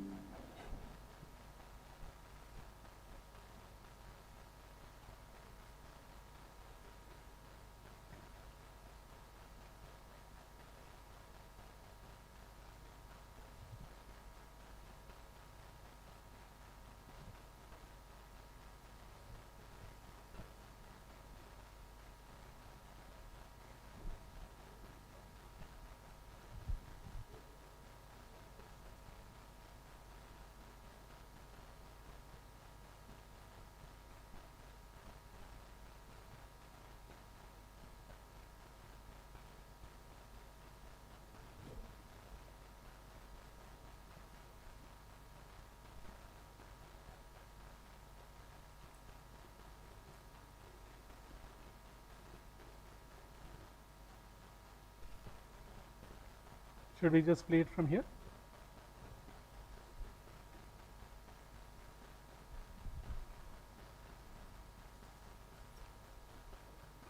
Know that a whopping 95% of respondents in our recent study. Namaskara Bengaluru. Did you know that a whopping 95% of respondents in our recent study said they are keen to shift to public transport? Did you also know that Bengaluru has a significantly increased capacity and reach of its mass public transport this year? Lakhs of commuters to and from Whitefield and soon Electronic City will have access to the metro for the very first time. This is in addition to 6,000 BMTC buses that already connect commuters to every nook and corner of Bengaluru, serving 40 lakh people every day. A well-integrated bus and metro system means that spending 4 hours every day in noisy traffic can be a distant dream, only if you make the switch. To make public transport work for everyone, we need to make it reliable and comfortable. A seamless integration between metro, bus, auto, footpaths, and cycle all become crucial. This is where P2P comes in. Personal to Public is a strategic campaign to inspire and help daily commuters that currently use personal vehicles to switch to public transport at least twice a week. This initiative is supported by WRI India and BPAC.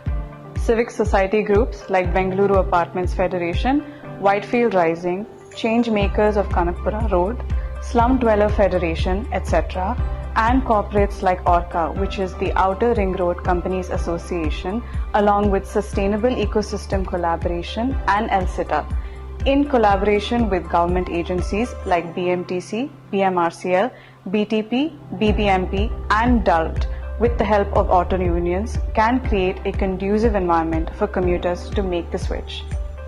We hope to build a coalition of citizens that is diverse and inclusive. Our mission, you ask, is to work on improving Bangalore's first mile and last mile connectivity by identifying gaps and making visible changes in how people access public transportation. Changes can be brought through data-driven policy making, which help establish a strong baseline by understanding patterns, potential wins, and identifying critical stations. Here's what we've accomplished so far. We have studied feeder bus systems, worked with government agencies, and partnered with corporates interested in sustainability. We have also involved citizen group collectives and Bengaluru commuters to help us come up with action plans for everyone involved in this coalition to finally launch this campaign. We also organized a Walk the Talk event on the 11th of October, where CXOs and officials all took the feeder buses along with Honorable Transport Minister and Vice Chairman of SITK to send a message that public transport is for everyone. But we have a long way to go. And here's what P2P hopes to accomplish, and we need your help. Show your support for a better Bengaluru and take the pledge with us. And of course, use public transport. We hope to ensure all sections of society can easily access transit spaces through a seamless integration of all public transport through the first and last mile connectivity. All of us at P2B believe in building a sustainable Bengaluru. We must come together to work with the government agencies and help make the city better. We will keep you informed every 2 weeks with the latest updates and invite you to join us. Join P2P. Swanta Vahagalinda Savajanike Sarike Balisi. Make commuting easy. This is Sama summing up all your updates, and I will see you again in 2 weeks.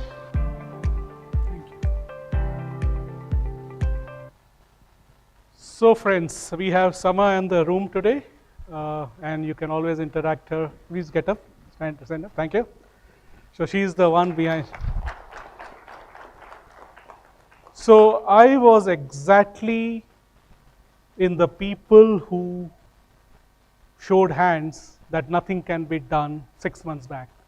Spending 34 years in corporate environment, it's nice to talk over this over a cup of coffee or anything more colored, criticizing things which are not working with a point of no return. I'm going to talk about the platform which made this happen. It's called the Sustainability Ecosystem Collaboration, and the video you saw is the work of 7 government organizations, corporates, NGOs, research organizations like WRI, activist groups like BPAC and Slum Dwellers Association of Bangalore, coming together for the first time in history. And the plan is innovate locally and extend and scale globally. The solutions which are being deployed, we expect and hopefully wish they can be scaled to any other town and city in India where we have a mobility challenge, and then onwards beyond India. So let me take you through what we covered is what has been done, instead of the typical presentations where you talk about how, why. I didn't have to explain the why, you all showed the hands, so that is the why. What has been done, you have a fair idea. In the last 6 months alone is what has been achieved. No more glitches, friends.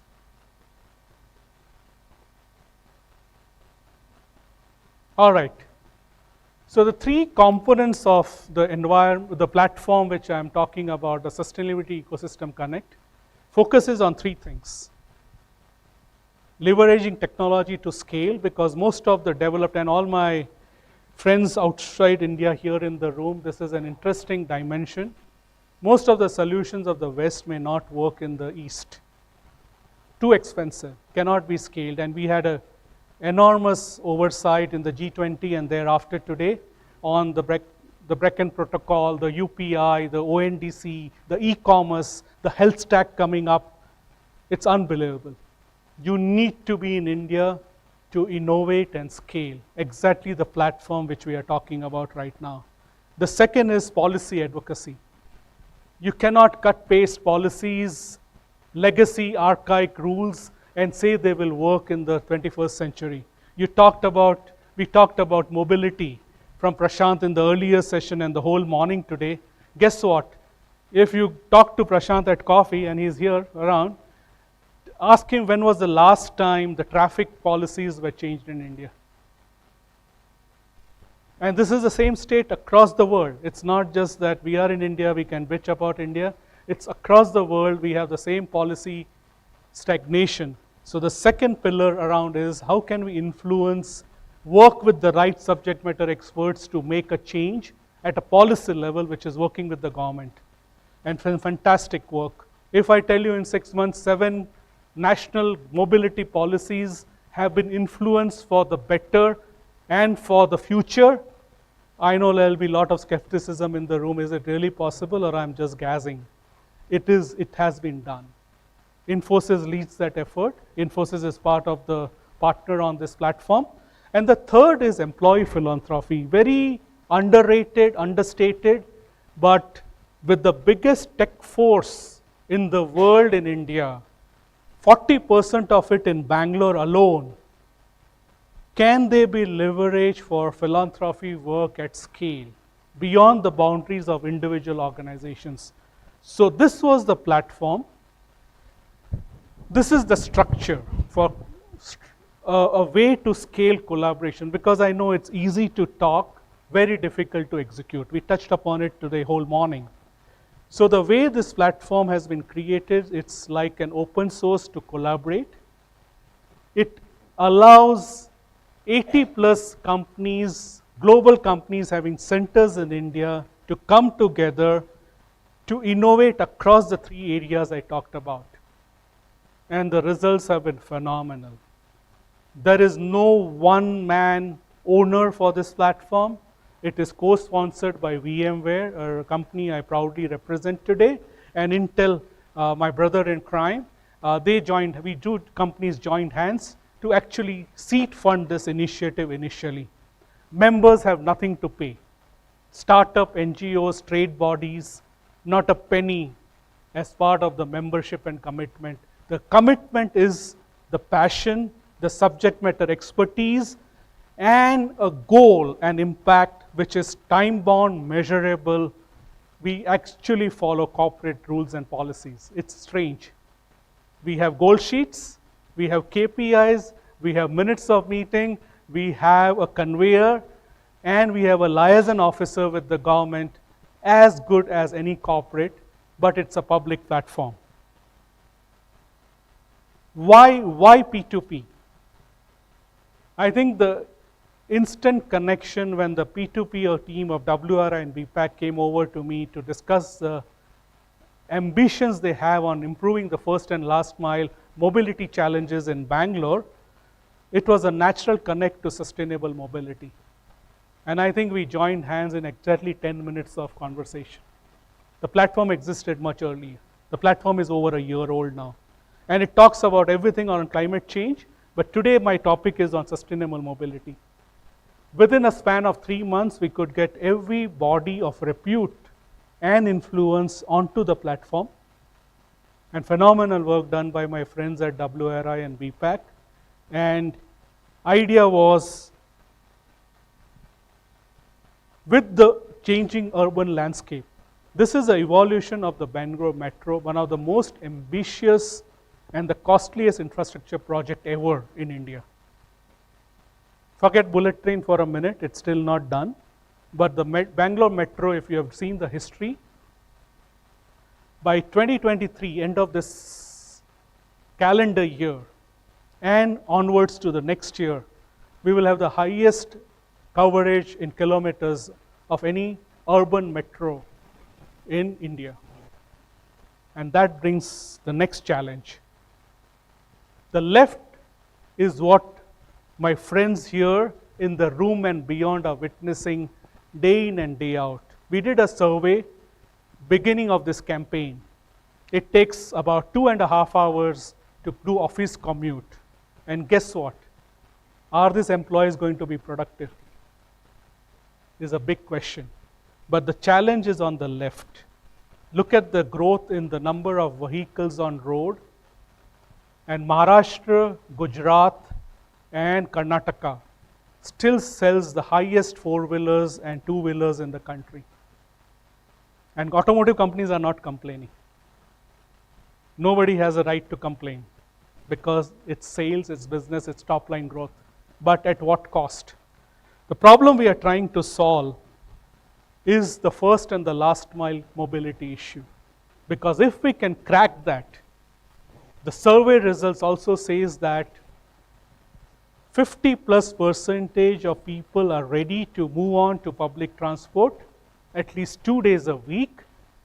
And today we talk about diversity in our corporate lives, in our national and international roles. The utilization of public transport for women is less than 25%. You know why? Dark streets, unpaved pedestrian walking, unsafe public travel, many reasons. So this is what we are trying to solve. Can we use technology? Can we use app which is with every mobility traveler, which can give you real-time information and alert to close group of friends? Can we get metered vehicles with no surcharge, no commissions on mobility platforms to make it economical for underprivileged to use public transport? And we have done some remarkable work. For the first time in history, the Rickshaw Union Association, and for our friends in international friends, there is a group which is managed for auto rickshaws, those three-wheelers, tuk-tuks, you see, they are governed by a union of their own.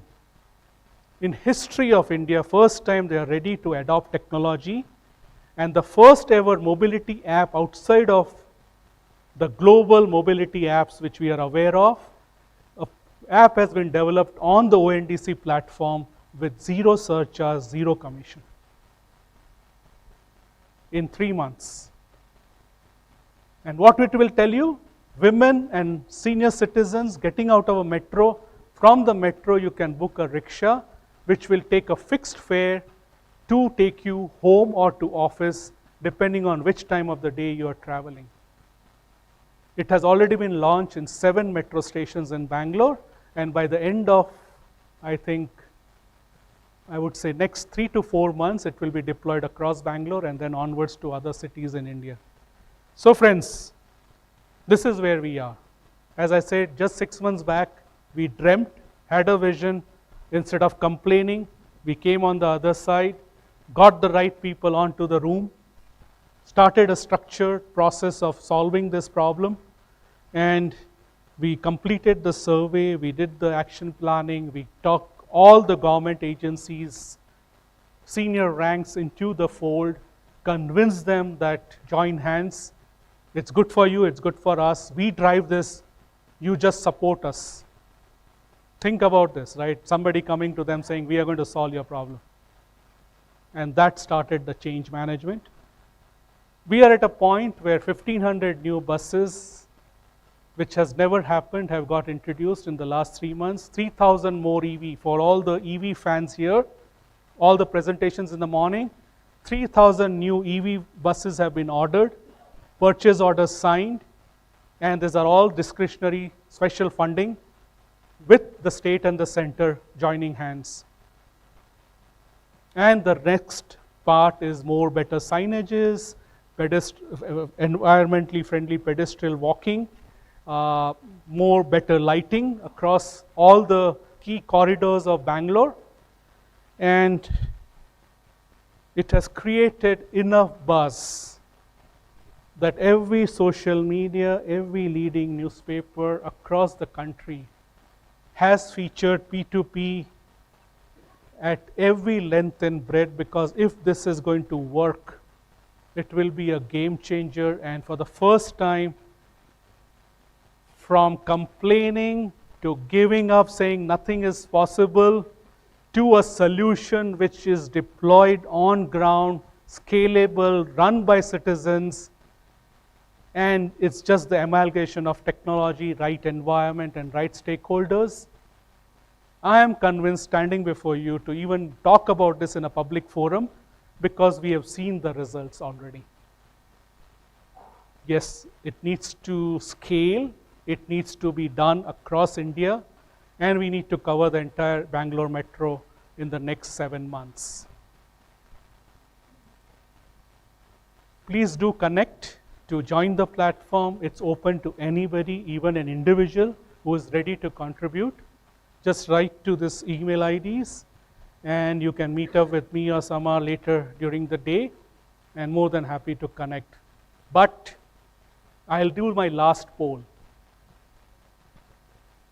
Seeing this effort, how many of you are inspired that you will try out public transport and take the pledge for at least 2 days a week where you won't touch your vehicle?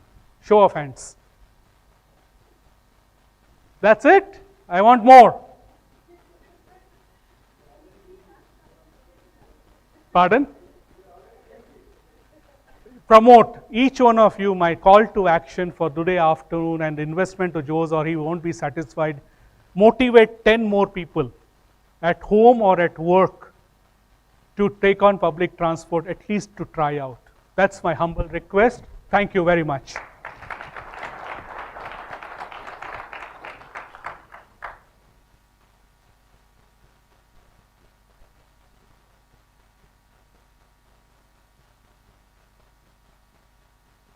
The next speaker is Venkata Subbarao Chunduru from Arcadis IBI Group. Again, we are running a little bit short of time here, so I'll appreciate if the speakers can keep to their time. Thank you.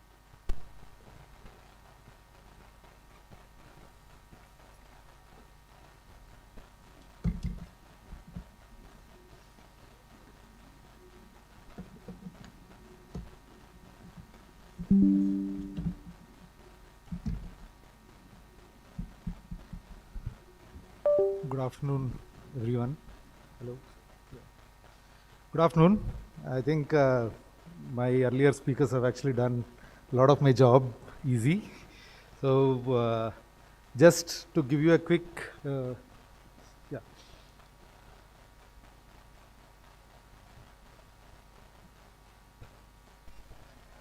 just to give you a quick intro, So I'm working with Arcadis IBA Group. It's a Netherlands-based firm, and I think one of the important things the firm is have started believing and have started walking the talk is about sustainability. So I think that's there it's practiced with employees and it's been promoted with the customers, and we actually this year as part of our strategy has decided to take up only projects which are sustainability oriented. That's a big statement the board has actually, or a direction that the board has actually given to us.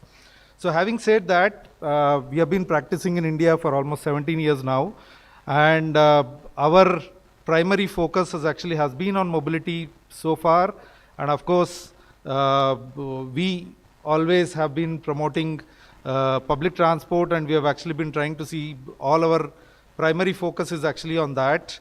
And one of the important things that we have been trying to do is about trying to build the building blocks that actually make the mobility happen through technology and get it sustainable over a period of time, right? And I'm sure I will be tripping on a landmine when I say that we actually wanted the private vehicles to be more expensive. Like my friend, the other speaker was actually telling it's expensive. Yes, we want it to be more expensive so that it is unaffordable, so that people will start moving on to public transport. I think that's something that we all would want to actually happen, right? And I think this is just a quick brief. We are actually about 135-year-old firm, and we are spread across, and one of the important motives is actually about sustainability. I think that the firm has been all the time believing and practicing that on that part. So today, when we talk of mobility, there are three primary things that actually come to our mind. One is actually about how do we make the transportation more affordable, and mobility is inevitable. I think we all know that. How do we make it more reliable? I think that's one of the important things that comes to our mind. Second, how do we make it more safer, right? So that's the second important thing. And the third important thing that has not, but has started picking up is how do we make it more compliant? Both the users, the road rage and the kind of non-compliance to rules of traffic has always have been crossing the boundaries, and when people take pride in saying that we collected so much of penalties, it's not in the right stride that we actually have. So keeping in view these things, and of course in the same principles as what my earlier speaker has actually been pushing, so we actually have been working with 5 cities in the same lines, and then I would like to just give you a glimpse of what we have tried to do, and then what's been in the practice, and how did we show things can actually happen about 5, taking the example of 5 cities. So one of the cities about Hyderabad, it's about South Indian capital of Telangana. There what we have actually done is, we have actually started the project with 5 key goals. One was to make sure the transportation becomes more reliable. Second, it becomes safer. Third, it becomes, the biggest vision that I saw coming in from the authority was to make streets copless junctions. They didn't want a cop to be staying on the ground, right? So why do we, and that's where the technology and innovation started for us, right? The fourth was to actually make sure the information is available for people to take right decisions, both to the authorities and also to the users. So that's one of the important things that we started with. And the last is a pollution, which we wanted to make it happen for the city. So with this in mind, we actually designed the entire solution, and we implemented, and we are in the 4th year of running, and we have been asked to scale it up to other neighboring 2 cities, and it's showing excellent results. And we take pride in being part of this, and we are actually trying to see how we can pass this on through guidelines and sharing it across through ministries, and trying to see how we can level it up with other cities as well.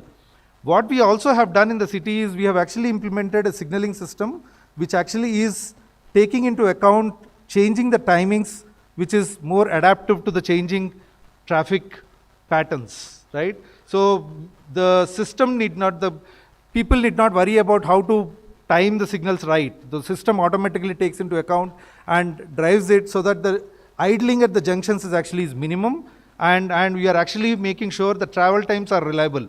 Again, this is not to promote private vehicles. We are very clear about it. We want to give priority to public transport.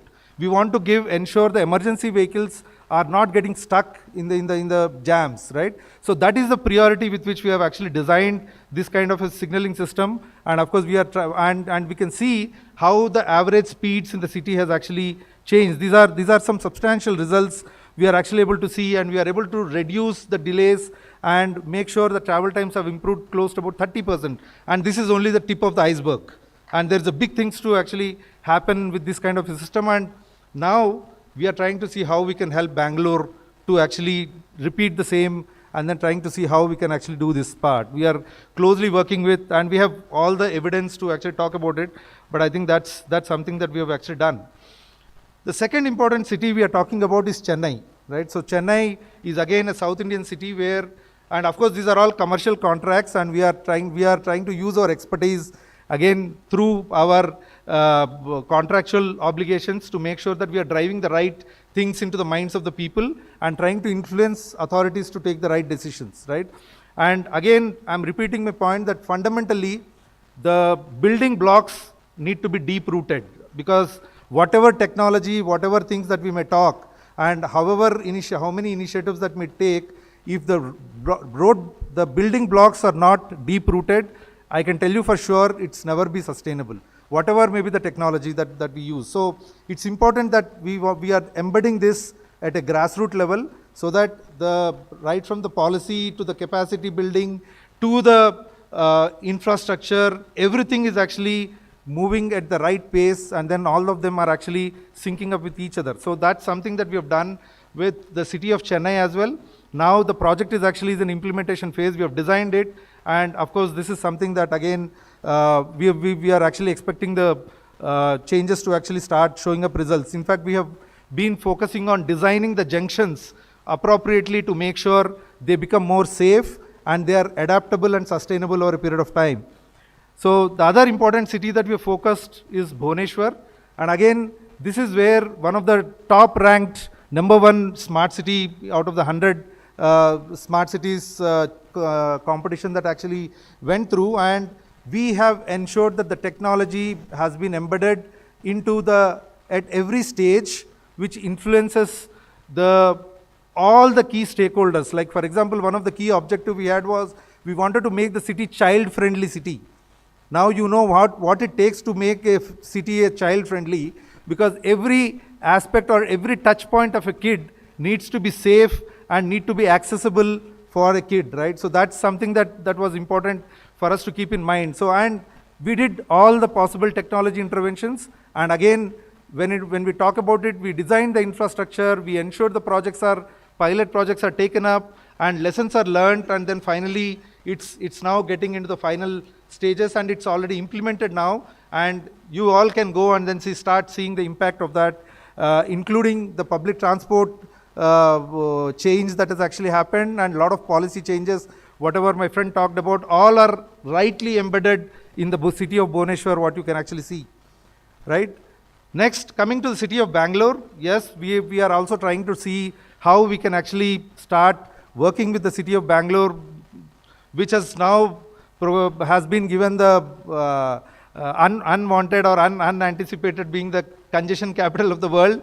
It's unfortunate, but I think we are one of those who believe, are optimists, and we are sure we can actually solve this problem. We have started collaborating with the Bangalore Traffic Police also, Orca and other organizations in the city. But again, we started working with the city with the metro stations, started doing the multimodal integration plans, which are very essential to ensure the first and last mile things are actually taken care for every public transport terminal that is required.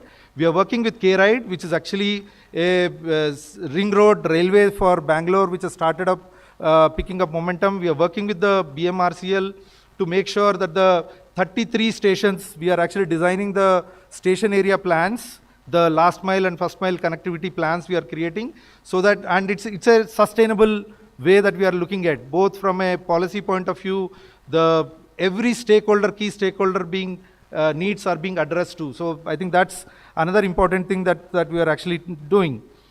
The other important city, the tale of Mumbai, we have done the similar thing about transit-oriented development and which already started showing results. We have done that. We have actually also working with putting up a public bike sharing system and cycling tracks being created in the city of Mumbai. And plus the multimodal integration, of course, is one of the things that we worked with. Line 5 and Line 7 we have created and it's already getting deployed. But another important aspect is the traffic control room operations, right? So it's important to make sure that the traffic runs seamlessly, the problems are getting documented, the SOPs are actually getting created for people to collaborate, and right platforms are being created for people to collaborate. Because what is important is today, we don't want it to be a people-driven initiative. We want it to be a system-driven and a process-driven initiative so that it sustains over a longer period of time.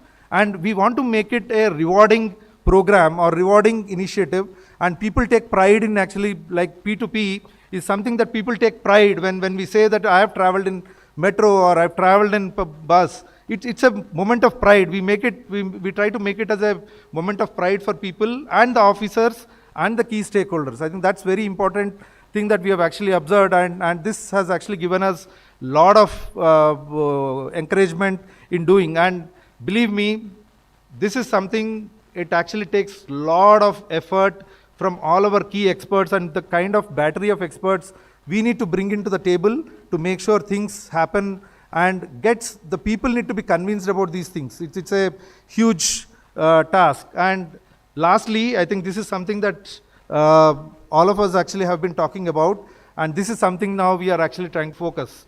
With the success of UPI and UAI, now the next big thing that we are also embarking on, a big thing is about the unified mobility interface, and we are in consultation with key stakeholders. Of course, it's going to be on an open network and a beacon protocol alliance, and of course this is something that we are actually mooting up so that every stakeholder in the mobility ecosystem locks in to this interface and then starts creating their own enabling modules, and then works in a very integrated and a seamless fashion. And probably because I have only 9 minutes, so I'm just rushing it, so we can always have a separate engagement on this part. Right from, we have taken every element of this when we are structuring this entire initiative, right?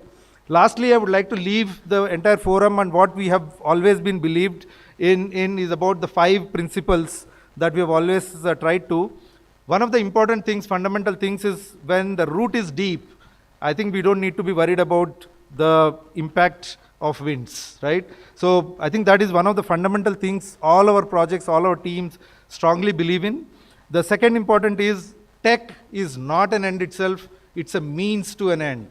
I think this is one of the important things now authorities have started believing. When we started talking about in the beginning, people were laughing at us, and most of the projects were driven by OEMs in the market. I'm sorry to say this, but now authorities are realizing what went wrong. And now they are actually coming back to see how we can create SOPs, how we can create capacities, and how we can create collaborative platforms for people to use the technology to actually make sure outcomes are actually driven through, and tech becomes a powerful means to an end. Third, we have enough for satisfying everyone's need, but not everyone's greed. I think it's very important for us to understand there is a difference between an ambition and a greed. So we can't, and one of the key things we're talking about a beacon protocol or an open protocol systems is about we can't be greedy about only my system to go everywhere is not a right moment, and I think this is actually picking up. I'm happy to see that happening. And most importantly, right, everything needs to be measured. It needs to be a data-based decision making, and only what gets measured gets done. I think it's important for all of us to believe in. And last and most important, like all my previous friends also talked about, I think we need to be the change what we need to see. I think when we talk about promoting public transport, a question to ourselves is how much of my transport is actually going through public transport, or how much of my energy consumption is through green sources, and how much of paper am I using in my day-to-day, how many tissue papers I'm using at airports or at hotels and so on and so forth. I think this is something, change starts with self. I think with this, I would like to thank TIA and especially Jose for giving us this opportunity. And I'll be happy to connect with you all and then see how best we can be part of this entire change. Thank you so much.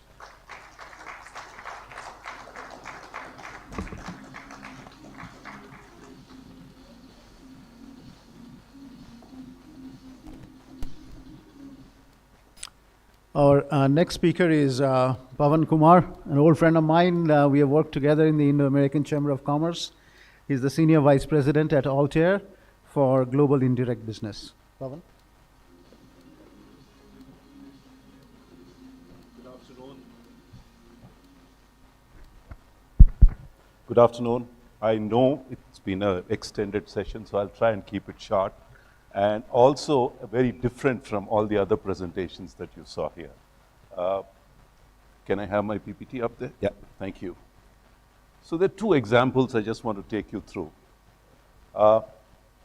Excuse me, I'm not Spanish speaking. If I get some of the words wrong, please excuse me on that. The Sagrada Familia in Barcelona.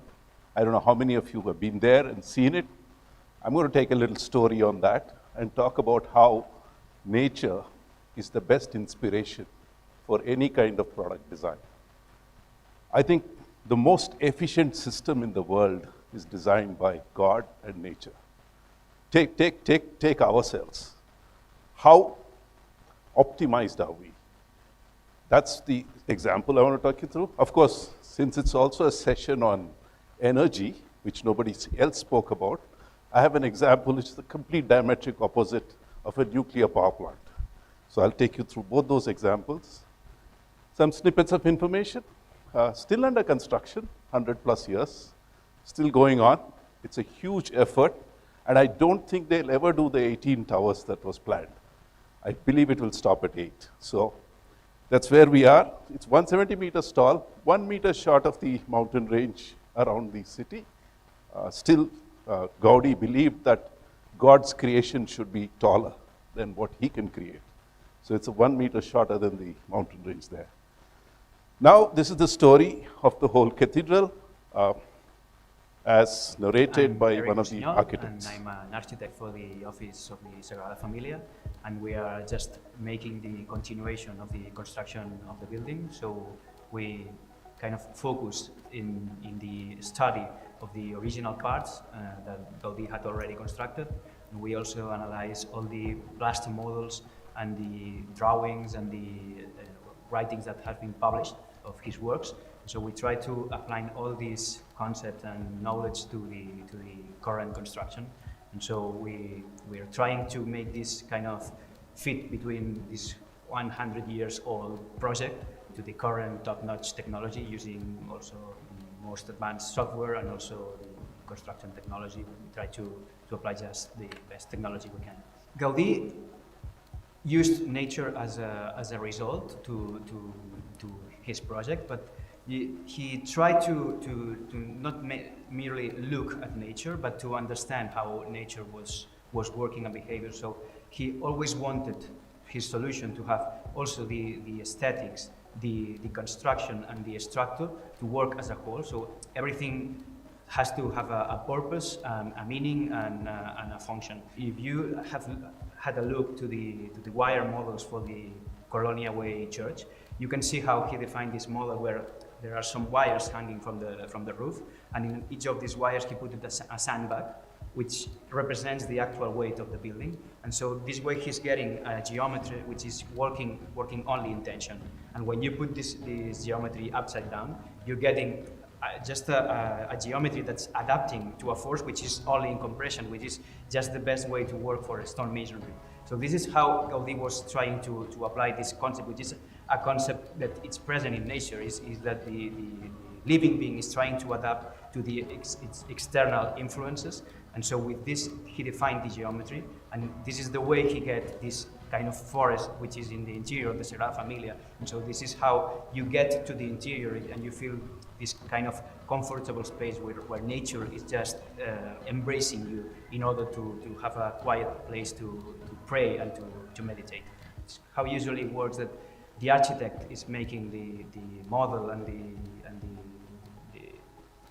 the aspects of the project, and then when it's all defined, he will bring that to another team, and this team will just make a check if everything is working, and if it's not working, they will say, well, this needs to be bigger or needs to be, and you kind of have this kind of separated minds that are not really working together, but just telling the other one if what they're doing is working okay or not. And if we try to just merge them in the start of the project, we will get to new forms and new solutions, which I think it's really what this kind of software can produce, and will get us to solutions that are more natural looking and more interesting and evidently more efficient.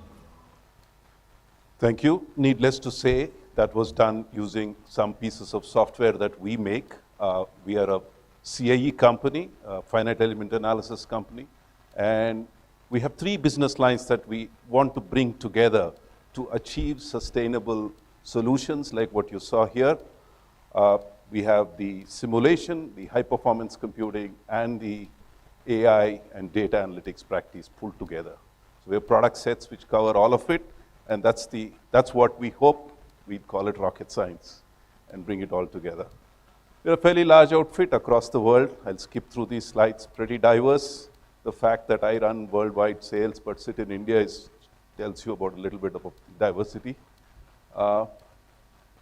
And of course, spread across, and customers in various segments. We have customers right across the space. Having said this, I just want to take you through one more product journey, now shifting into engineering or more product design.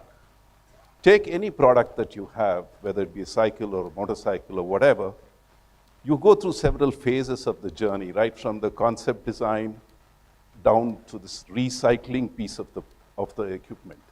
Recycling was not important in the past, but as you heard from several of the speakers today, super critical at this stage. And one thing that goes around all of it is the digital thread that connects it all.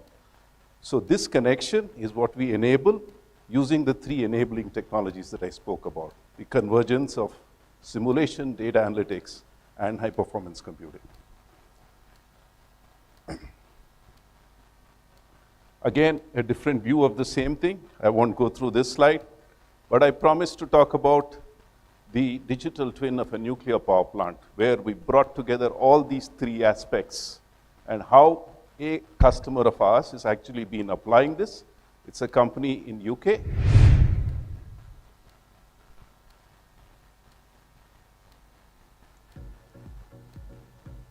Assystem is an engineering and digital services company, and we work in the decarbonisation industry. We have been essentially in that industry since 1966. The digital twin project that we worked on with UK AEA was to see whether it was feasible to hook in structural integrity calculation models into a live data stream from a plant. And the reason why that was of interest to us is there's a lot of structural integrity calculations are necessary to be done during the design of the plant to make sure it's durable and it's last the lifetime that it's meant to last. And what tends to happen is once you get into operation or into production, those models are no longer used. They're effectively lost. So what we wanted to know was whether we can turn them into a true digital twin. So whether we could take those calculation models, which are digital representations of the real plant, and instead of feeding them with the design basis loading, which is a pessimistic load case, we can actually start feeding them with a real data stream from the actual operating plant. And to do that, we essentially needed a means by which we could connect the 2 together to provide that backbone. And Altair SmartWorks was the key enabler to allow us to do that, because it could store the input data, it could feed that input data to our calculation models in a batch mode, say an hour at a time. Our calculation models can then process that into useful information, and that would be what we call virtual gauges or virtual sensors. So that's providing information that you can't actually instrument on the plant, either for access reasons or just the environment is too severe. Obviously, what we would also want to do is to be able to visualize that information. Panopticon gives great flexibility for how you can visualize that data. So we can condense it down to just a summary number or a gauge for essentially fatigue usage factor or remaining useful life in years or time to next inspection. All of these things can be visualized within Panopticon, and it's pretty straightforward to set up. Once you've got all of your models hooked up and available, you don't have to feed it with historical data. You can spawn and copy that entire plant digitally and feed into it synthetic data of how you might want to operate that plant in the future. So that was about the two extreme ends of the examples that I could think of. One nature-inspired, one something that we are stuck with. Nuclear power is not the best solution. All of us know that, but it is environmentally friendly when it's running well. Zero CO2 emissions, so on and so forth. But how can we enable and use technology to not just drive the system, but also have a more sustainable future across both these asset classes? Thank you very much.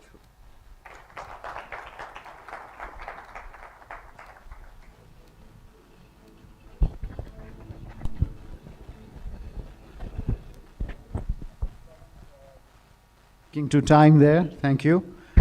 Our next speaker is Magnus Müller. He is with a startup called Greenway, connected with ETH in Switzerland, and he also had some, he's an AI innovation expert, has been connected with Cambridge University, especially very interested, since he is with ETH as well. I've had the fortune of visiting that university a few times. Very nice place. Magnus?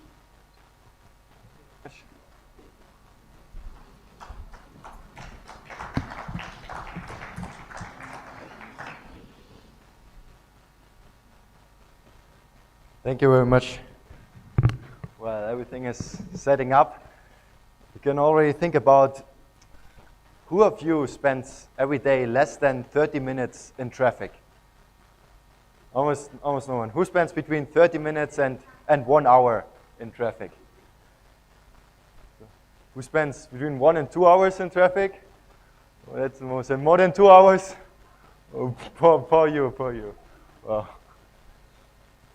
So last year I was hitchhiking around the world, over 30 different countries, thousands of cars, 10,000 kilometers, and all over the world I was frustrated with many traffic lights. For example, like here in Turkey, you can see empty intersection, many cars are waiting, just the wrong side has green. Who has ever seen intersections like that? Maybe in other cities it looks more like this, or in others, maybe more like this. There was not Bangalore, no. But Bangalore is no exception. Bangalore was this year ranked the second world's most congested cities all over the planet. So that problem, you all know about it, is global. But even worse, researchers from Google found out that around intersections, the pollution is 29 times higher than in free flow traffic, because of the stop-and-go traffic, acceleration, breakdown. So we deal really with a huge problem with those traffic lights. How is it currently done? Currently, city planners, they spend hours in coming up with a good schedule for one intersection for the traffic lights. But traffic is so much more than one intersection. What happens 5 intersections down the road if we switch now to green? What happens in 30 minutes? What happens if there's a big football or cricket game and traffic patterns completely change? What happens if there's an accident or a construction site? In fact, in Germany, city planners, they spend most of their time to come up with new local scheduling plans for construction sites where traffic cycles change a bit. So wouldn't it be amazing if we could solve that problem on a city-wide scale, much more efficient, much more scalable, much more cheaper? That's what I want to teach you in the next couple of minutes. In fact, how can you use artificial intelligence to solve that traffic light problem citywide scale? So to give you an imagination, you can think about it like a child wants to learn to walk. In the beginning, the child sees maybe its environment, gets some sensory feedback from its feet, and then does the first step, tries to do a first action. The beginning, of course, it will directly fall down. But over time, over trial and error, it will do better and better actions, and eventually will start to walk. Similar, we can do it here. We would create a simulation of a city, traffic lights, cars, extract average speeds, put it into our model, our child brain. In the beginning, we get some action, and feed it back into our simulation. And run that. Now, of course, the question is, okay, how can we actually tell the model what is good and what is bad? So, like some children, one child wants to learn to run the fastest. Another child wants to jump the farthest. And another child maybe wants to learn to dance the smoothest. So each child has a different kind of optimization function. And similar, we can do it here. One city maybe wants to reduce the waiting times. One city maybe wants to reduce the emissions or the stop counts, how often a car needs to stop on the daily commute. So we would calculate that reward function in our simulation, feed it back into the model to make better and better actions to minimize that optimization function. How can we now deploy such a model in practice? The big question here is, how do we get our state? How do we get our average speeds to feed them into our model? Now, what is done in many German cities, they would install expensive cameras, or they would open the street to place in motion detectors to track how many cars are passing through. But this is just really expensive and not scalable to worldwide. So how can we solve that problem in a much more cheaper and scalable manner? Think about that for a couple of seconds. How can you just replace those sensors?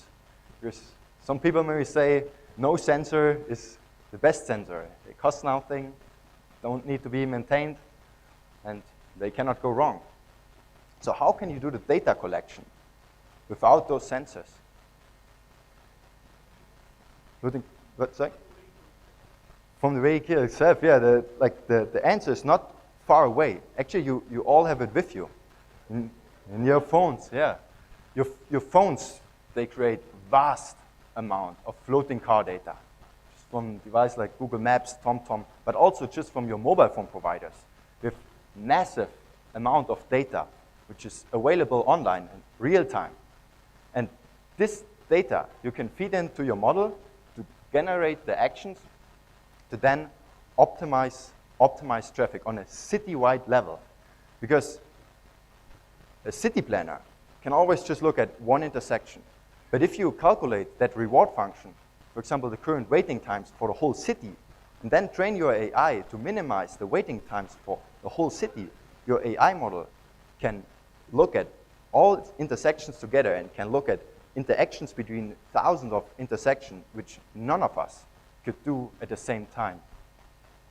So this is how you can solve that problem in a scalable, efficient way to reduce emissions, to reduce fuel, to reduce money, and finally, of course, also reduce the frustrations which we all face on our daily base in traffic.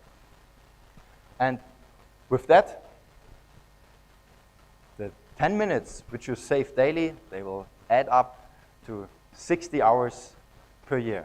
What will you do with those 60 hours which you will save per year by not spending in front of traffic lights? Let's talk, and if you want to implement that in any cities where you have access to, just reach out to me. Thank you very much.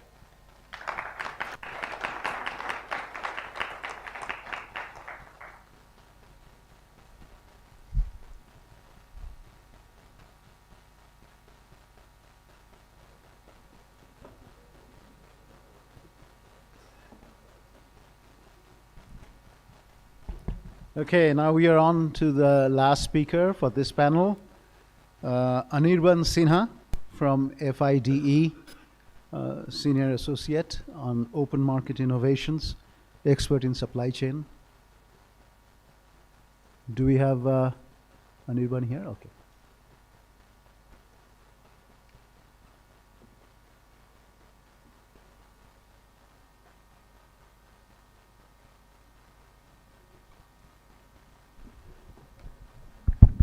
Good afternoon, everyone. So when Jose invited me to talk here about what we are doing with Beacon, and especially in the field of energy, my biggest thought was how can I put everything of it in just 9 minutes. But thanks to everyone, many of us have already today talked about Beacon, how we are creating open networks, so that have made my job a bit easier. So I will quickly jump into how we are utilizing Beacon for energy. So just a quick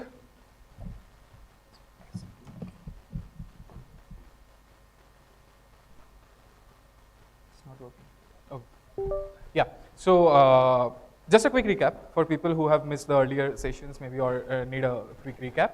Beacon is a economic resource discovery and transaction protocol. What do we mean by a protocol? A protocol is nothing but a common language that disparate platforms can talk in so that they are discoverable amongst themselves. And what are they enabling? They are basically enabling the order life cycle of any goods and service. I mean, by order life cycle, what do we mean? We mean DOFP, which is discovery, ordering, fulfillment, and post-fulfillment. Beacon can enable that DOFP for any resources that has economic value.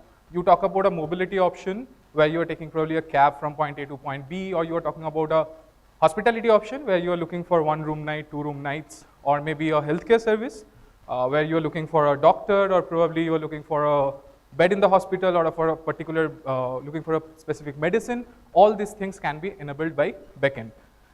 So the spread that we are today seeing, and Sujit also showed you this slide earlier, that we have many mobility networks based on Beacon. A few of them are Kochi Open Mobility Network, Nama Yatri. We are also having the Yatri Sathi network in Kolkata.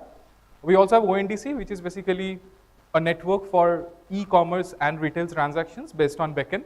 We have UHI, Unified Health Interface, specifically for healthcare services. And one of the most interesting ones for me is the skill networks. We are launching the Open Bellum network today in Brazil, and we already have the Honest network running in Bangalore with a certain set of cohorts. So the last one that is left there is UEI. That is what I am going to talk today about, the one in energy. So first I thought that I will probably give you an academic explanation of what is UEI, how it works, and so on. But then I thought I will give you 2 or 3 use cases, depending on how much time do I have. I will give you 2 exact use cases, and I hope you guys will be able to figure out what is the abstract, what are we trying to do here. So this is basically the current EV charging ecosystem that we have. I mean, it's happening all over Europe, US, India, everywhere, that all the CPOs, we have some 30 PSU CPOs in India, some 50 other private CPOs, all of them are trying to build their own application, their own siloed application, where to get your digital ordering done, you have to, at the end of the day, install that application. So what does it mean for the user? At the end of the day, if I am taking a 300-kilometer ride, say on my EV vehicle, I end up installing some 10 or 12 applications just to make sure I am able to discover the right one on my way, or I am able to order from it. So if you were given a chance to kind of redesign this architecture from, I mean, I'm not saying that this is bad, this is already happening, we are having enough adoption, probably not the scale that we want, but if you are given a chance to kind of re-architect this, can we think of an alternative with Beacon protocol for EV charging ecosystem? So the one that you are seeing on the right side is one of the possible alternatives with Beacon or UEI. So we are saying that instead of monolithic platform applications, can we create a network of providers and consumer platforms who are willing to talk to each other, discover each other, order from each other, and so on. So you can see all the Jio, Shells, ChargeZone, Tata Power, Easy Charge, all the CPOs on one end of the network. On the other hand, you have the Pulse Energies, all the OEM applications like the Ather or Ola Electric. I'm sorry, these are Indian examples. And you can actually use your third-party applications as well. Think of it, you can figure out where the nearest EV charger is through your WhatsApp, because WhatsApp has location enablement and everything, and you can actually order it from there. So that is what Pulse Energy, a small firm from Bangalore, is trying to do. They are trying to enable ordering of EV charging stations or maybe slots or appointment through WhatsApp. So what does it mean for me as a user? For me as a user, I now don't have to use 10 or 12 applications. I am happy with the one that I need, maybe a WhatsApp, a PhonePe, or a Pulse Energy. Think about the seller, the service providers. He earlier was trying to get to the same set of user group, because if you see on the left-hand side, there is a user group 1, user group 2, user group 3. These are not exclusive user groups. There are a lot of overlap. The same person is trying to get accurate through different channels. And the service providers are actually spending a lot of marketing dollars for the same customer multiple times. With this kind of arrangement, they not only can focus on their part, which is the service delivery, and somebody else can take care of the customer acquisition, it also removes the duplication from the network, which means you have better economics, you have more efficiency, overall the cost of energy is going to go down. So that's the first one. The second one is intermittency of renewable power sources. We all know that you can get solar power only when the sun is up, or you can get wind power only when the wind is blowing. But in most of the cases, in such scenarios, we have excess of production, not that much of demand at that point of time, and we have to figure out kind of options to store that energy. We use a lot of hydro pumps. Most of the places you generally use hydro pumps and so on to store these energies, but not all geographies are actually suitable for hydro pumps. So the second best option comes out to be batteries, right? But still in India and even worldwide, we have to spend some $200 per kilowatt hour of battery storage, which means if you have to create a small backup for a 1 megawatt kind of a wind turbine, you are going to spend more than multiple crores of Indian rupees to just create a backup. So first of all, it's very high capex. Second, its utilization factor is very low. So most of the power utility companies actually different from those kind of actions. So the third option that we generally have is, how about using all the energy storage devices that are lying all across the country and the world idle. Think of it, you have an EV vehicle, you are not going to use it for the next 8 to 10 hours because you are going to be in the office. That's an idle asset. You have a home inverter which you are not going to use for the next 12 hours because you will be outside or you are on a vacation. That's an idle asset. All the bus depots have extra buses which are working as a backup. There is 1 or 2 big EV buses lying in the bus depot, idle. That's an idle asset. How can we utilize all these things for maybe a utility scale power storage? So the biggest challenge there that we find is it's very difficult to discover because most of these things are fragmented. It's very difficult to trust them. You don't know whether you will get the right quality of energy from them, whether with the right reliability or liabilities or not. And the third is, even if you figure out the trust and discovery issues, you don't know how to transact with them because there is no common infrastructure which can facilitate. If you are looking for a particular set of energy storage, you don't know how to reach them out, how to tell them, okay, what are the commercials, how to kind of communicate with them. So UEI makes that possible for us. Think about a situation where you have all the idle assets lying on one side of the network. On the other hand, there is a Sheru who is basically jumping in saying that, okay, Tata Power, looks like you have a huge need for a energy storage capacity. I can provide you that. I can aggregate all the small fragmented parties. I can take care of the quality, reliability, and the liabilities. Are you willing to pay me a rent for that? Till the point that rent is lesser than what Tata Power can recover from selling that energy unit, he is going for that because otherwise he has to earth it with zero revenue. So that's something that Sheru is trying to do with UEI, trying to aggregate all the fragmented owners to give it to the likes of Sherus. So one is the power utilities can tap into the wide range of storage options. Second is the EV owners. They can, or any asset owner for that matter, can generate revenue from their idle assets, which means your overall cost of ownership goes down. You can do afterlife monetization like Sujit was talking in the morning and so on. The third one that I want to touch upon is the community microgrids. Same construction, same idea, just with different players. On one hand, you have the people in a small community who has a solar power or maybe has a home biogas plant or some other kind of generation device, while there are other people, the shopkeepers, the schools and the education buildings who are looking for such kind of green energies. Can we make a matchmaking between these folks? UEI can do that. So the third one is going to be one that not only creates a self-sustainable supply of energy, self-sustainable communities, it is also going to result into lesser transmission losses because you are talking about 1 kilometer or 5 kilometers rather than 100 and 500 kilometers, and it's also going to push towards higher utilization of renewable resources. Now I know what you guys are thinking, that this looks like a pipe dream, there is a lot of policy barrier, jurisdiction barriers and so on, but let me give you a good news. 3 parties, Pulse Energy, Terno and Sheru, 3 parties from Bangalore, Noida and Mumbai are coming together to give this idea life. And this is happening today at one place of Kormangala, where they are saying that I will enable all these 3 transactions in a cascaded manner in one network.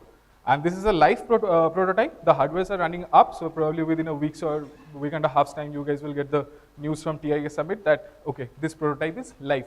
So the last thing that I want you guys to live with is, we have done, when we talk about the net zeros, the 2050 targets, we will achieve that probably sooner or later. But can we accelerate the journey rather than leaving it to the God's faith? We have done it for payments. I mean, by we, I mean India. India has crammed the 46 years of financial inclusion journey in 9 years, less than a decade. But can we do similar things for other domains, and specifically for energy, because it's a fragmented, native kind of a stage? I think there is a huge chance. So that's the thought that I want you guys to live with. You can follow more about Beacon here in the QR code. You can bring out your phone and follow it. Thank you. Cheers.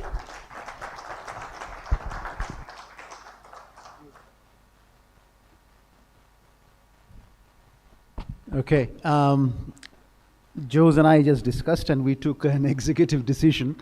We have really gone a lot over time that we had initially planned for this panel, and then there is another one right after this. There is a coffee break, and we do not want you to be without your coffee, because otherwise that will be unfair. So may I just request all the panel members to come up on stage. We'll take a group photo, and then over the coffee break, if you have any questions, they will be around and you can certainly ask them. So instead of having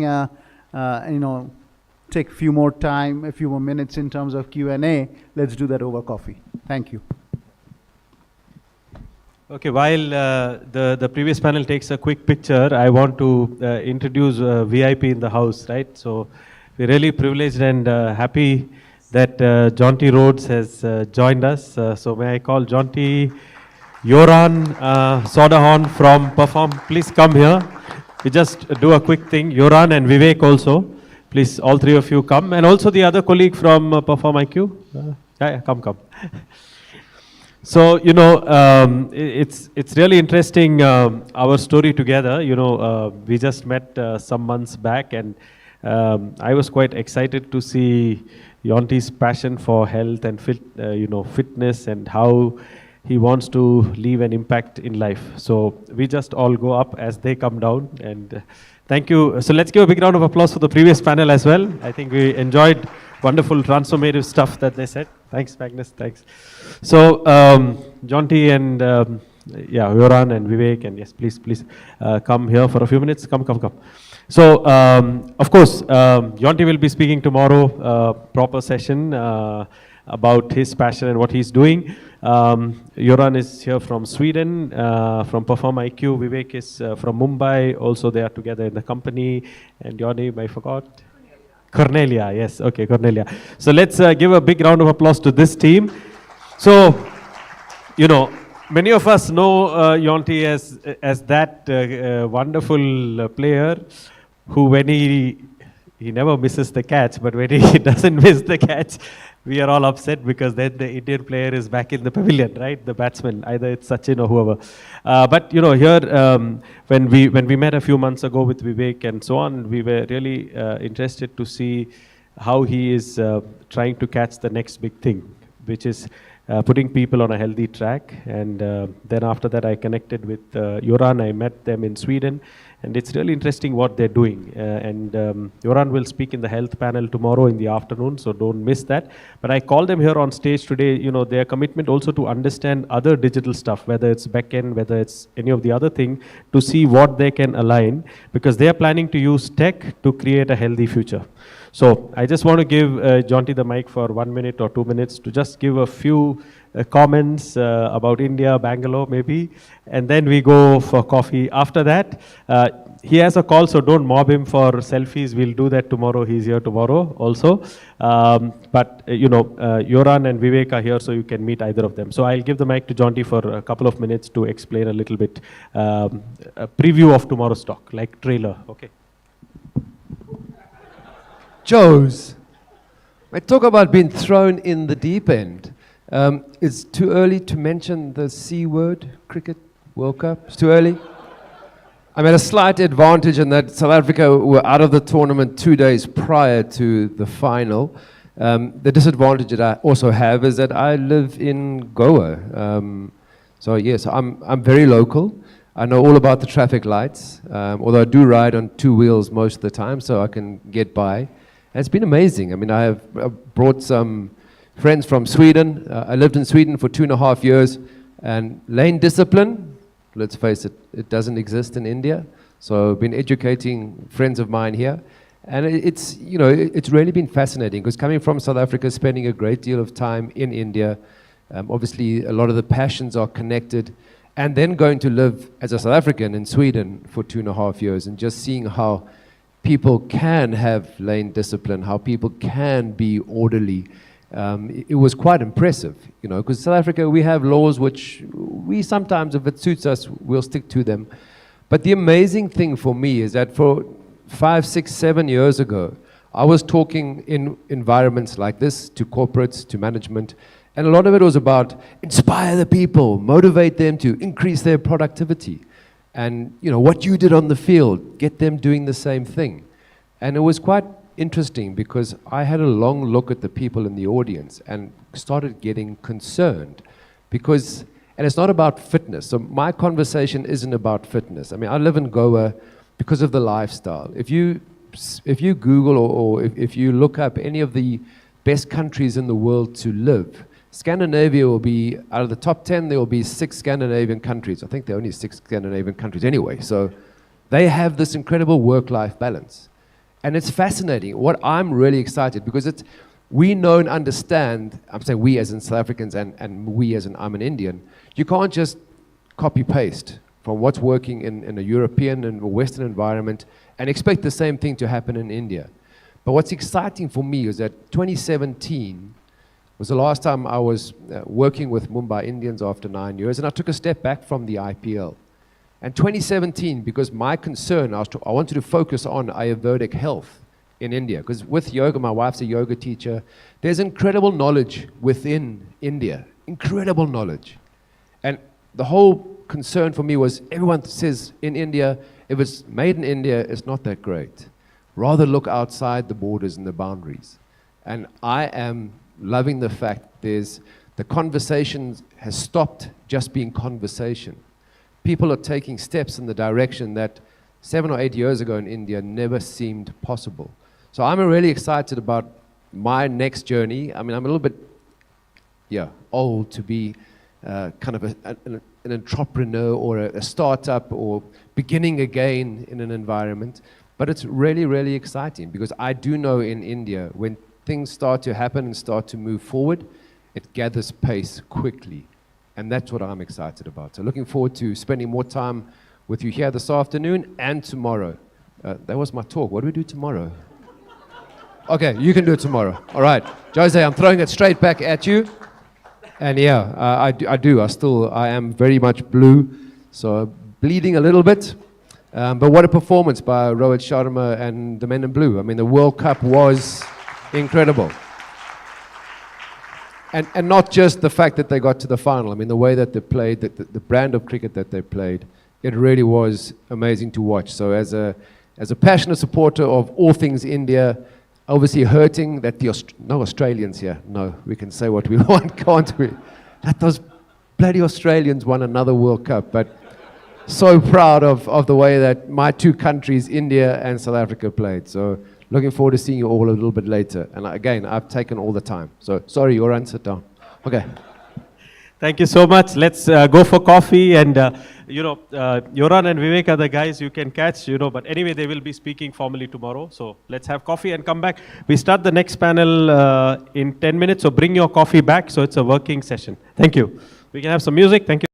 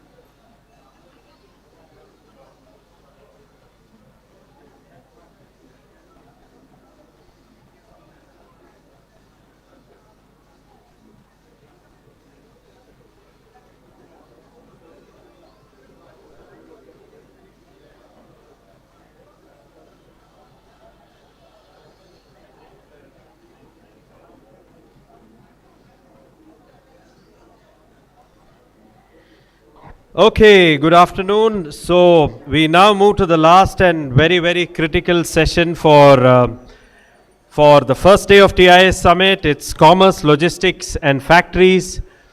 Whether we like it or not, we need all three of them because they make our life better. The factories produce things that we use that makes the quality of life better. Logistics moves what we want up and down. And commerce enables the connection between the customer and the product or service that actually is delivered to the customer. It's a very important session because we are live streaming our event. We are a bit strict on time. We try to, we are only running 5 minutes late, by the way. That's good for a conference. Let's give a big round of applause to all of you because you're all so kind enough and good enough to bring your coffee and come back in time. May I also request those at the back to come forward. There are no VIP seats in our event, okay? Everybody can sit everywhere because we think each person is VIP and each person is important.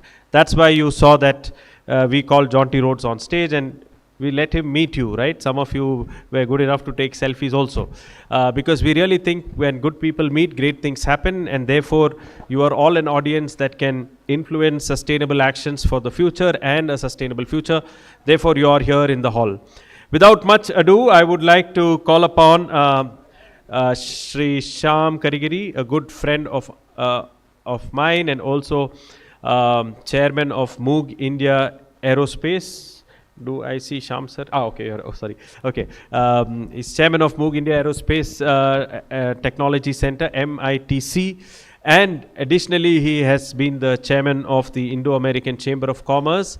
Plus, he is currently in the South India Committee for the Indo-American Chamber of Commerce.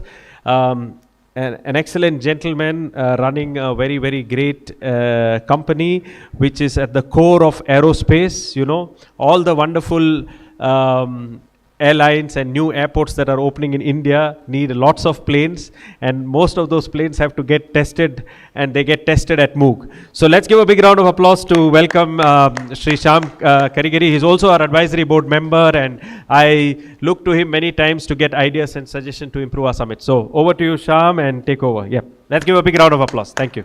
Thank you. Thank you, Jose. Thank you for your kind words. Jose is very, very generous with his words, so thank you very much for that. So without further ado, I know this is the last session of the day. I can sense some energy levels dropping, but hopefully the tea and coffee should have woken you up. So thank you very much for being here for this session. Just want to begin with saying something about the world is flat. I'm not here to propose any funny theories about the earth not being round, but the world is flat. I'm sure many of you may have heard about this book. I think it's back from 2005 time frame. Thomas Friedman is the author of this book, and what he suggests in this book is that technology and globalization have basically changed the core economic concepts across the world. And he talks about this level playing field where all the competitors have the ability to freely compete with each other, and it's like an open for all kind of an opportunity. So there is equal opportunity for all kinds of competitors. And he goes on to say how important it is for each company, each individual, each organization, and each nation to basically improve their own productivity so that they can survive in this fast-moving, but at the same time, this level playing field. And basically, he concludes that any historical or geographical division or relevance is basically gone because the world is now flat. So I just take the example of my own company. So we used to do a lot of, ours of course is an aerospace company, Jose mentioned that. So we do a lot of sourcing of machine parts and such from all across the globe. Primarily we were doing that a lot in the Eastern Europe region, the Asia region, primarily because of the arbitrage that we had from the lower machining hours or the machining rates. But with the advances in technology, some of the advanced integrated manufacturing, additive manufacturing technologies and such, I think that arbitrage is gone. So our company is doing a lot of insourcing back to most of our US-based plants. Ours is a US headquartered company, so we are doing a lot of insourcing. So I think that's just one example of how the geographical relevance of the different companies has just dissolved, and it's basically an open field right now. So this particular session, so why I thought about this book is this session of the TIA Summit is basically on commerce, logistics, and factories. And Jose, thank you very much for inviting me to moderate this particular session. And we have a great lineup of speakers, and they're going to share with us some of their thoughts in terms of how technology and other influencing aspects change the world in terms of how we do commerce, the logistics, and the factories. We already learned about some digital twins from our good friend Pawan, who was talking from the Altair engineering perspective. So we have a great lineup. So first I would like to call upon Mr. Colin Constable. Colin is the CTO and co-founder at a company called AtSign. He's very passionate about the topics on digital public infrastructure and digital cooperatives. He has vast insights on how people, entities, and things interact for good across the internet, and of course topics such as artificial intelligence and machine learning on how it influences digital public infrastructure. So we would love to hear from you, Colin. Over to you.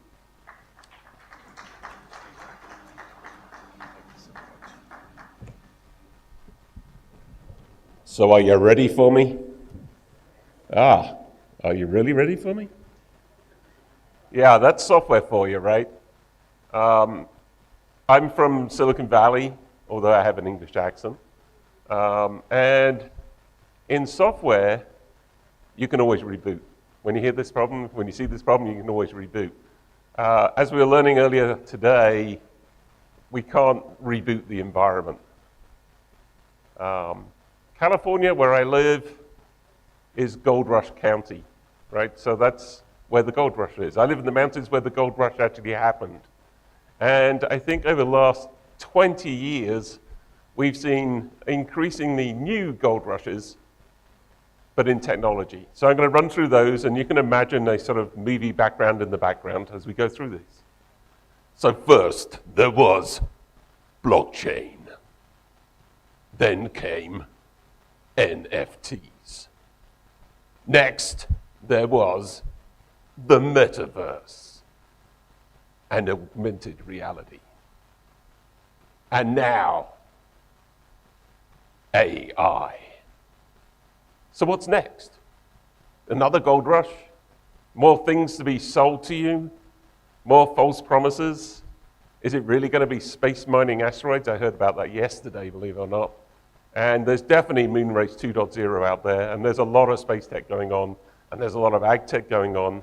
I'm not too sure what the next thing is, but certainly AI has captured the attention yet again, another gold rush in California around AI, billions of dollars being spent, invested, wasted, not sure. They all have promise. They are all very unfriendly to the planet, currently at least, unless they all work together. And really that's the promise, is can we all work together and make all of these technologies way more efficient and use it together, not challenge together, so we can change the world together rather than competing. That's the promise, I think, that we should all be working towards. Hey, I'm Colin. I am an engineer, and I'm definitely not a snake oil salesperson. So I'm certainly not going to be sending you any snake oil. I'm definitely very passionate about networking and privacy, and having people own and control their own data, and about working together across the planet. I'm hugely grateful to mathematicians. Are there any mathematicians in the room, actually? We should invite mathematicians. They are the modern day magicians. Without mathematicians, none of this internet web thing would work, because mathematicians were involved in creating these algorithms for security, encryption, and hash algorithms, and all the other magic that makes computing actually work. So if you do come across a mathematician in your journey, please give them a hug from me, because they are the real unsung heroes of IT and technology. My background is in telecommunications. I had a 40-year career. I did start young, that's my excuse. I started at 16 at British Telecom. I spent a decade at Credit Suisse, Juniper Networks in Silicon Valley, Deutsche Bank, So I was really pleased to see a bunch of German friends in the room after working at Deutsche Bank for a number of years running their innovation program in Silicon Valley. And NewEdge is also close to my heart. NewEdge was an AI company ran by a gentleman called Dan Golden, who was the a NASA administrator for a while. And I had a rare moment in my life where a NASA administrator phoned me up on my home phone, and it went like this. Hey, it's Dan here. I'm like, Dan? Yeah, Dan Golden. Like, could you come help me with my startup? I'm like, hell yes. So I had a lot of fun at NewEdge, and that's really where I sort of got involved with one of my co-founders very practically, and 4 years ago we started AdSign. But I have seen a lot of technology come and go. Most of it go, but there's been a few outliers that really have prevailed. And two of them are TCP/IP. It got mentioned this morning. One of the co-inventors of TCP/IP was a gentleman that's actually still in the business. I actually did get the chance to meet him last week. A guy called Vint Cerf, and another technology called Ethernet, invented by a guy called Metcalfe. And they are still around. So I worked for a while in the telecommunications, as I say, 4 years. TCP itself is 50 years old next year. Pradeep Sindhu, when I was working at Juniper, said this, and I think it's actually been a really good bit of advice. Never bet against TCP/IP and Ethernet. They will always win. We've seen many technologies come and go in networking land, but these are the ones that always win. So bear that in mind. And what does that mean? Well, it means things like this. Like in 1983, when I started playing with telephony and IP, I ran IP over a phone line with a modem. I don't know whether anybody remembers what a modem was, but you know, that's what we did. We made IP connections over phone lines. And now everybody makes phone calls over IP connections. So if you have a cell phone these days, it's using IP, and over the top of IP, you're actually making phone calls. So everything can be inverted in network land. It's a very ephemeral and weird place where you only know that you're a real protocol when protocols are running on top of you. So what does this mean for factories and plants? I don't think they'll be any different. They've been very stalwart in the last, I know, maybe 60 years. They've had automation for sure, they've had electronics for sure, they've had programming logic to automate stuff for sure, but they haven't been connected to IP networks because it's scary, and it is very scary. There will be concerns, just like there was in IP telephony. I remember 25 years ago when we were moving from regular telephony, and the first telephony switch I worked on was electromechanical, designed in, 1893, and it was still in production. It was called Strauger, electromechanical. And yet we did move to IP in telephony, and we still get 5 nines of reliability. And everybody in this room is using it right now. IoT, industrial IoT, factories and plants will be no different. The pressures we were with the Ministry of Defense, no, Department of Defense, in a platform they have in Chicago called MXD, and the challenge is pretty clear. Trying to get people to run plants is difficult. It's a highly technical skill, and there's not enough people to go around, and we need to automate. And the way you automate isn't by networking, and the way you're going to network is over IP. So it's just going to happen. So be prepared, start early, come talk to us. We'd love to talk to you about it. It's about economics, right? Everybody's using IP, so factories will be no different. The tipping point, though, is cryptographic security, and that's one of the things we provide. Oh yeah, I forgot to mention this. It's already happening. We announced, I think 5 days ago, a partnership with Contec, a Japanese company, and we are providing IP connectivity to their industrial IoT gateways in partnership. So we're providing a security layer, cryptographic security layer, so you can control at a distance factory machinery. we're starting to work on this stuff right now. So if you want to be on the edge of it, then I'd love to talk to you.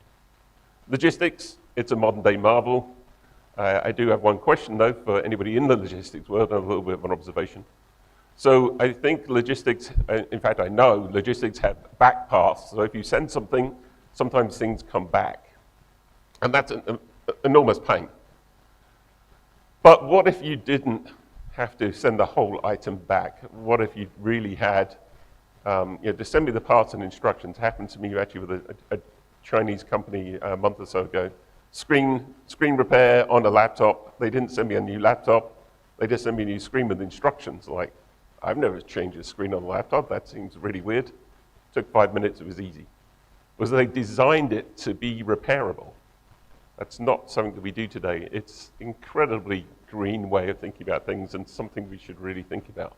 So backpass, making sure that people have a right to repair and it's designed to repair seems to be a wonderful way of solving some really difficult logistics problems. Better for everybody. The question, why do we still use addresses? Sort of, wouldn't it be nicer if I just had a postal address at Colin and you could just put that up and I could control what the mailing address was and you could just look that up and then I'd never have to change my mailing address, it'd always be the same. And it would help people with no fixed address. And I could maybe redirect stuff halfway through because I've decided that I'm going to be over here, not over there. Why don't we do that? I think well, we know we can do it, but I'd love to speak to a logistics company and see why that isn't a thing. Commerce, yeah, it's no secret, does sell what people want. Terry Eager, the original sales guy at Cisco, the guy that hired John Chambers, told that to me a few years ago. But open source innovators are different. Everything that we do is open source. We want to show you and for you to say that means. And my challenge really is for you to come talk to us and know a little bit more and see it for yourself and find out what it really means. What we think is people, entities, and things across the internet should be communicating in harmony, all the way from the factory floor to maybe your cell phone. Thank you very much.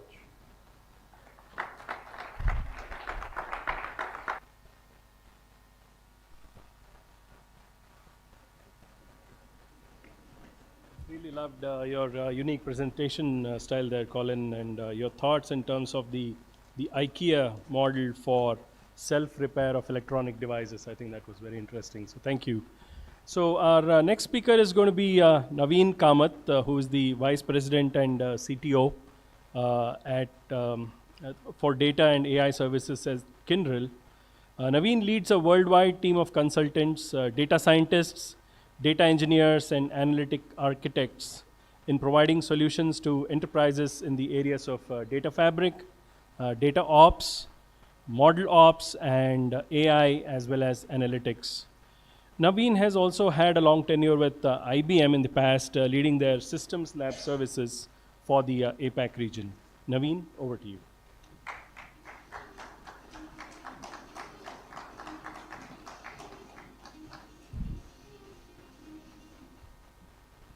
So hi everyone, good evening. This one. Thanks. Good evening and glad to be here. Thanks Jose for inviting me to this forum. So I'm Naveen Kamath. I lead up the data and AI services practice for Kyndryl. Kyndryl, if you have not heard of the name before, Kyndryl is a managed infrastructure services spin-off from IBM.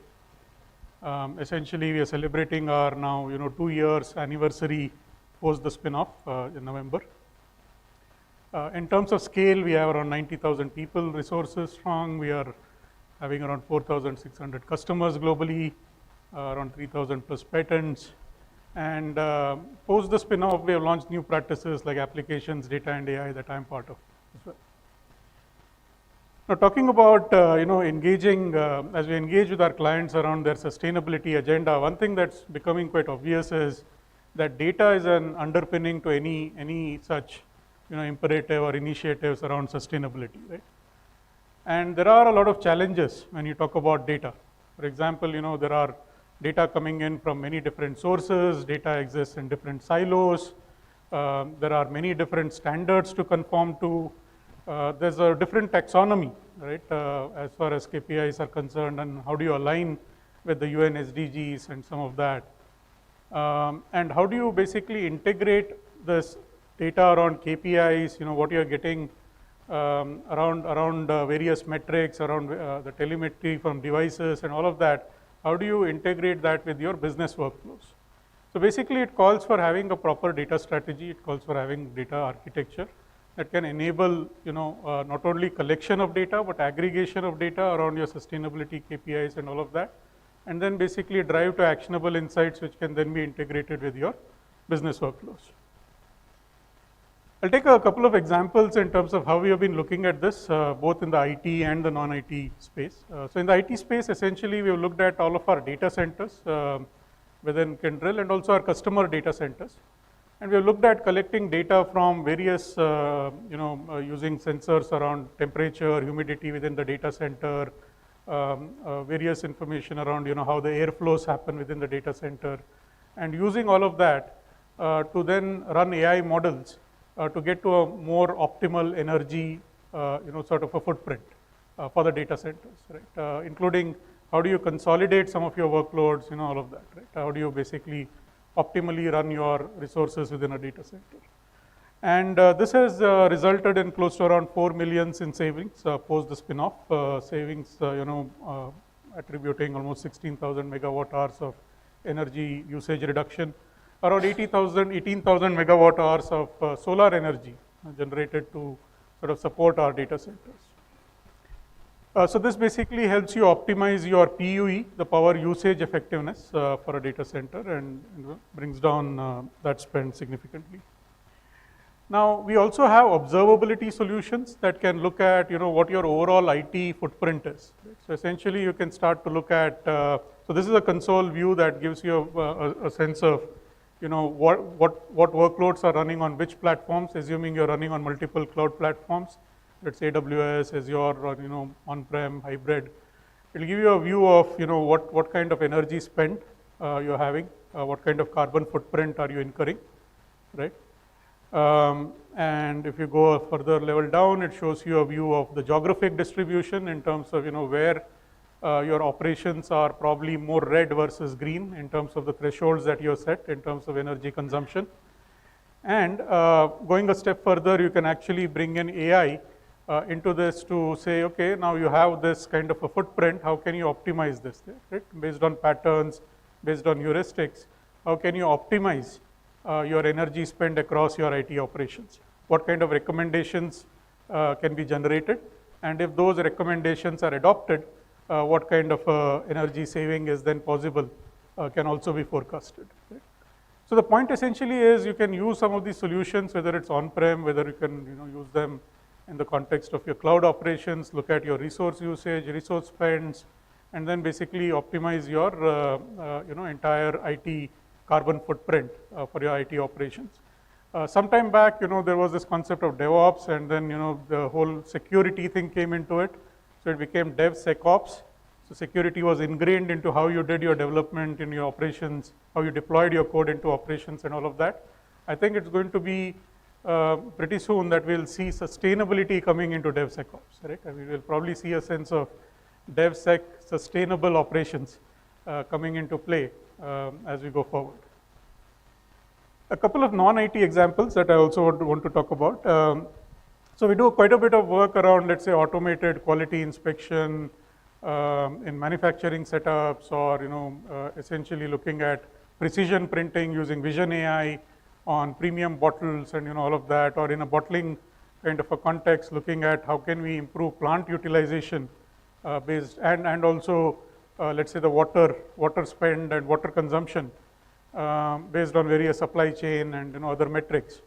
However, this particular use case that we kind of looked at was in the context of firefighter safety. Now, in a lot of geographies, urban fires, wildfires, you have firefighters getting into those situations where they are exposed to hazardous gases and all of that, right? Carbon monoxide, nitrogen dioxide. So the idea was to have a wearable device that goes along with the firefighter when they are in these situations, and that device basically generates based on the sensors that are inbuilt in there, the exposure to these hazardous zones, and then triggers alerts if the exposure is beyond acceptable threshold levels, right? Both for the individual, the firefighter who's out there in the field, and also to the, what is called the commander for the task force that's out there, to then basically guide the personnel that are out there in the field appropriately, right? Now, this is quite significant in terms of, ensuring better health conditions for people who are out there in the field, handling these kind of situations. As per some studies, cancer is the #1 killer of firefighters, right? And I think the thing to note here is that in a lot of these situations, mobile phones are not allowed. So the whole situation, the whole solution was basically built on this premise of, mobile phones are not allowed, so you need to have a device that the firefighter is allowed to carry, and that is able to capture all of this data and then sort of being able to generate some of these actionable insights from those wearable devices. Right? So this was one such solution. Now it can obviously be extended to a lot of other situations for worker safety in, let's say, oil and gas, or a chemical industry, or mining, a lot of places where there's hazardous conditions. You can imagine how this can be extended in the context of employee safety, worker safety, and all of that. Another very interesting solution that we worked on was around waste management. So essentially be able to use various endpoint devices from which you can collect data, whether that is through drones or through mobile phones or whatever that is.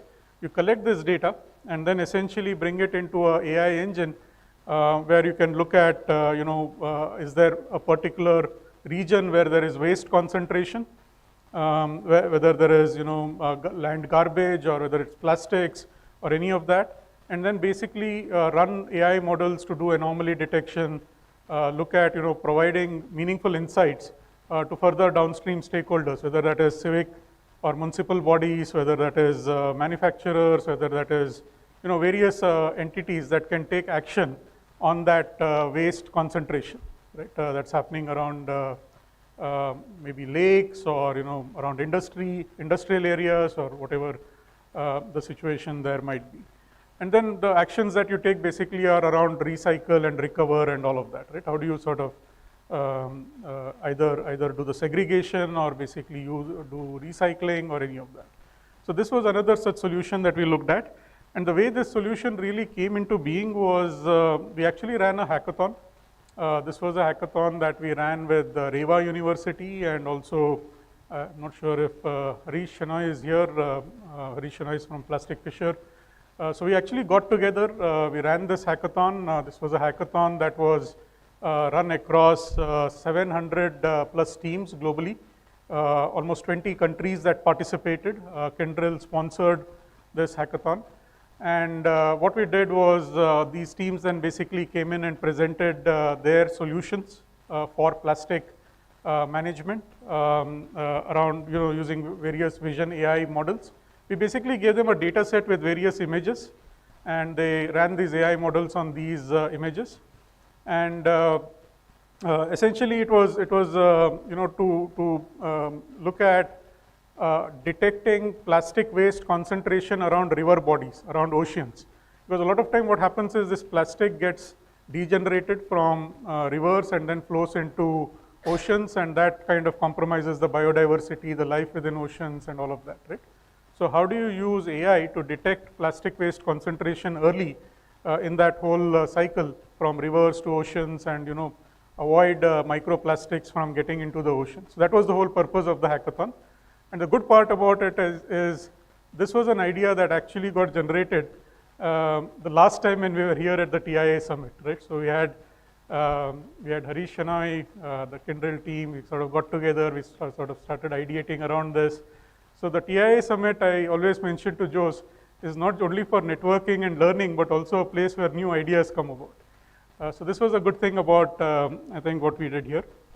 So in summary, I think essentially it's very important to look at how data plays a role when you're driving a sustainability agenda, when you're looking at an ESG agenda, not only from an instrumentation standpoint, but also how you aggregate all of this data. How do you sort of run insights, actionable insights around it? and then basically be able to integrate it with your business workflows from a risk and performance standpoint as well, right? So that's essentially what I had. Thank you, and yeah.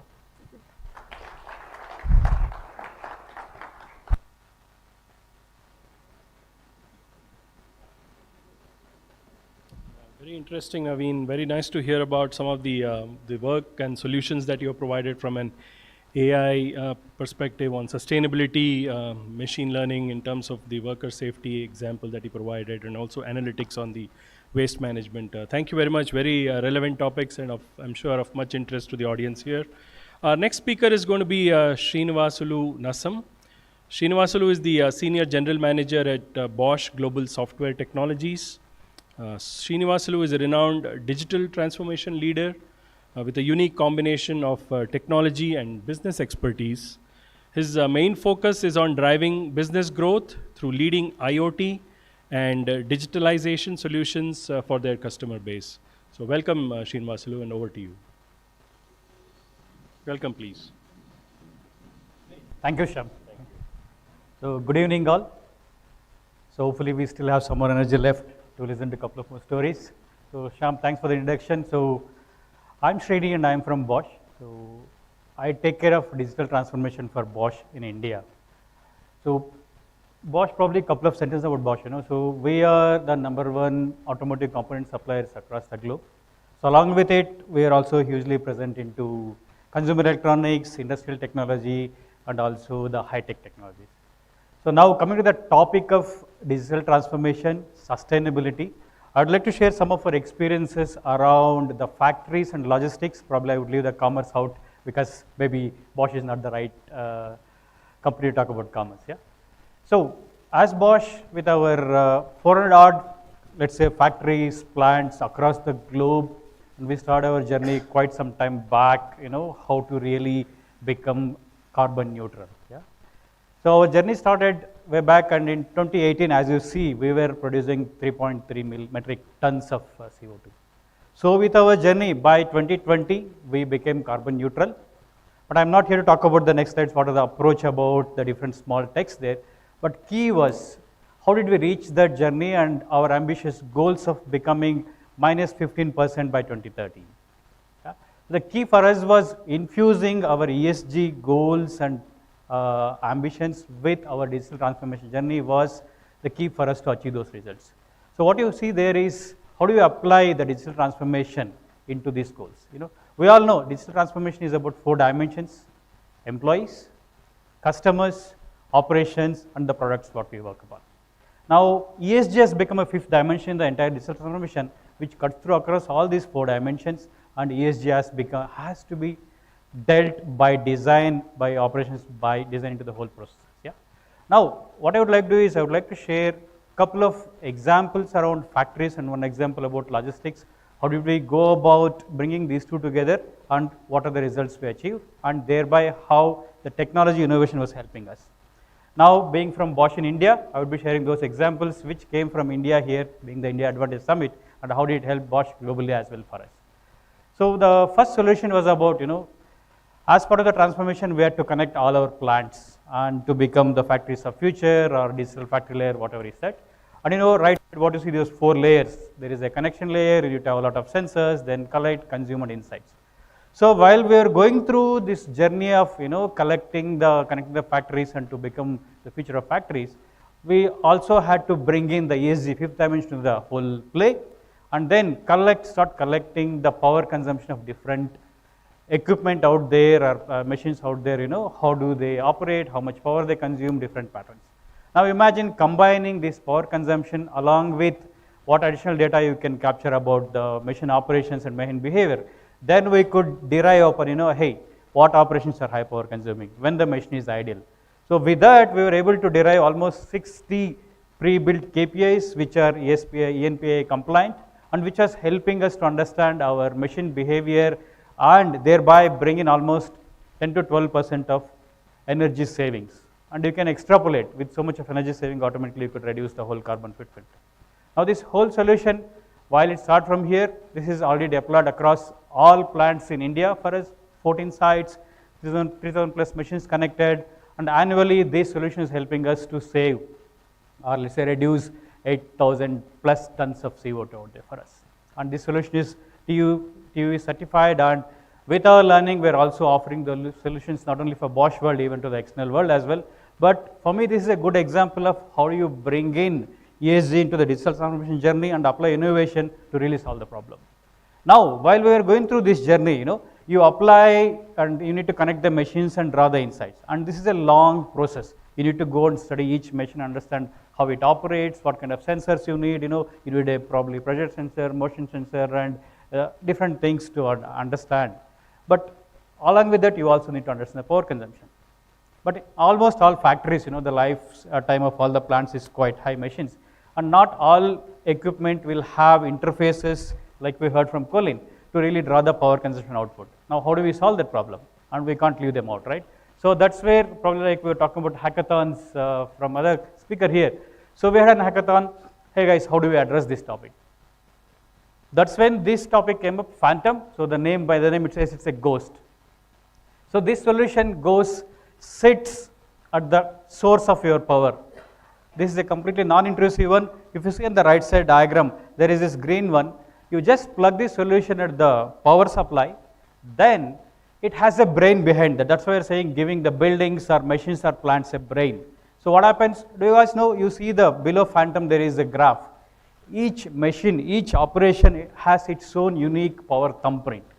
So what Phantom does is, it keeps collecting the thumbprints.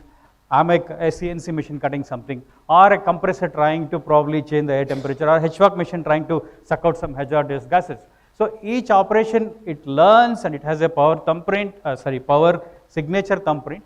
And by default, this Phantom at the edge has AI models sitting there. So once you connect, it can immediately tell you which are all the different machines out there in your plant, in our area. And thereby then it will tell you when the machine is running. The left side graph, what you see, it's telling for a compressor when it is operating, when it's getting the idle state. So based on this, you can change your operation schedules, you can switch it off, or you also can derive, right side you see for elevator, it can understand what is the nominal power consumption when the elevator is in the good healthy condition. If is something going wrong, based on this you can go and probably plan your advanced maintenance. So this addresses most of the challenges what I spoke in the previous one about sensorizing a machine by just using the power consumption. Now while this solution we put it up for the plants and factories, this has come, a miniature version of this has come what we call as Phantom Home. So you can take it and connect in the homes or residential buildings or in, let's say, supermarkets. It can identify your fridge, washing machines, ACs, other things as soon as you connect it. So that's how it sits as a ghost behind that, helps you to do your asset management and also your, let's say, the sustainability goals you can achieve. Now while these two are into the energy and how do you maintain the factories and reach your carbon neutral goals, I think there was a topic about logistics, what do we do? So circular economy, or let's say responsible usage of materials and effective recycling and reuse is a key aspect in the sustainability goals. And also as Bosch, our motto is we act prudently and responsibly for betterment of society and environment. Towards that goal, we have been working with few of our auto OEs, hey, how do we better utilize our raw material sources? Sometimes in almost all vehicles, you have pretty high expensive rare materials what you use, and once the vehicle goes to the graveyard, what happens to them? So this is a concept where starting from a raw material supply to the component supply to the OE, the dealer, scrapyard manager, everybody brought onto this whole circular economy network, and thereby each player is incentivized to responsibly act and pass on the material to the next level. Finally, when the vehicle goes to a scrapyard, this guy will be incentivized through an escrow account, through digital currencies, to give this material, let's say, good components back to the component supplier for recycling. How do we track this? So what we call something called as PUF, physically unclonable function. So for each material, we generate this, and then that will be tracked in a blockchain-based SaaS platform, so that you can't counterfeit, but you can track the genuinity and provenance of the parts, then you can close loop the whole flow. So this is an important aspect, and we have multiple OEs on this, and the key thing is multiple players and let's say different actors in the whole network to come together, be on this and work responsibly to really achieve these goals. So these are some examples which were, let's say, innovated from here and which are helping Bosch to change the way we operate and the way we move around. Now finally, so last year we had our smart campus, so we say this is the epitome of sustainability for us. So all our, let's say, sustainability, energy saving learnings have been put into one place into our smart campus.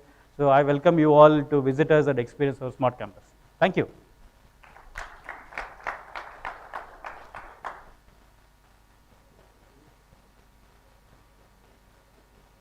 Thank you, Srini, for extending that invite to us to visit the Bosch campus. Thank you for that. And then very interesting to learn about some of the products that your company offers in terms of the Phantom or the Auto Trace. I think very relevant solutions from a sustainability perspective. So thanks for that.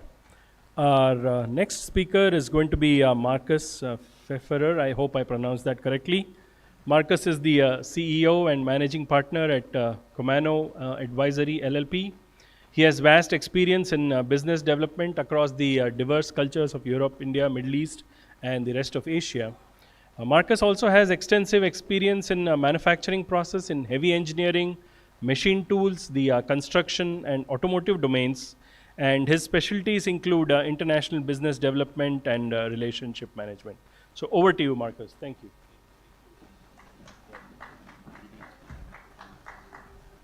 Hello. Good evening, everybody. Yeah, it's already late in the evening, so to speak. So I hope I can make it short and crisp and have some interesting aspects to share with you. So I want to talk about a smart manufacturing building which we did here in Bangalore. And overall, I would like to structure two ways. I have one theoretical part to lead up to a case study, because when we prepared for that, or when we discussed it with Joe suggested, why don't you take a real project which is actually executed here and not only talk about theory. So yeah, and with that, I would like to thank also Joe's and TI Summit for having us here. And yeah, that is the high level of what we are going to talk about here right now. But my first slide is a slide which I thought everybody will have as a first slide today, because it's the 17th sustainability targets from the UN. And since it's a sustainability summit, I thought everybody will talk about that. And I will just repeat what everybody was already talking about it, but nobody had it. So that gives me the opportunity to stay a little bit on that, because I think these 17 goals are super important. And often we reduce it only to one or two, especially in the last couple of slides we talked only about carbon emissions, which is important, but as you see, it's only the number 13 here. So because there are other targets which are also equally important, or even more important, because they interconnect or they are precondition for reaching other targets. And especially the first four are, for me, very, very important, which is obviously no poverty, zero hunger, and health and education. And these are critical because they all link together. So we know, for instance, that unless you reach a per capita income of $5,000 to $6,000, nobody really takes care of the environment. So unless we empower people, it's not going to happen. The other thing is what we also heard in the earlier presentation is how the population will grow until 2050. I would like to take another example for that. In the next 12 years, we expect that 1 billion people will be added to the global population. Now, 1 billion people added means that these need at least decent housing, they need food, and that all needs energy. So that's why looking at energy, I mean, even if you reduce carbon footprint or we reduce consumption of energy on one point, we will need so much more to cover up for everything else. So that's one part of it. Now I'm talking about green factory or sustainable factory. I mean, the colleague from Bosch has already given us a lot of time what technology can do for us. So that's why I would rather really reduce myself on some aspects on the actual construction of a factory, on the architecture and these kind of things, because not that the other thing is not important, but I think that's something which we didn't really cover here. And these are some 10 interesting points which we need to keep in mind when we want to build or design a green factory, and I would just take out a couple of them which are, I think, important. I talk in the next slide about greenfield versus brownfield.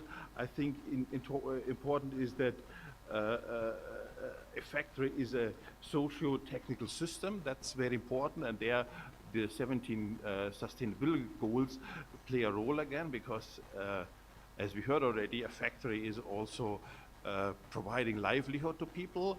So that means we need to include that all, and that means also we need not only to build an environmental friendly factory, but we need also to create an inclusive environment in the workspace that is equally important for a successful green factory. Yeah, as I already mentioned, we have a couple of aspects or a couple of things which are pretty self-explanatory: greenfield versus brownfield. Now, obviously, greenfield seems to be, and we talk about right now about a greenfield factory, seems to be easier because you can plan a lot of things in advance. You can also keep it ready and make the necessary design by default, whereas in a brownfield you have already an existing entrenched system which might be difficult to change. But again, you need to, there are certain aspects you can still look into it, and it's doable, but it's of course a little bit more it needs a little bit more efforts. The only good thing about brownfield is that a lot of things, especially here in India, if you I mean, there's a lot of things which you can still do with the water management, with the energy creation, with solar panels, etc. So for us, what we did for the greenfield factory, we spent a good amount of time, and we had also some help. I think I can recourse to the previous speaker from Altair. We have also connect to Barcelona, because we had an architect and an energy consultant from Barcelona to help us setting up this factory. And what they did first, they analyzed the weather conditions of Bangalore. Now you can say this is common sense, but yeah, it is common sense, and often things are not highly sophisticated. You just have to do it, and that's maybe one key takeaway you can take from this. So if you know where the sun rises, if you know how the wind flows, you can design the building, including some of these natural elements in either cooling it, in having the light flow in your building, in your factory, and that reduces automatically your energy consumption. By the way, reducing energy consumption in your manufacturing process is something every company will want to do, no? Because independently from the environmental aspect, energy is a cost factor. So if you can reduce it, it's a no-brainer. So you don't need sustainability for that. It's just the way to make your business more profitable. So that's one thing.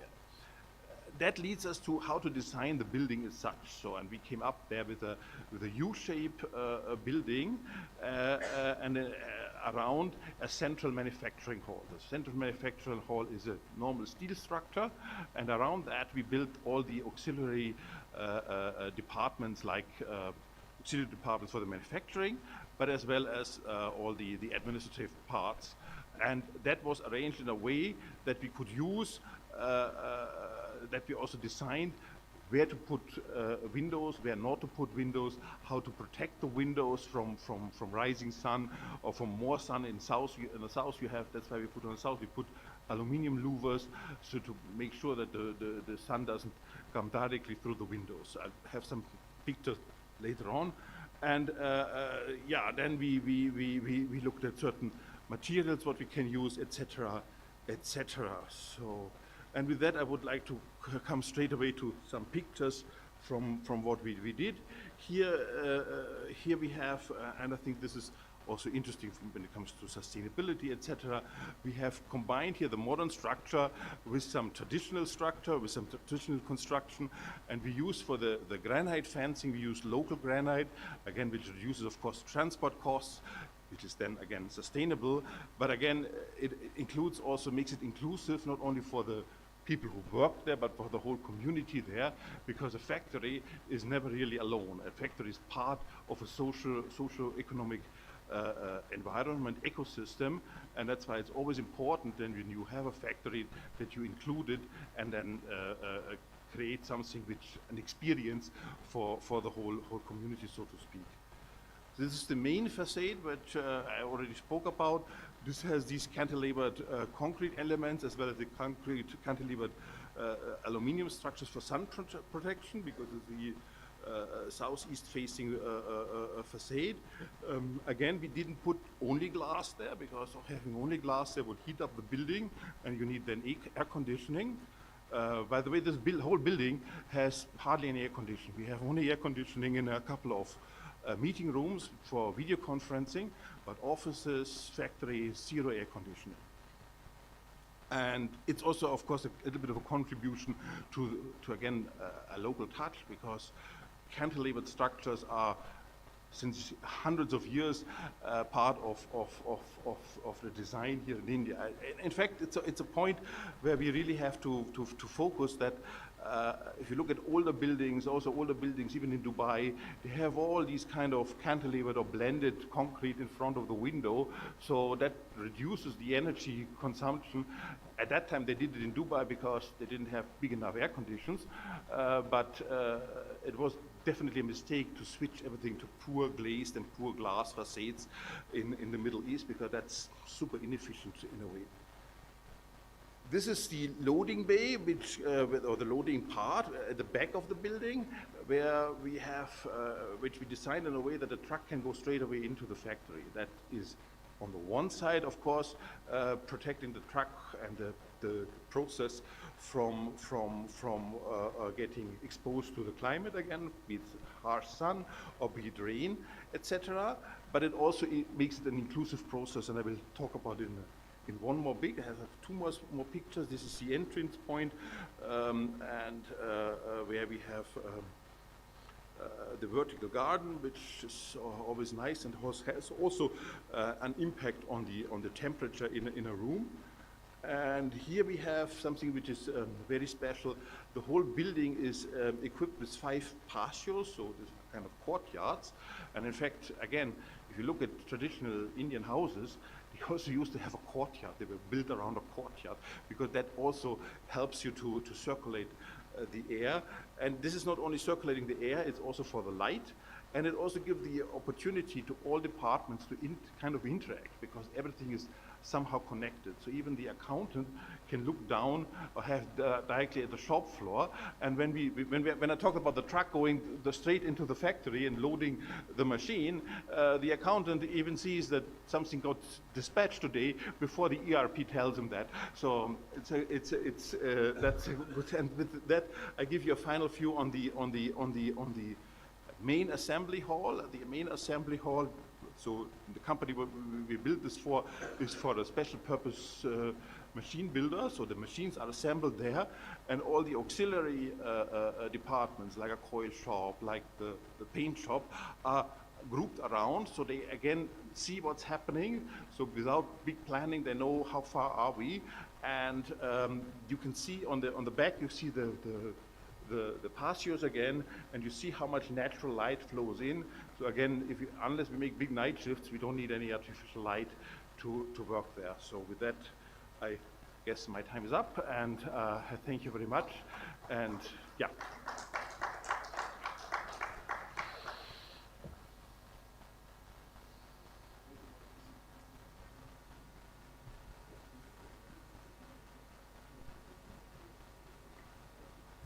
Thank you, Marcus. Very humorous, but yet very informative presentation. And thanks a lot for talking to us about common sense approach to sustainability. So thanks for that. Last but not the least, we have Professor Dr. Heike Marcus, who will be speaking next. And she's the head supply chain, digitization and operational excellence at the Hof University. She heads various departments at the university, including operational excellence, digital transformation, and digital management. Dr. Marcus has experience in various domains such as predictive analysis, artificial intelligence, integrated planning and control, supply chain management, and a host of other topics. We look forward to hearing her speak about new approaches towards a higher flexibility in the supply chain as a big chance for the industry. Over to you, Dr. Marcus.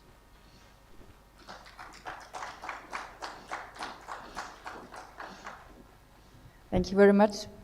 So today I would like to show you our project about Industry 4.0 with backend protocol. So I am professor at Hoof University, like you already mentioned, and I am leading the group supply chain digitization, and we are developing innovative projects for the future of Industry 4.0 and beyond.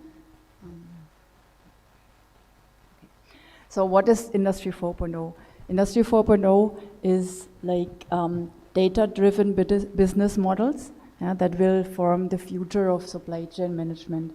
And there are three main aspects. So one is like interoperability. We already heard this today with the backend protocol.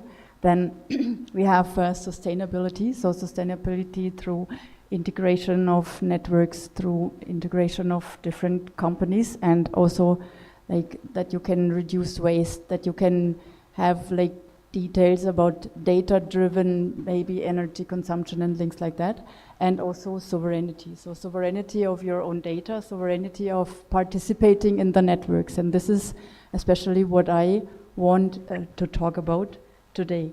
So our project is the idea, like how can we implement this Industry 4.0? How can we make the supply chain more flexible? How can we make a modular approach, and how can we simplify the supply chain? And so this was the idea about to implement backend protocol with an Industry 4.0 approach. So I first want to show you a video, and then I will explain some more details about our approach.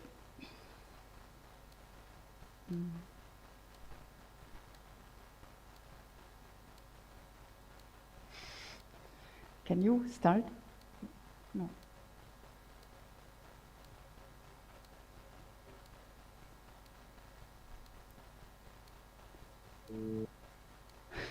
I think you have to click on the video. No.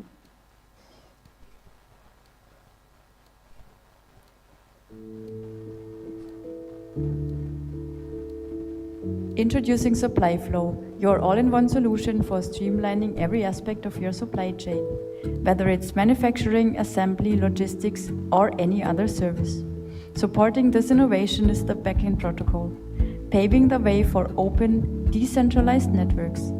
Backend ensures secure peer-to-peer transactions across sectors, providing a robust foundation for the future of supply chain management. Create your ideal workflow. Set your specifications, seamlessly transition to assembly, move to packaging, and cap it off with reliable delivery. All steps, one simple workflow.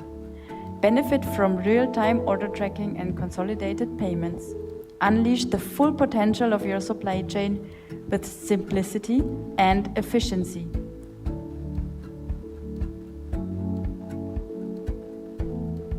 Supply Flow. Simplify your supply chain, amplify your efficiency. So this is a short glimpse into our app that we have already developed as a prototype. And let me just explain some more details about the approach. So imagine that you can connect machines in your company in a very flexible way. So at the moment when you have, let's imagine you have your supply chain, you are in a company and you want to implement a new machine, you want to implement a new system on the shop floor, and you connect it to the network of your company. So it takes at least several months. And so this is a long time in like Industry 4.0 and beyond. So we need to be more flexible, we need to be fast to adapt to changes in the market, and also changes of like customer behavior. We have like new challenges. We heard a lot today about sustainability, about new requirements. So imagine you can connect your machines within a few days. And this is the idea, to build like flexible and standardized adapters to backend protocol.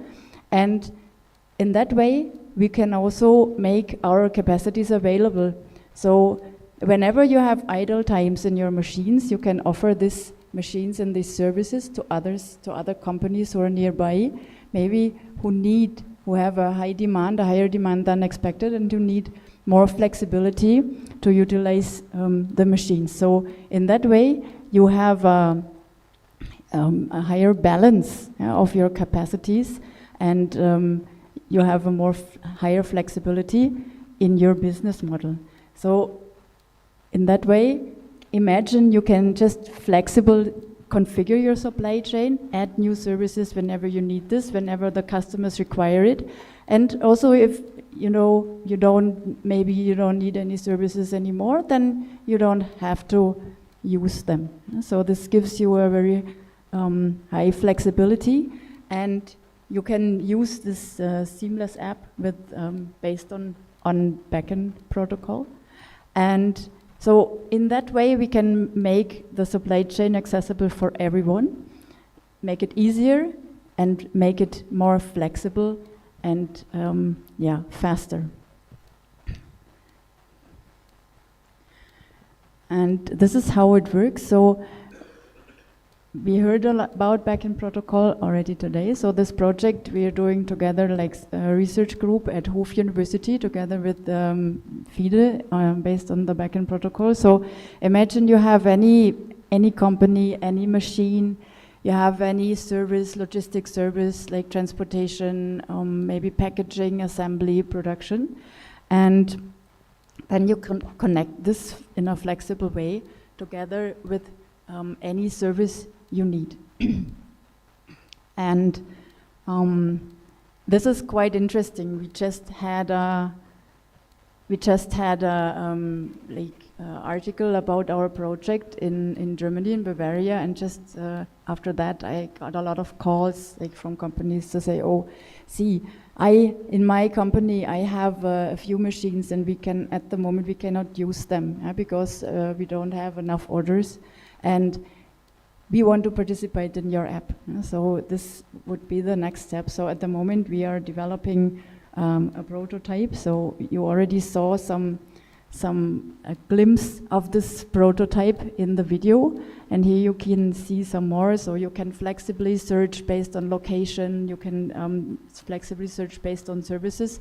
Then you will find everyone or every company who can offer capacities or services at the moment in a flexible way. And even if you don't know them, and this is in the first slide I had sovereignty, so you can decide, you can participate in this network, and you can offer your services based on the requirements of maybe quality, of time, and so on. And then you can add additional services. So you can just combine your supply chain services by your needs. So you have maybe assembly, you have packaging, you have transportation, and then you can you have the full transparency of the data of the process that is going on, and we are including payment and everything, so that is a fully full service that is including everything. So then you have the tracking, and also you saw in the previous slide, everything is connected. So you can connect different systems as well, and in the app we can also see this progress, and we can flexibly manage our supply chain services. And in the end, this is what we want to achieve with Industry 4.0 and beyond. We want to be flexible, and we want to be fast. And as I said, imagine you can connect your machines to your network within days and not within months. So this is our vision, and the prototype is almost done. And the next step which we want to go is that we bring this into action. We want to bring this vision into real life, and to go the next steps that we can use it in with real companies, with real machines, and bring this into action and make this run and make this happen as a very flexible supply chain to help any business model and to achieve new opportunities. That's it. I'm thinking time, and I hope I could give you a good idea of what we are planning to do and how we rethink industry. So it's really a new approach, and we hope that this will, you will also share our excitement, and we can bring this into action. And whenever you would be happy to connect with you and talk about our idea and also about next steps to go. Thank you very much and have a nice evening.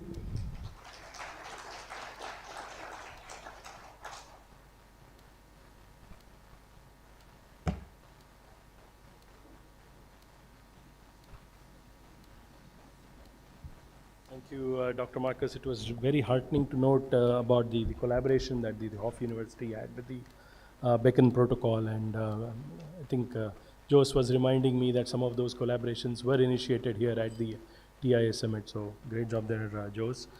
So we do have a little bit of time remaining. We are technically supposed to be closing at 5:30, so Jose suggested that we will go ahead and do a short panel discussion, if that's okay with all the speakers. So may I please request the speakers in this particular session to come up to the stage and take your seats, and we can just go through a quick round of some panel discussion. If you could kindly accompany me here, please. Thank you. So we may have to manage with some hand mics. Yeah. Oh, okay. There it is.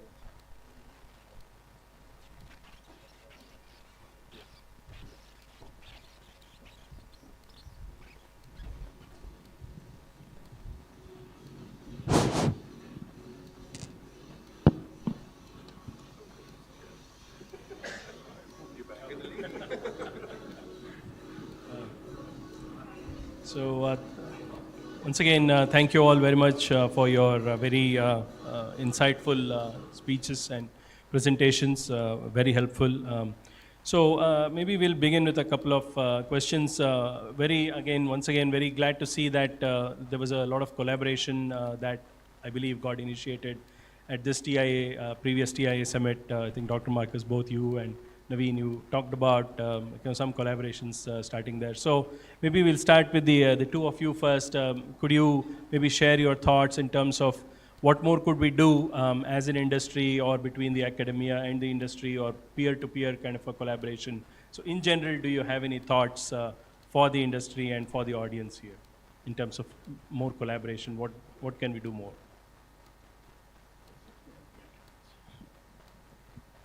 Yeah, so I think, first of all, I think this has been a fantastic forum, TIA forum, like I was mentioning earlier. Some of the discussions that we started off at the TIA Summit actually culminated in not only doing the hackathon, but also harvesting a solution out of it, a waste management solution out of it, that now we are looking at engaging with other stakeholders, including governmental agencies and some of that. I think these forums have a great role to play in how we sort of bring all of this together. And I think we can maybe look at going a step further and sort of having some kind of maybe ongoing sort of a discussion around some of these topics, whether it's related to waste management, sustainability. I think we should have some kind of a working group that can continue sort of bringing in various stakeholders, whether it's startups, whether it's government agencies, whether it is academia, whether it is the corporates. I think if we can have some working groups around some of these topics, I think that would be one way to sort of not only do it as a one-time kind of a forum where we come together and ideate and sort of all this magic begins to happen, but also I think have an ongoing sort of a discussion and dialogue through these work groups is what I would think maybe one way of looking at. Very good thoughts, Naveen. Thank you. Dr. Marcus, you have any thoughts to share in terms of what we can do better in terms of maybe industry, academia collaboration, or maybe peer-to-peer collaboration? Any thoughts in general? So yeah, definitely. I mean, here we, for example, at Hoffe University, we are a university of applied science. So for us, it's very important that we have we are doing research projects based on the newest technology, but it's only it only makes sense if we can share this with the industry, and if you can collaborate with the industry and try new things, try to develop new best practices. Because, to be honest, there are many new technologies. AI is a good example. So everyone is talking about AI, but if you ask, who's using AI in a daily business, then you will not find too many people who say yes, this is what we use in our daily business. So there is a lot. There are a lot of things to develop, and the technologies are existing. We don't need at the moment we don't need newer technologies just to develop the business further. So we just one task is to implement the technologies that are existing and bring them into best practices, bring them also into an easy use. Because what will it help if we have a project that takes 1 year, 2 years, 3 years, and then after 3 years when we implemented it, we realize, oh, now we need something new.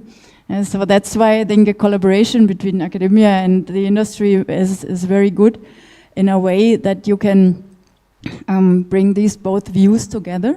And also, especially also between India and Germany, or throughout the globe, it's very important because there are different mindsets and bring together. And also this project that we have, it's an international project kind of, and it's very good because we bring the best things from all the mindsets into this project, and that makes it successful. Perfect.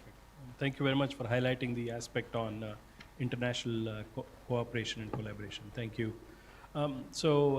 Just switching gears a little bit, Colin and Srini, question for you perhaps. You spoke a lot on digital transformation and how it could apply to sustainability, and Colin, you spoke about technologies in general.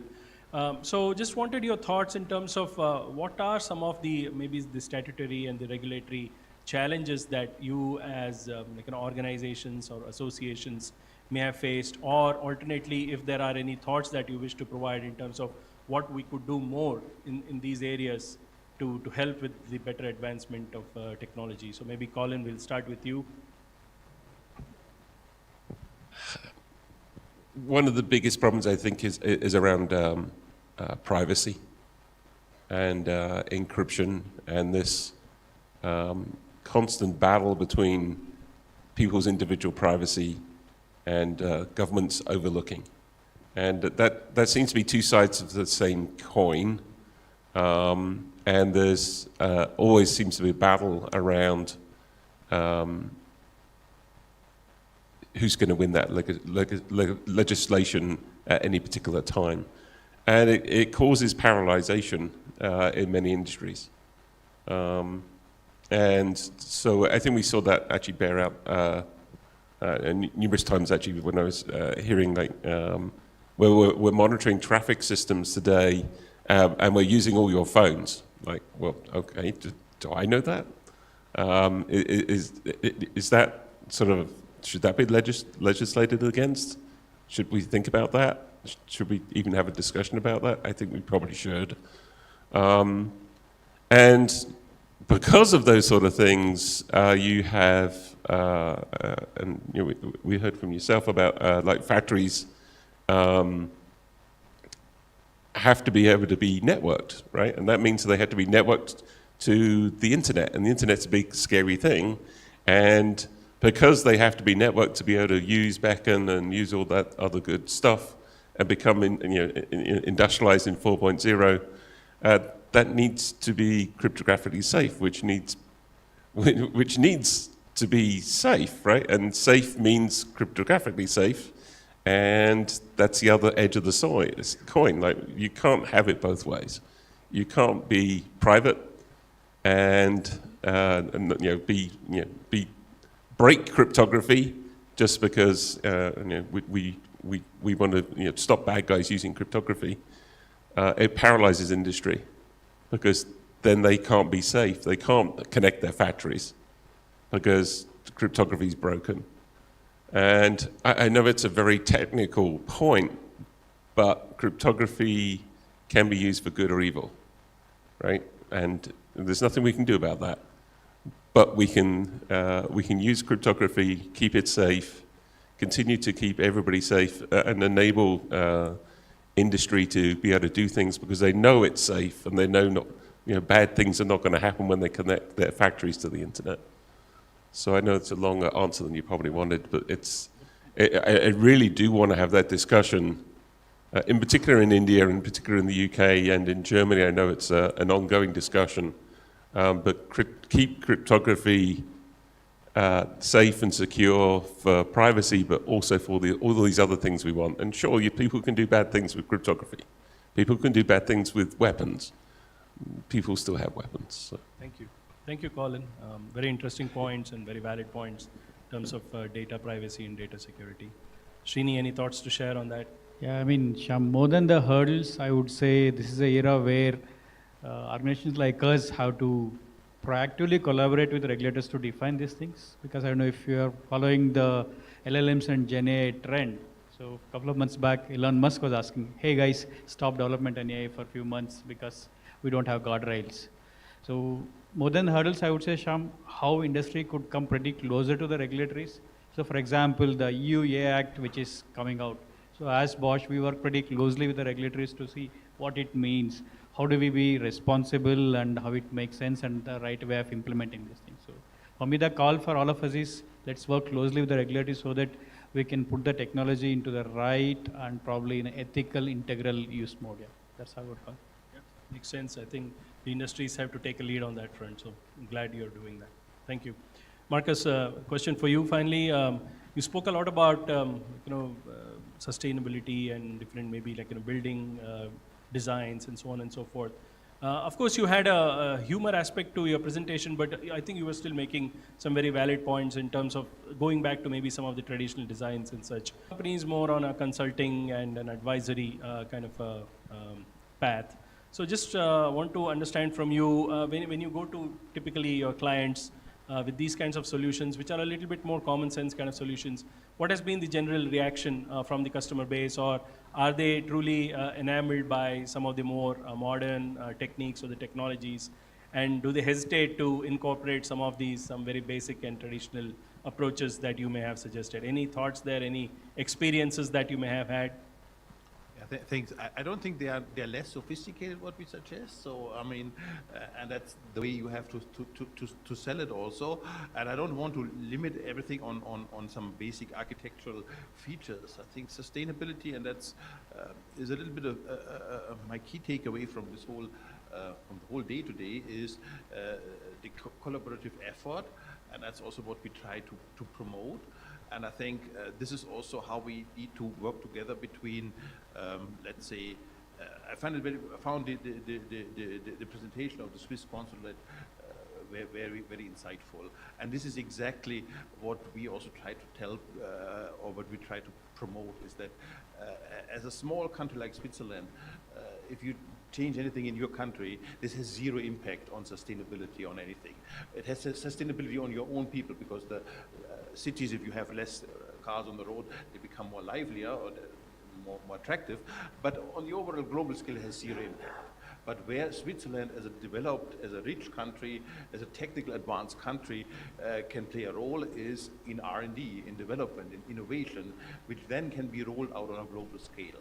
So if you look at it, for instance, now we see this is fantasy, and it is a little bit of fantasy, but there are, apart from some big government initiatives like the ITER in France, there are some 15 startups, global startups.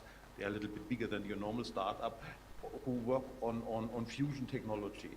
And that's mainly in the US, but also some in Europe, some in China as well. Now that's a technology, I mean, again, that might take 20, 30 years until it's really commercially usable. But for a country like India, who has net zero 2070, maybe it's then available. Then all the plans what we have now are macular anyway, because we have abundance of energy. So that's I think what you, I mean, one thing is on some big visions, because development, human development is not linear. It always comes in steps and phases. Would we sit here, would we have a discussion like this 100 years ago, and I would have told you, in 100 years we have 7-point-something billion people on the planet. Everybody, this is not possible. There will be wars, civil wars, people will die of hunger. It's not happening. So again, the history of human race is adaptation, and adaptation comes with innovation. And that's, I think, a key takeaway from the whole day we should take home. Thank you, Marcus. Very passionate thoughts on that particular topic. I know the monitor here is showing time up. So we'll do just a quick rapid fire round, and then we'll end it. Maybe from each one of you, maybe a phrase or two phrases or a sentence or a word in terms of any advice, in terms of guidance or any word of caution to many of the startup companies that we have here. It could be on anything. So we'll start with you, I Srini. think for me, I think collaboration is the key. So that's what I could learn here. Yeah, since it's for startups, I think, and the innovation and collaboration, I think a lot of innovation will happen from the startup ecosystem, and that's why they will play a crucial role in tackling the challenges ahead. Thank you. Do it anyway. Do it anyway. Sort of the Nike way. So I can just add on this, like, try new things, and I think whenever you don't try it, you will not know if it will work. Perfect.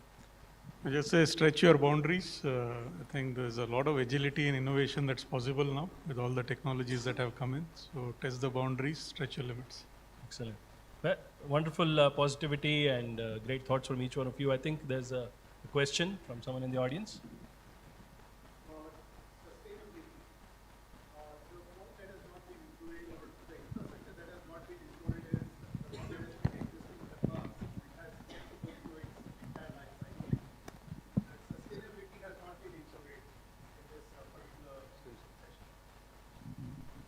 So I think that's a feedback that we'll take. Thank you very much. Maybe Jose can make a note of it as well, but yeah, we'll certainly do our best. So thank you all very much for being here with us. Thanks for sharing your thoughts, and thanks for being on this panel as well. So Jose, shall we do a quick photograph session before we conclude? Yes. Over to you. Please come forward to have a photograph in front of those tables, because it's nice as a documentation. So we plan this year's TIA Summit. I want to call out Suspot, which is our strategic partner. Mithwachan is here. Are you here? I don't see. Mithwachan. Okay. So we have this special sustainability platform team. They will be actually converting all these speeches into one-page summary, linking them to SDGs. So thank you, Marcus Pfefferer. So thank you all the speakers. Let's give a big round of applause. I have a few announcements, and then we are happy to say that we are the first or few conferences in India that close 3-4 minutes before time. So thank you all, the audience who are here. Those of you joining us online, thank you so much. Please spread the words on sustainability. The first panel of today, everything is already on social media, on LinkedIn. For us, the social media of importance is LinkedIn. So please share it with others, so good solutions spread. All the other panels will be uploaded by 6 or 7 p.m. So everything is there. Tomorrow is a very, very exciting day. We have a wonderful keynote by Idea Spring Capital, Naganand Doreswamy. In the morning, we have an excellent panel starting day 2. And then health and wellness, Jonty will also be speaking there. We have Sanjeev from KDEM, Karnataka Digital Economy Mission. So please be here. Like always, we will start exactly at 9 o'clock because we have to respect the online audience. So please be here early in the morning. Coffee will start at 8:15. There'll also be some small sandwiches in the morning in case you have to start early. So thank you all for being a great audience. Let's give a round of applause to all the wonderful speakers and all the audience. So we have some music. Coffee is there. You can network and connect with each other, and see you tomorrow. Thank you and bye-bye from TIS Summit Day 1. Thank you to the sound team also. Great job. Well done.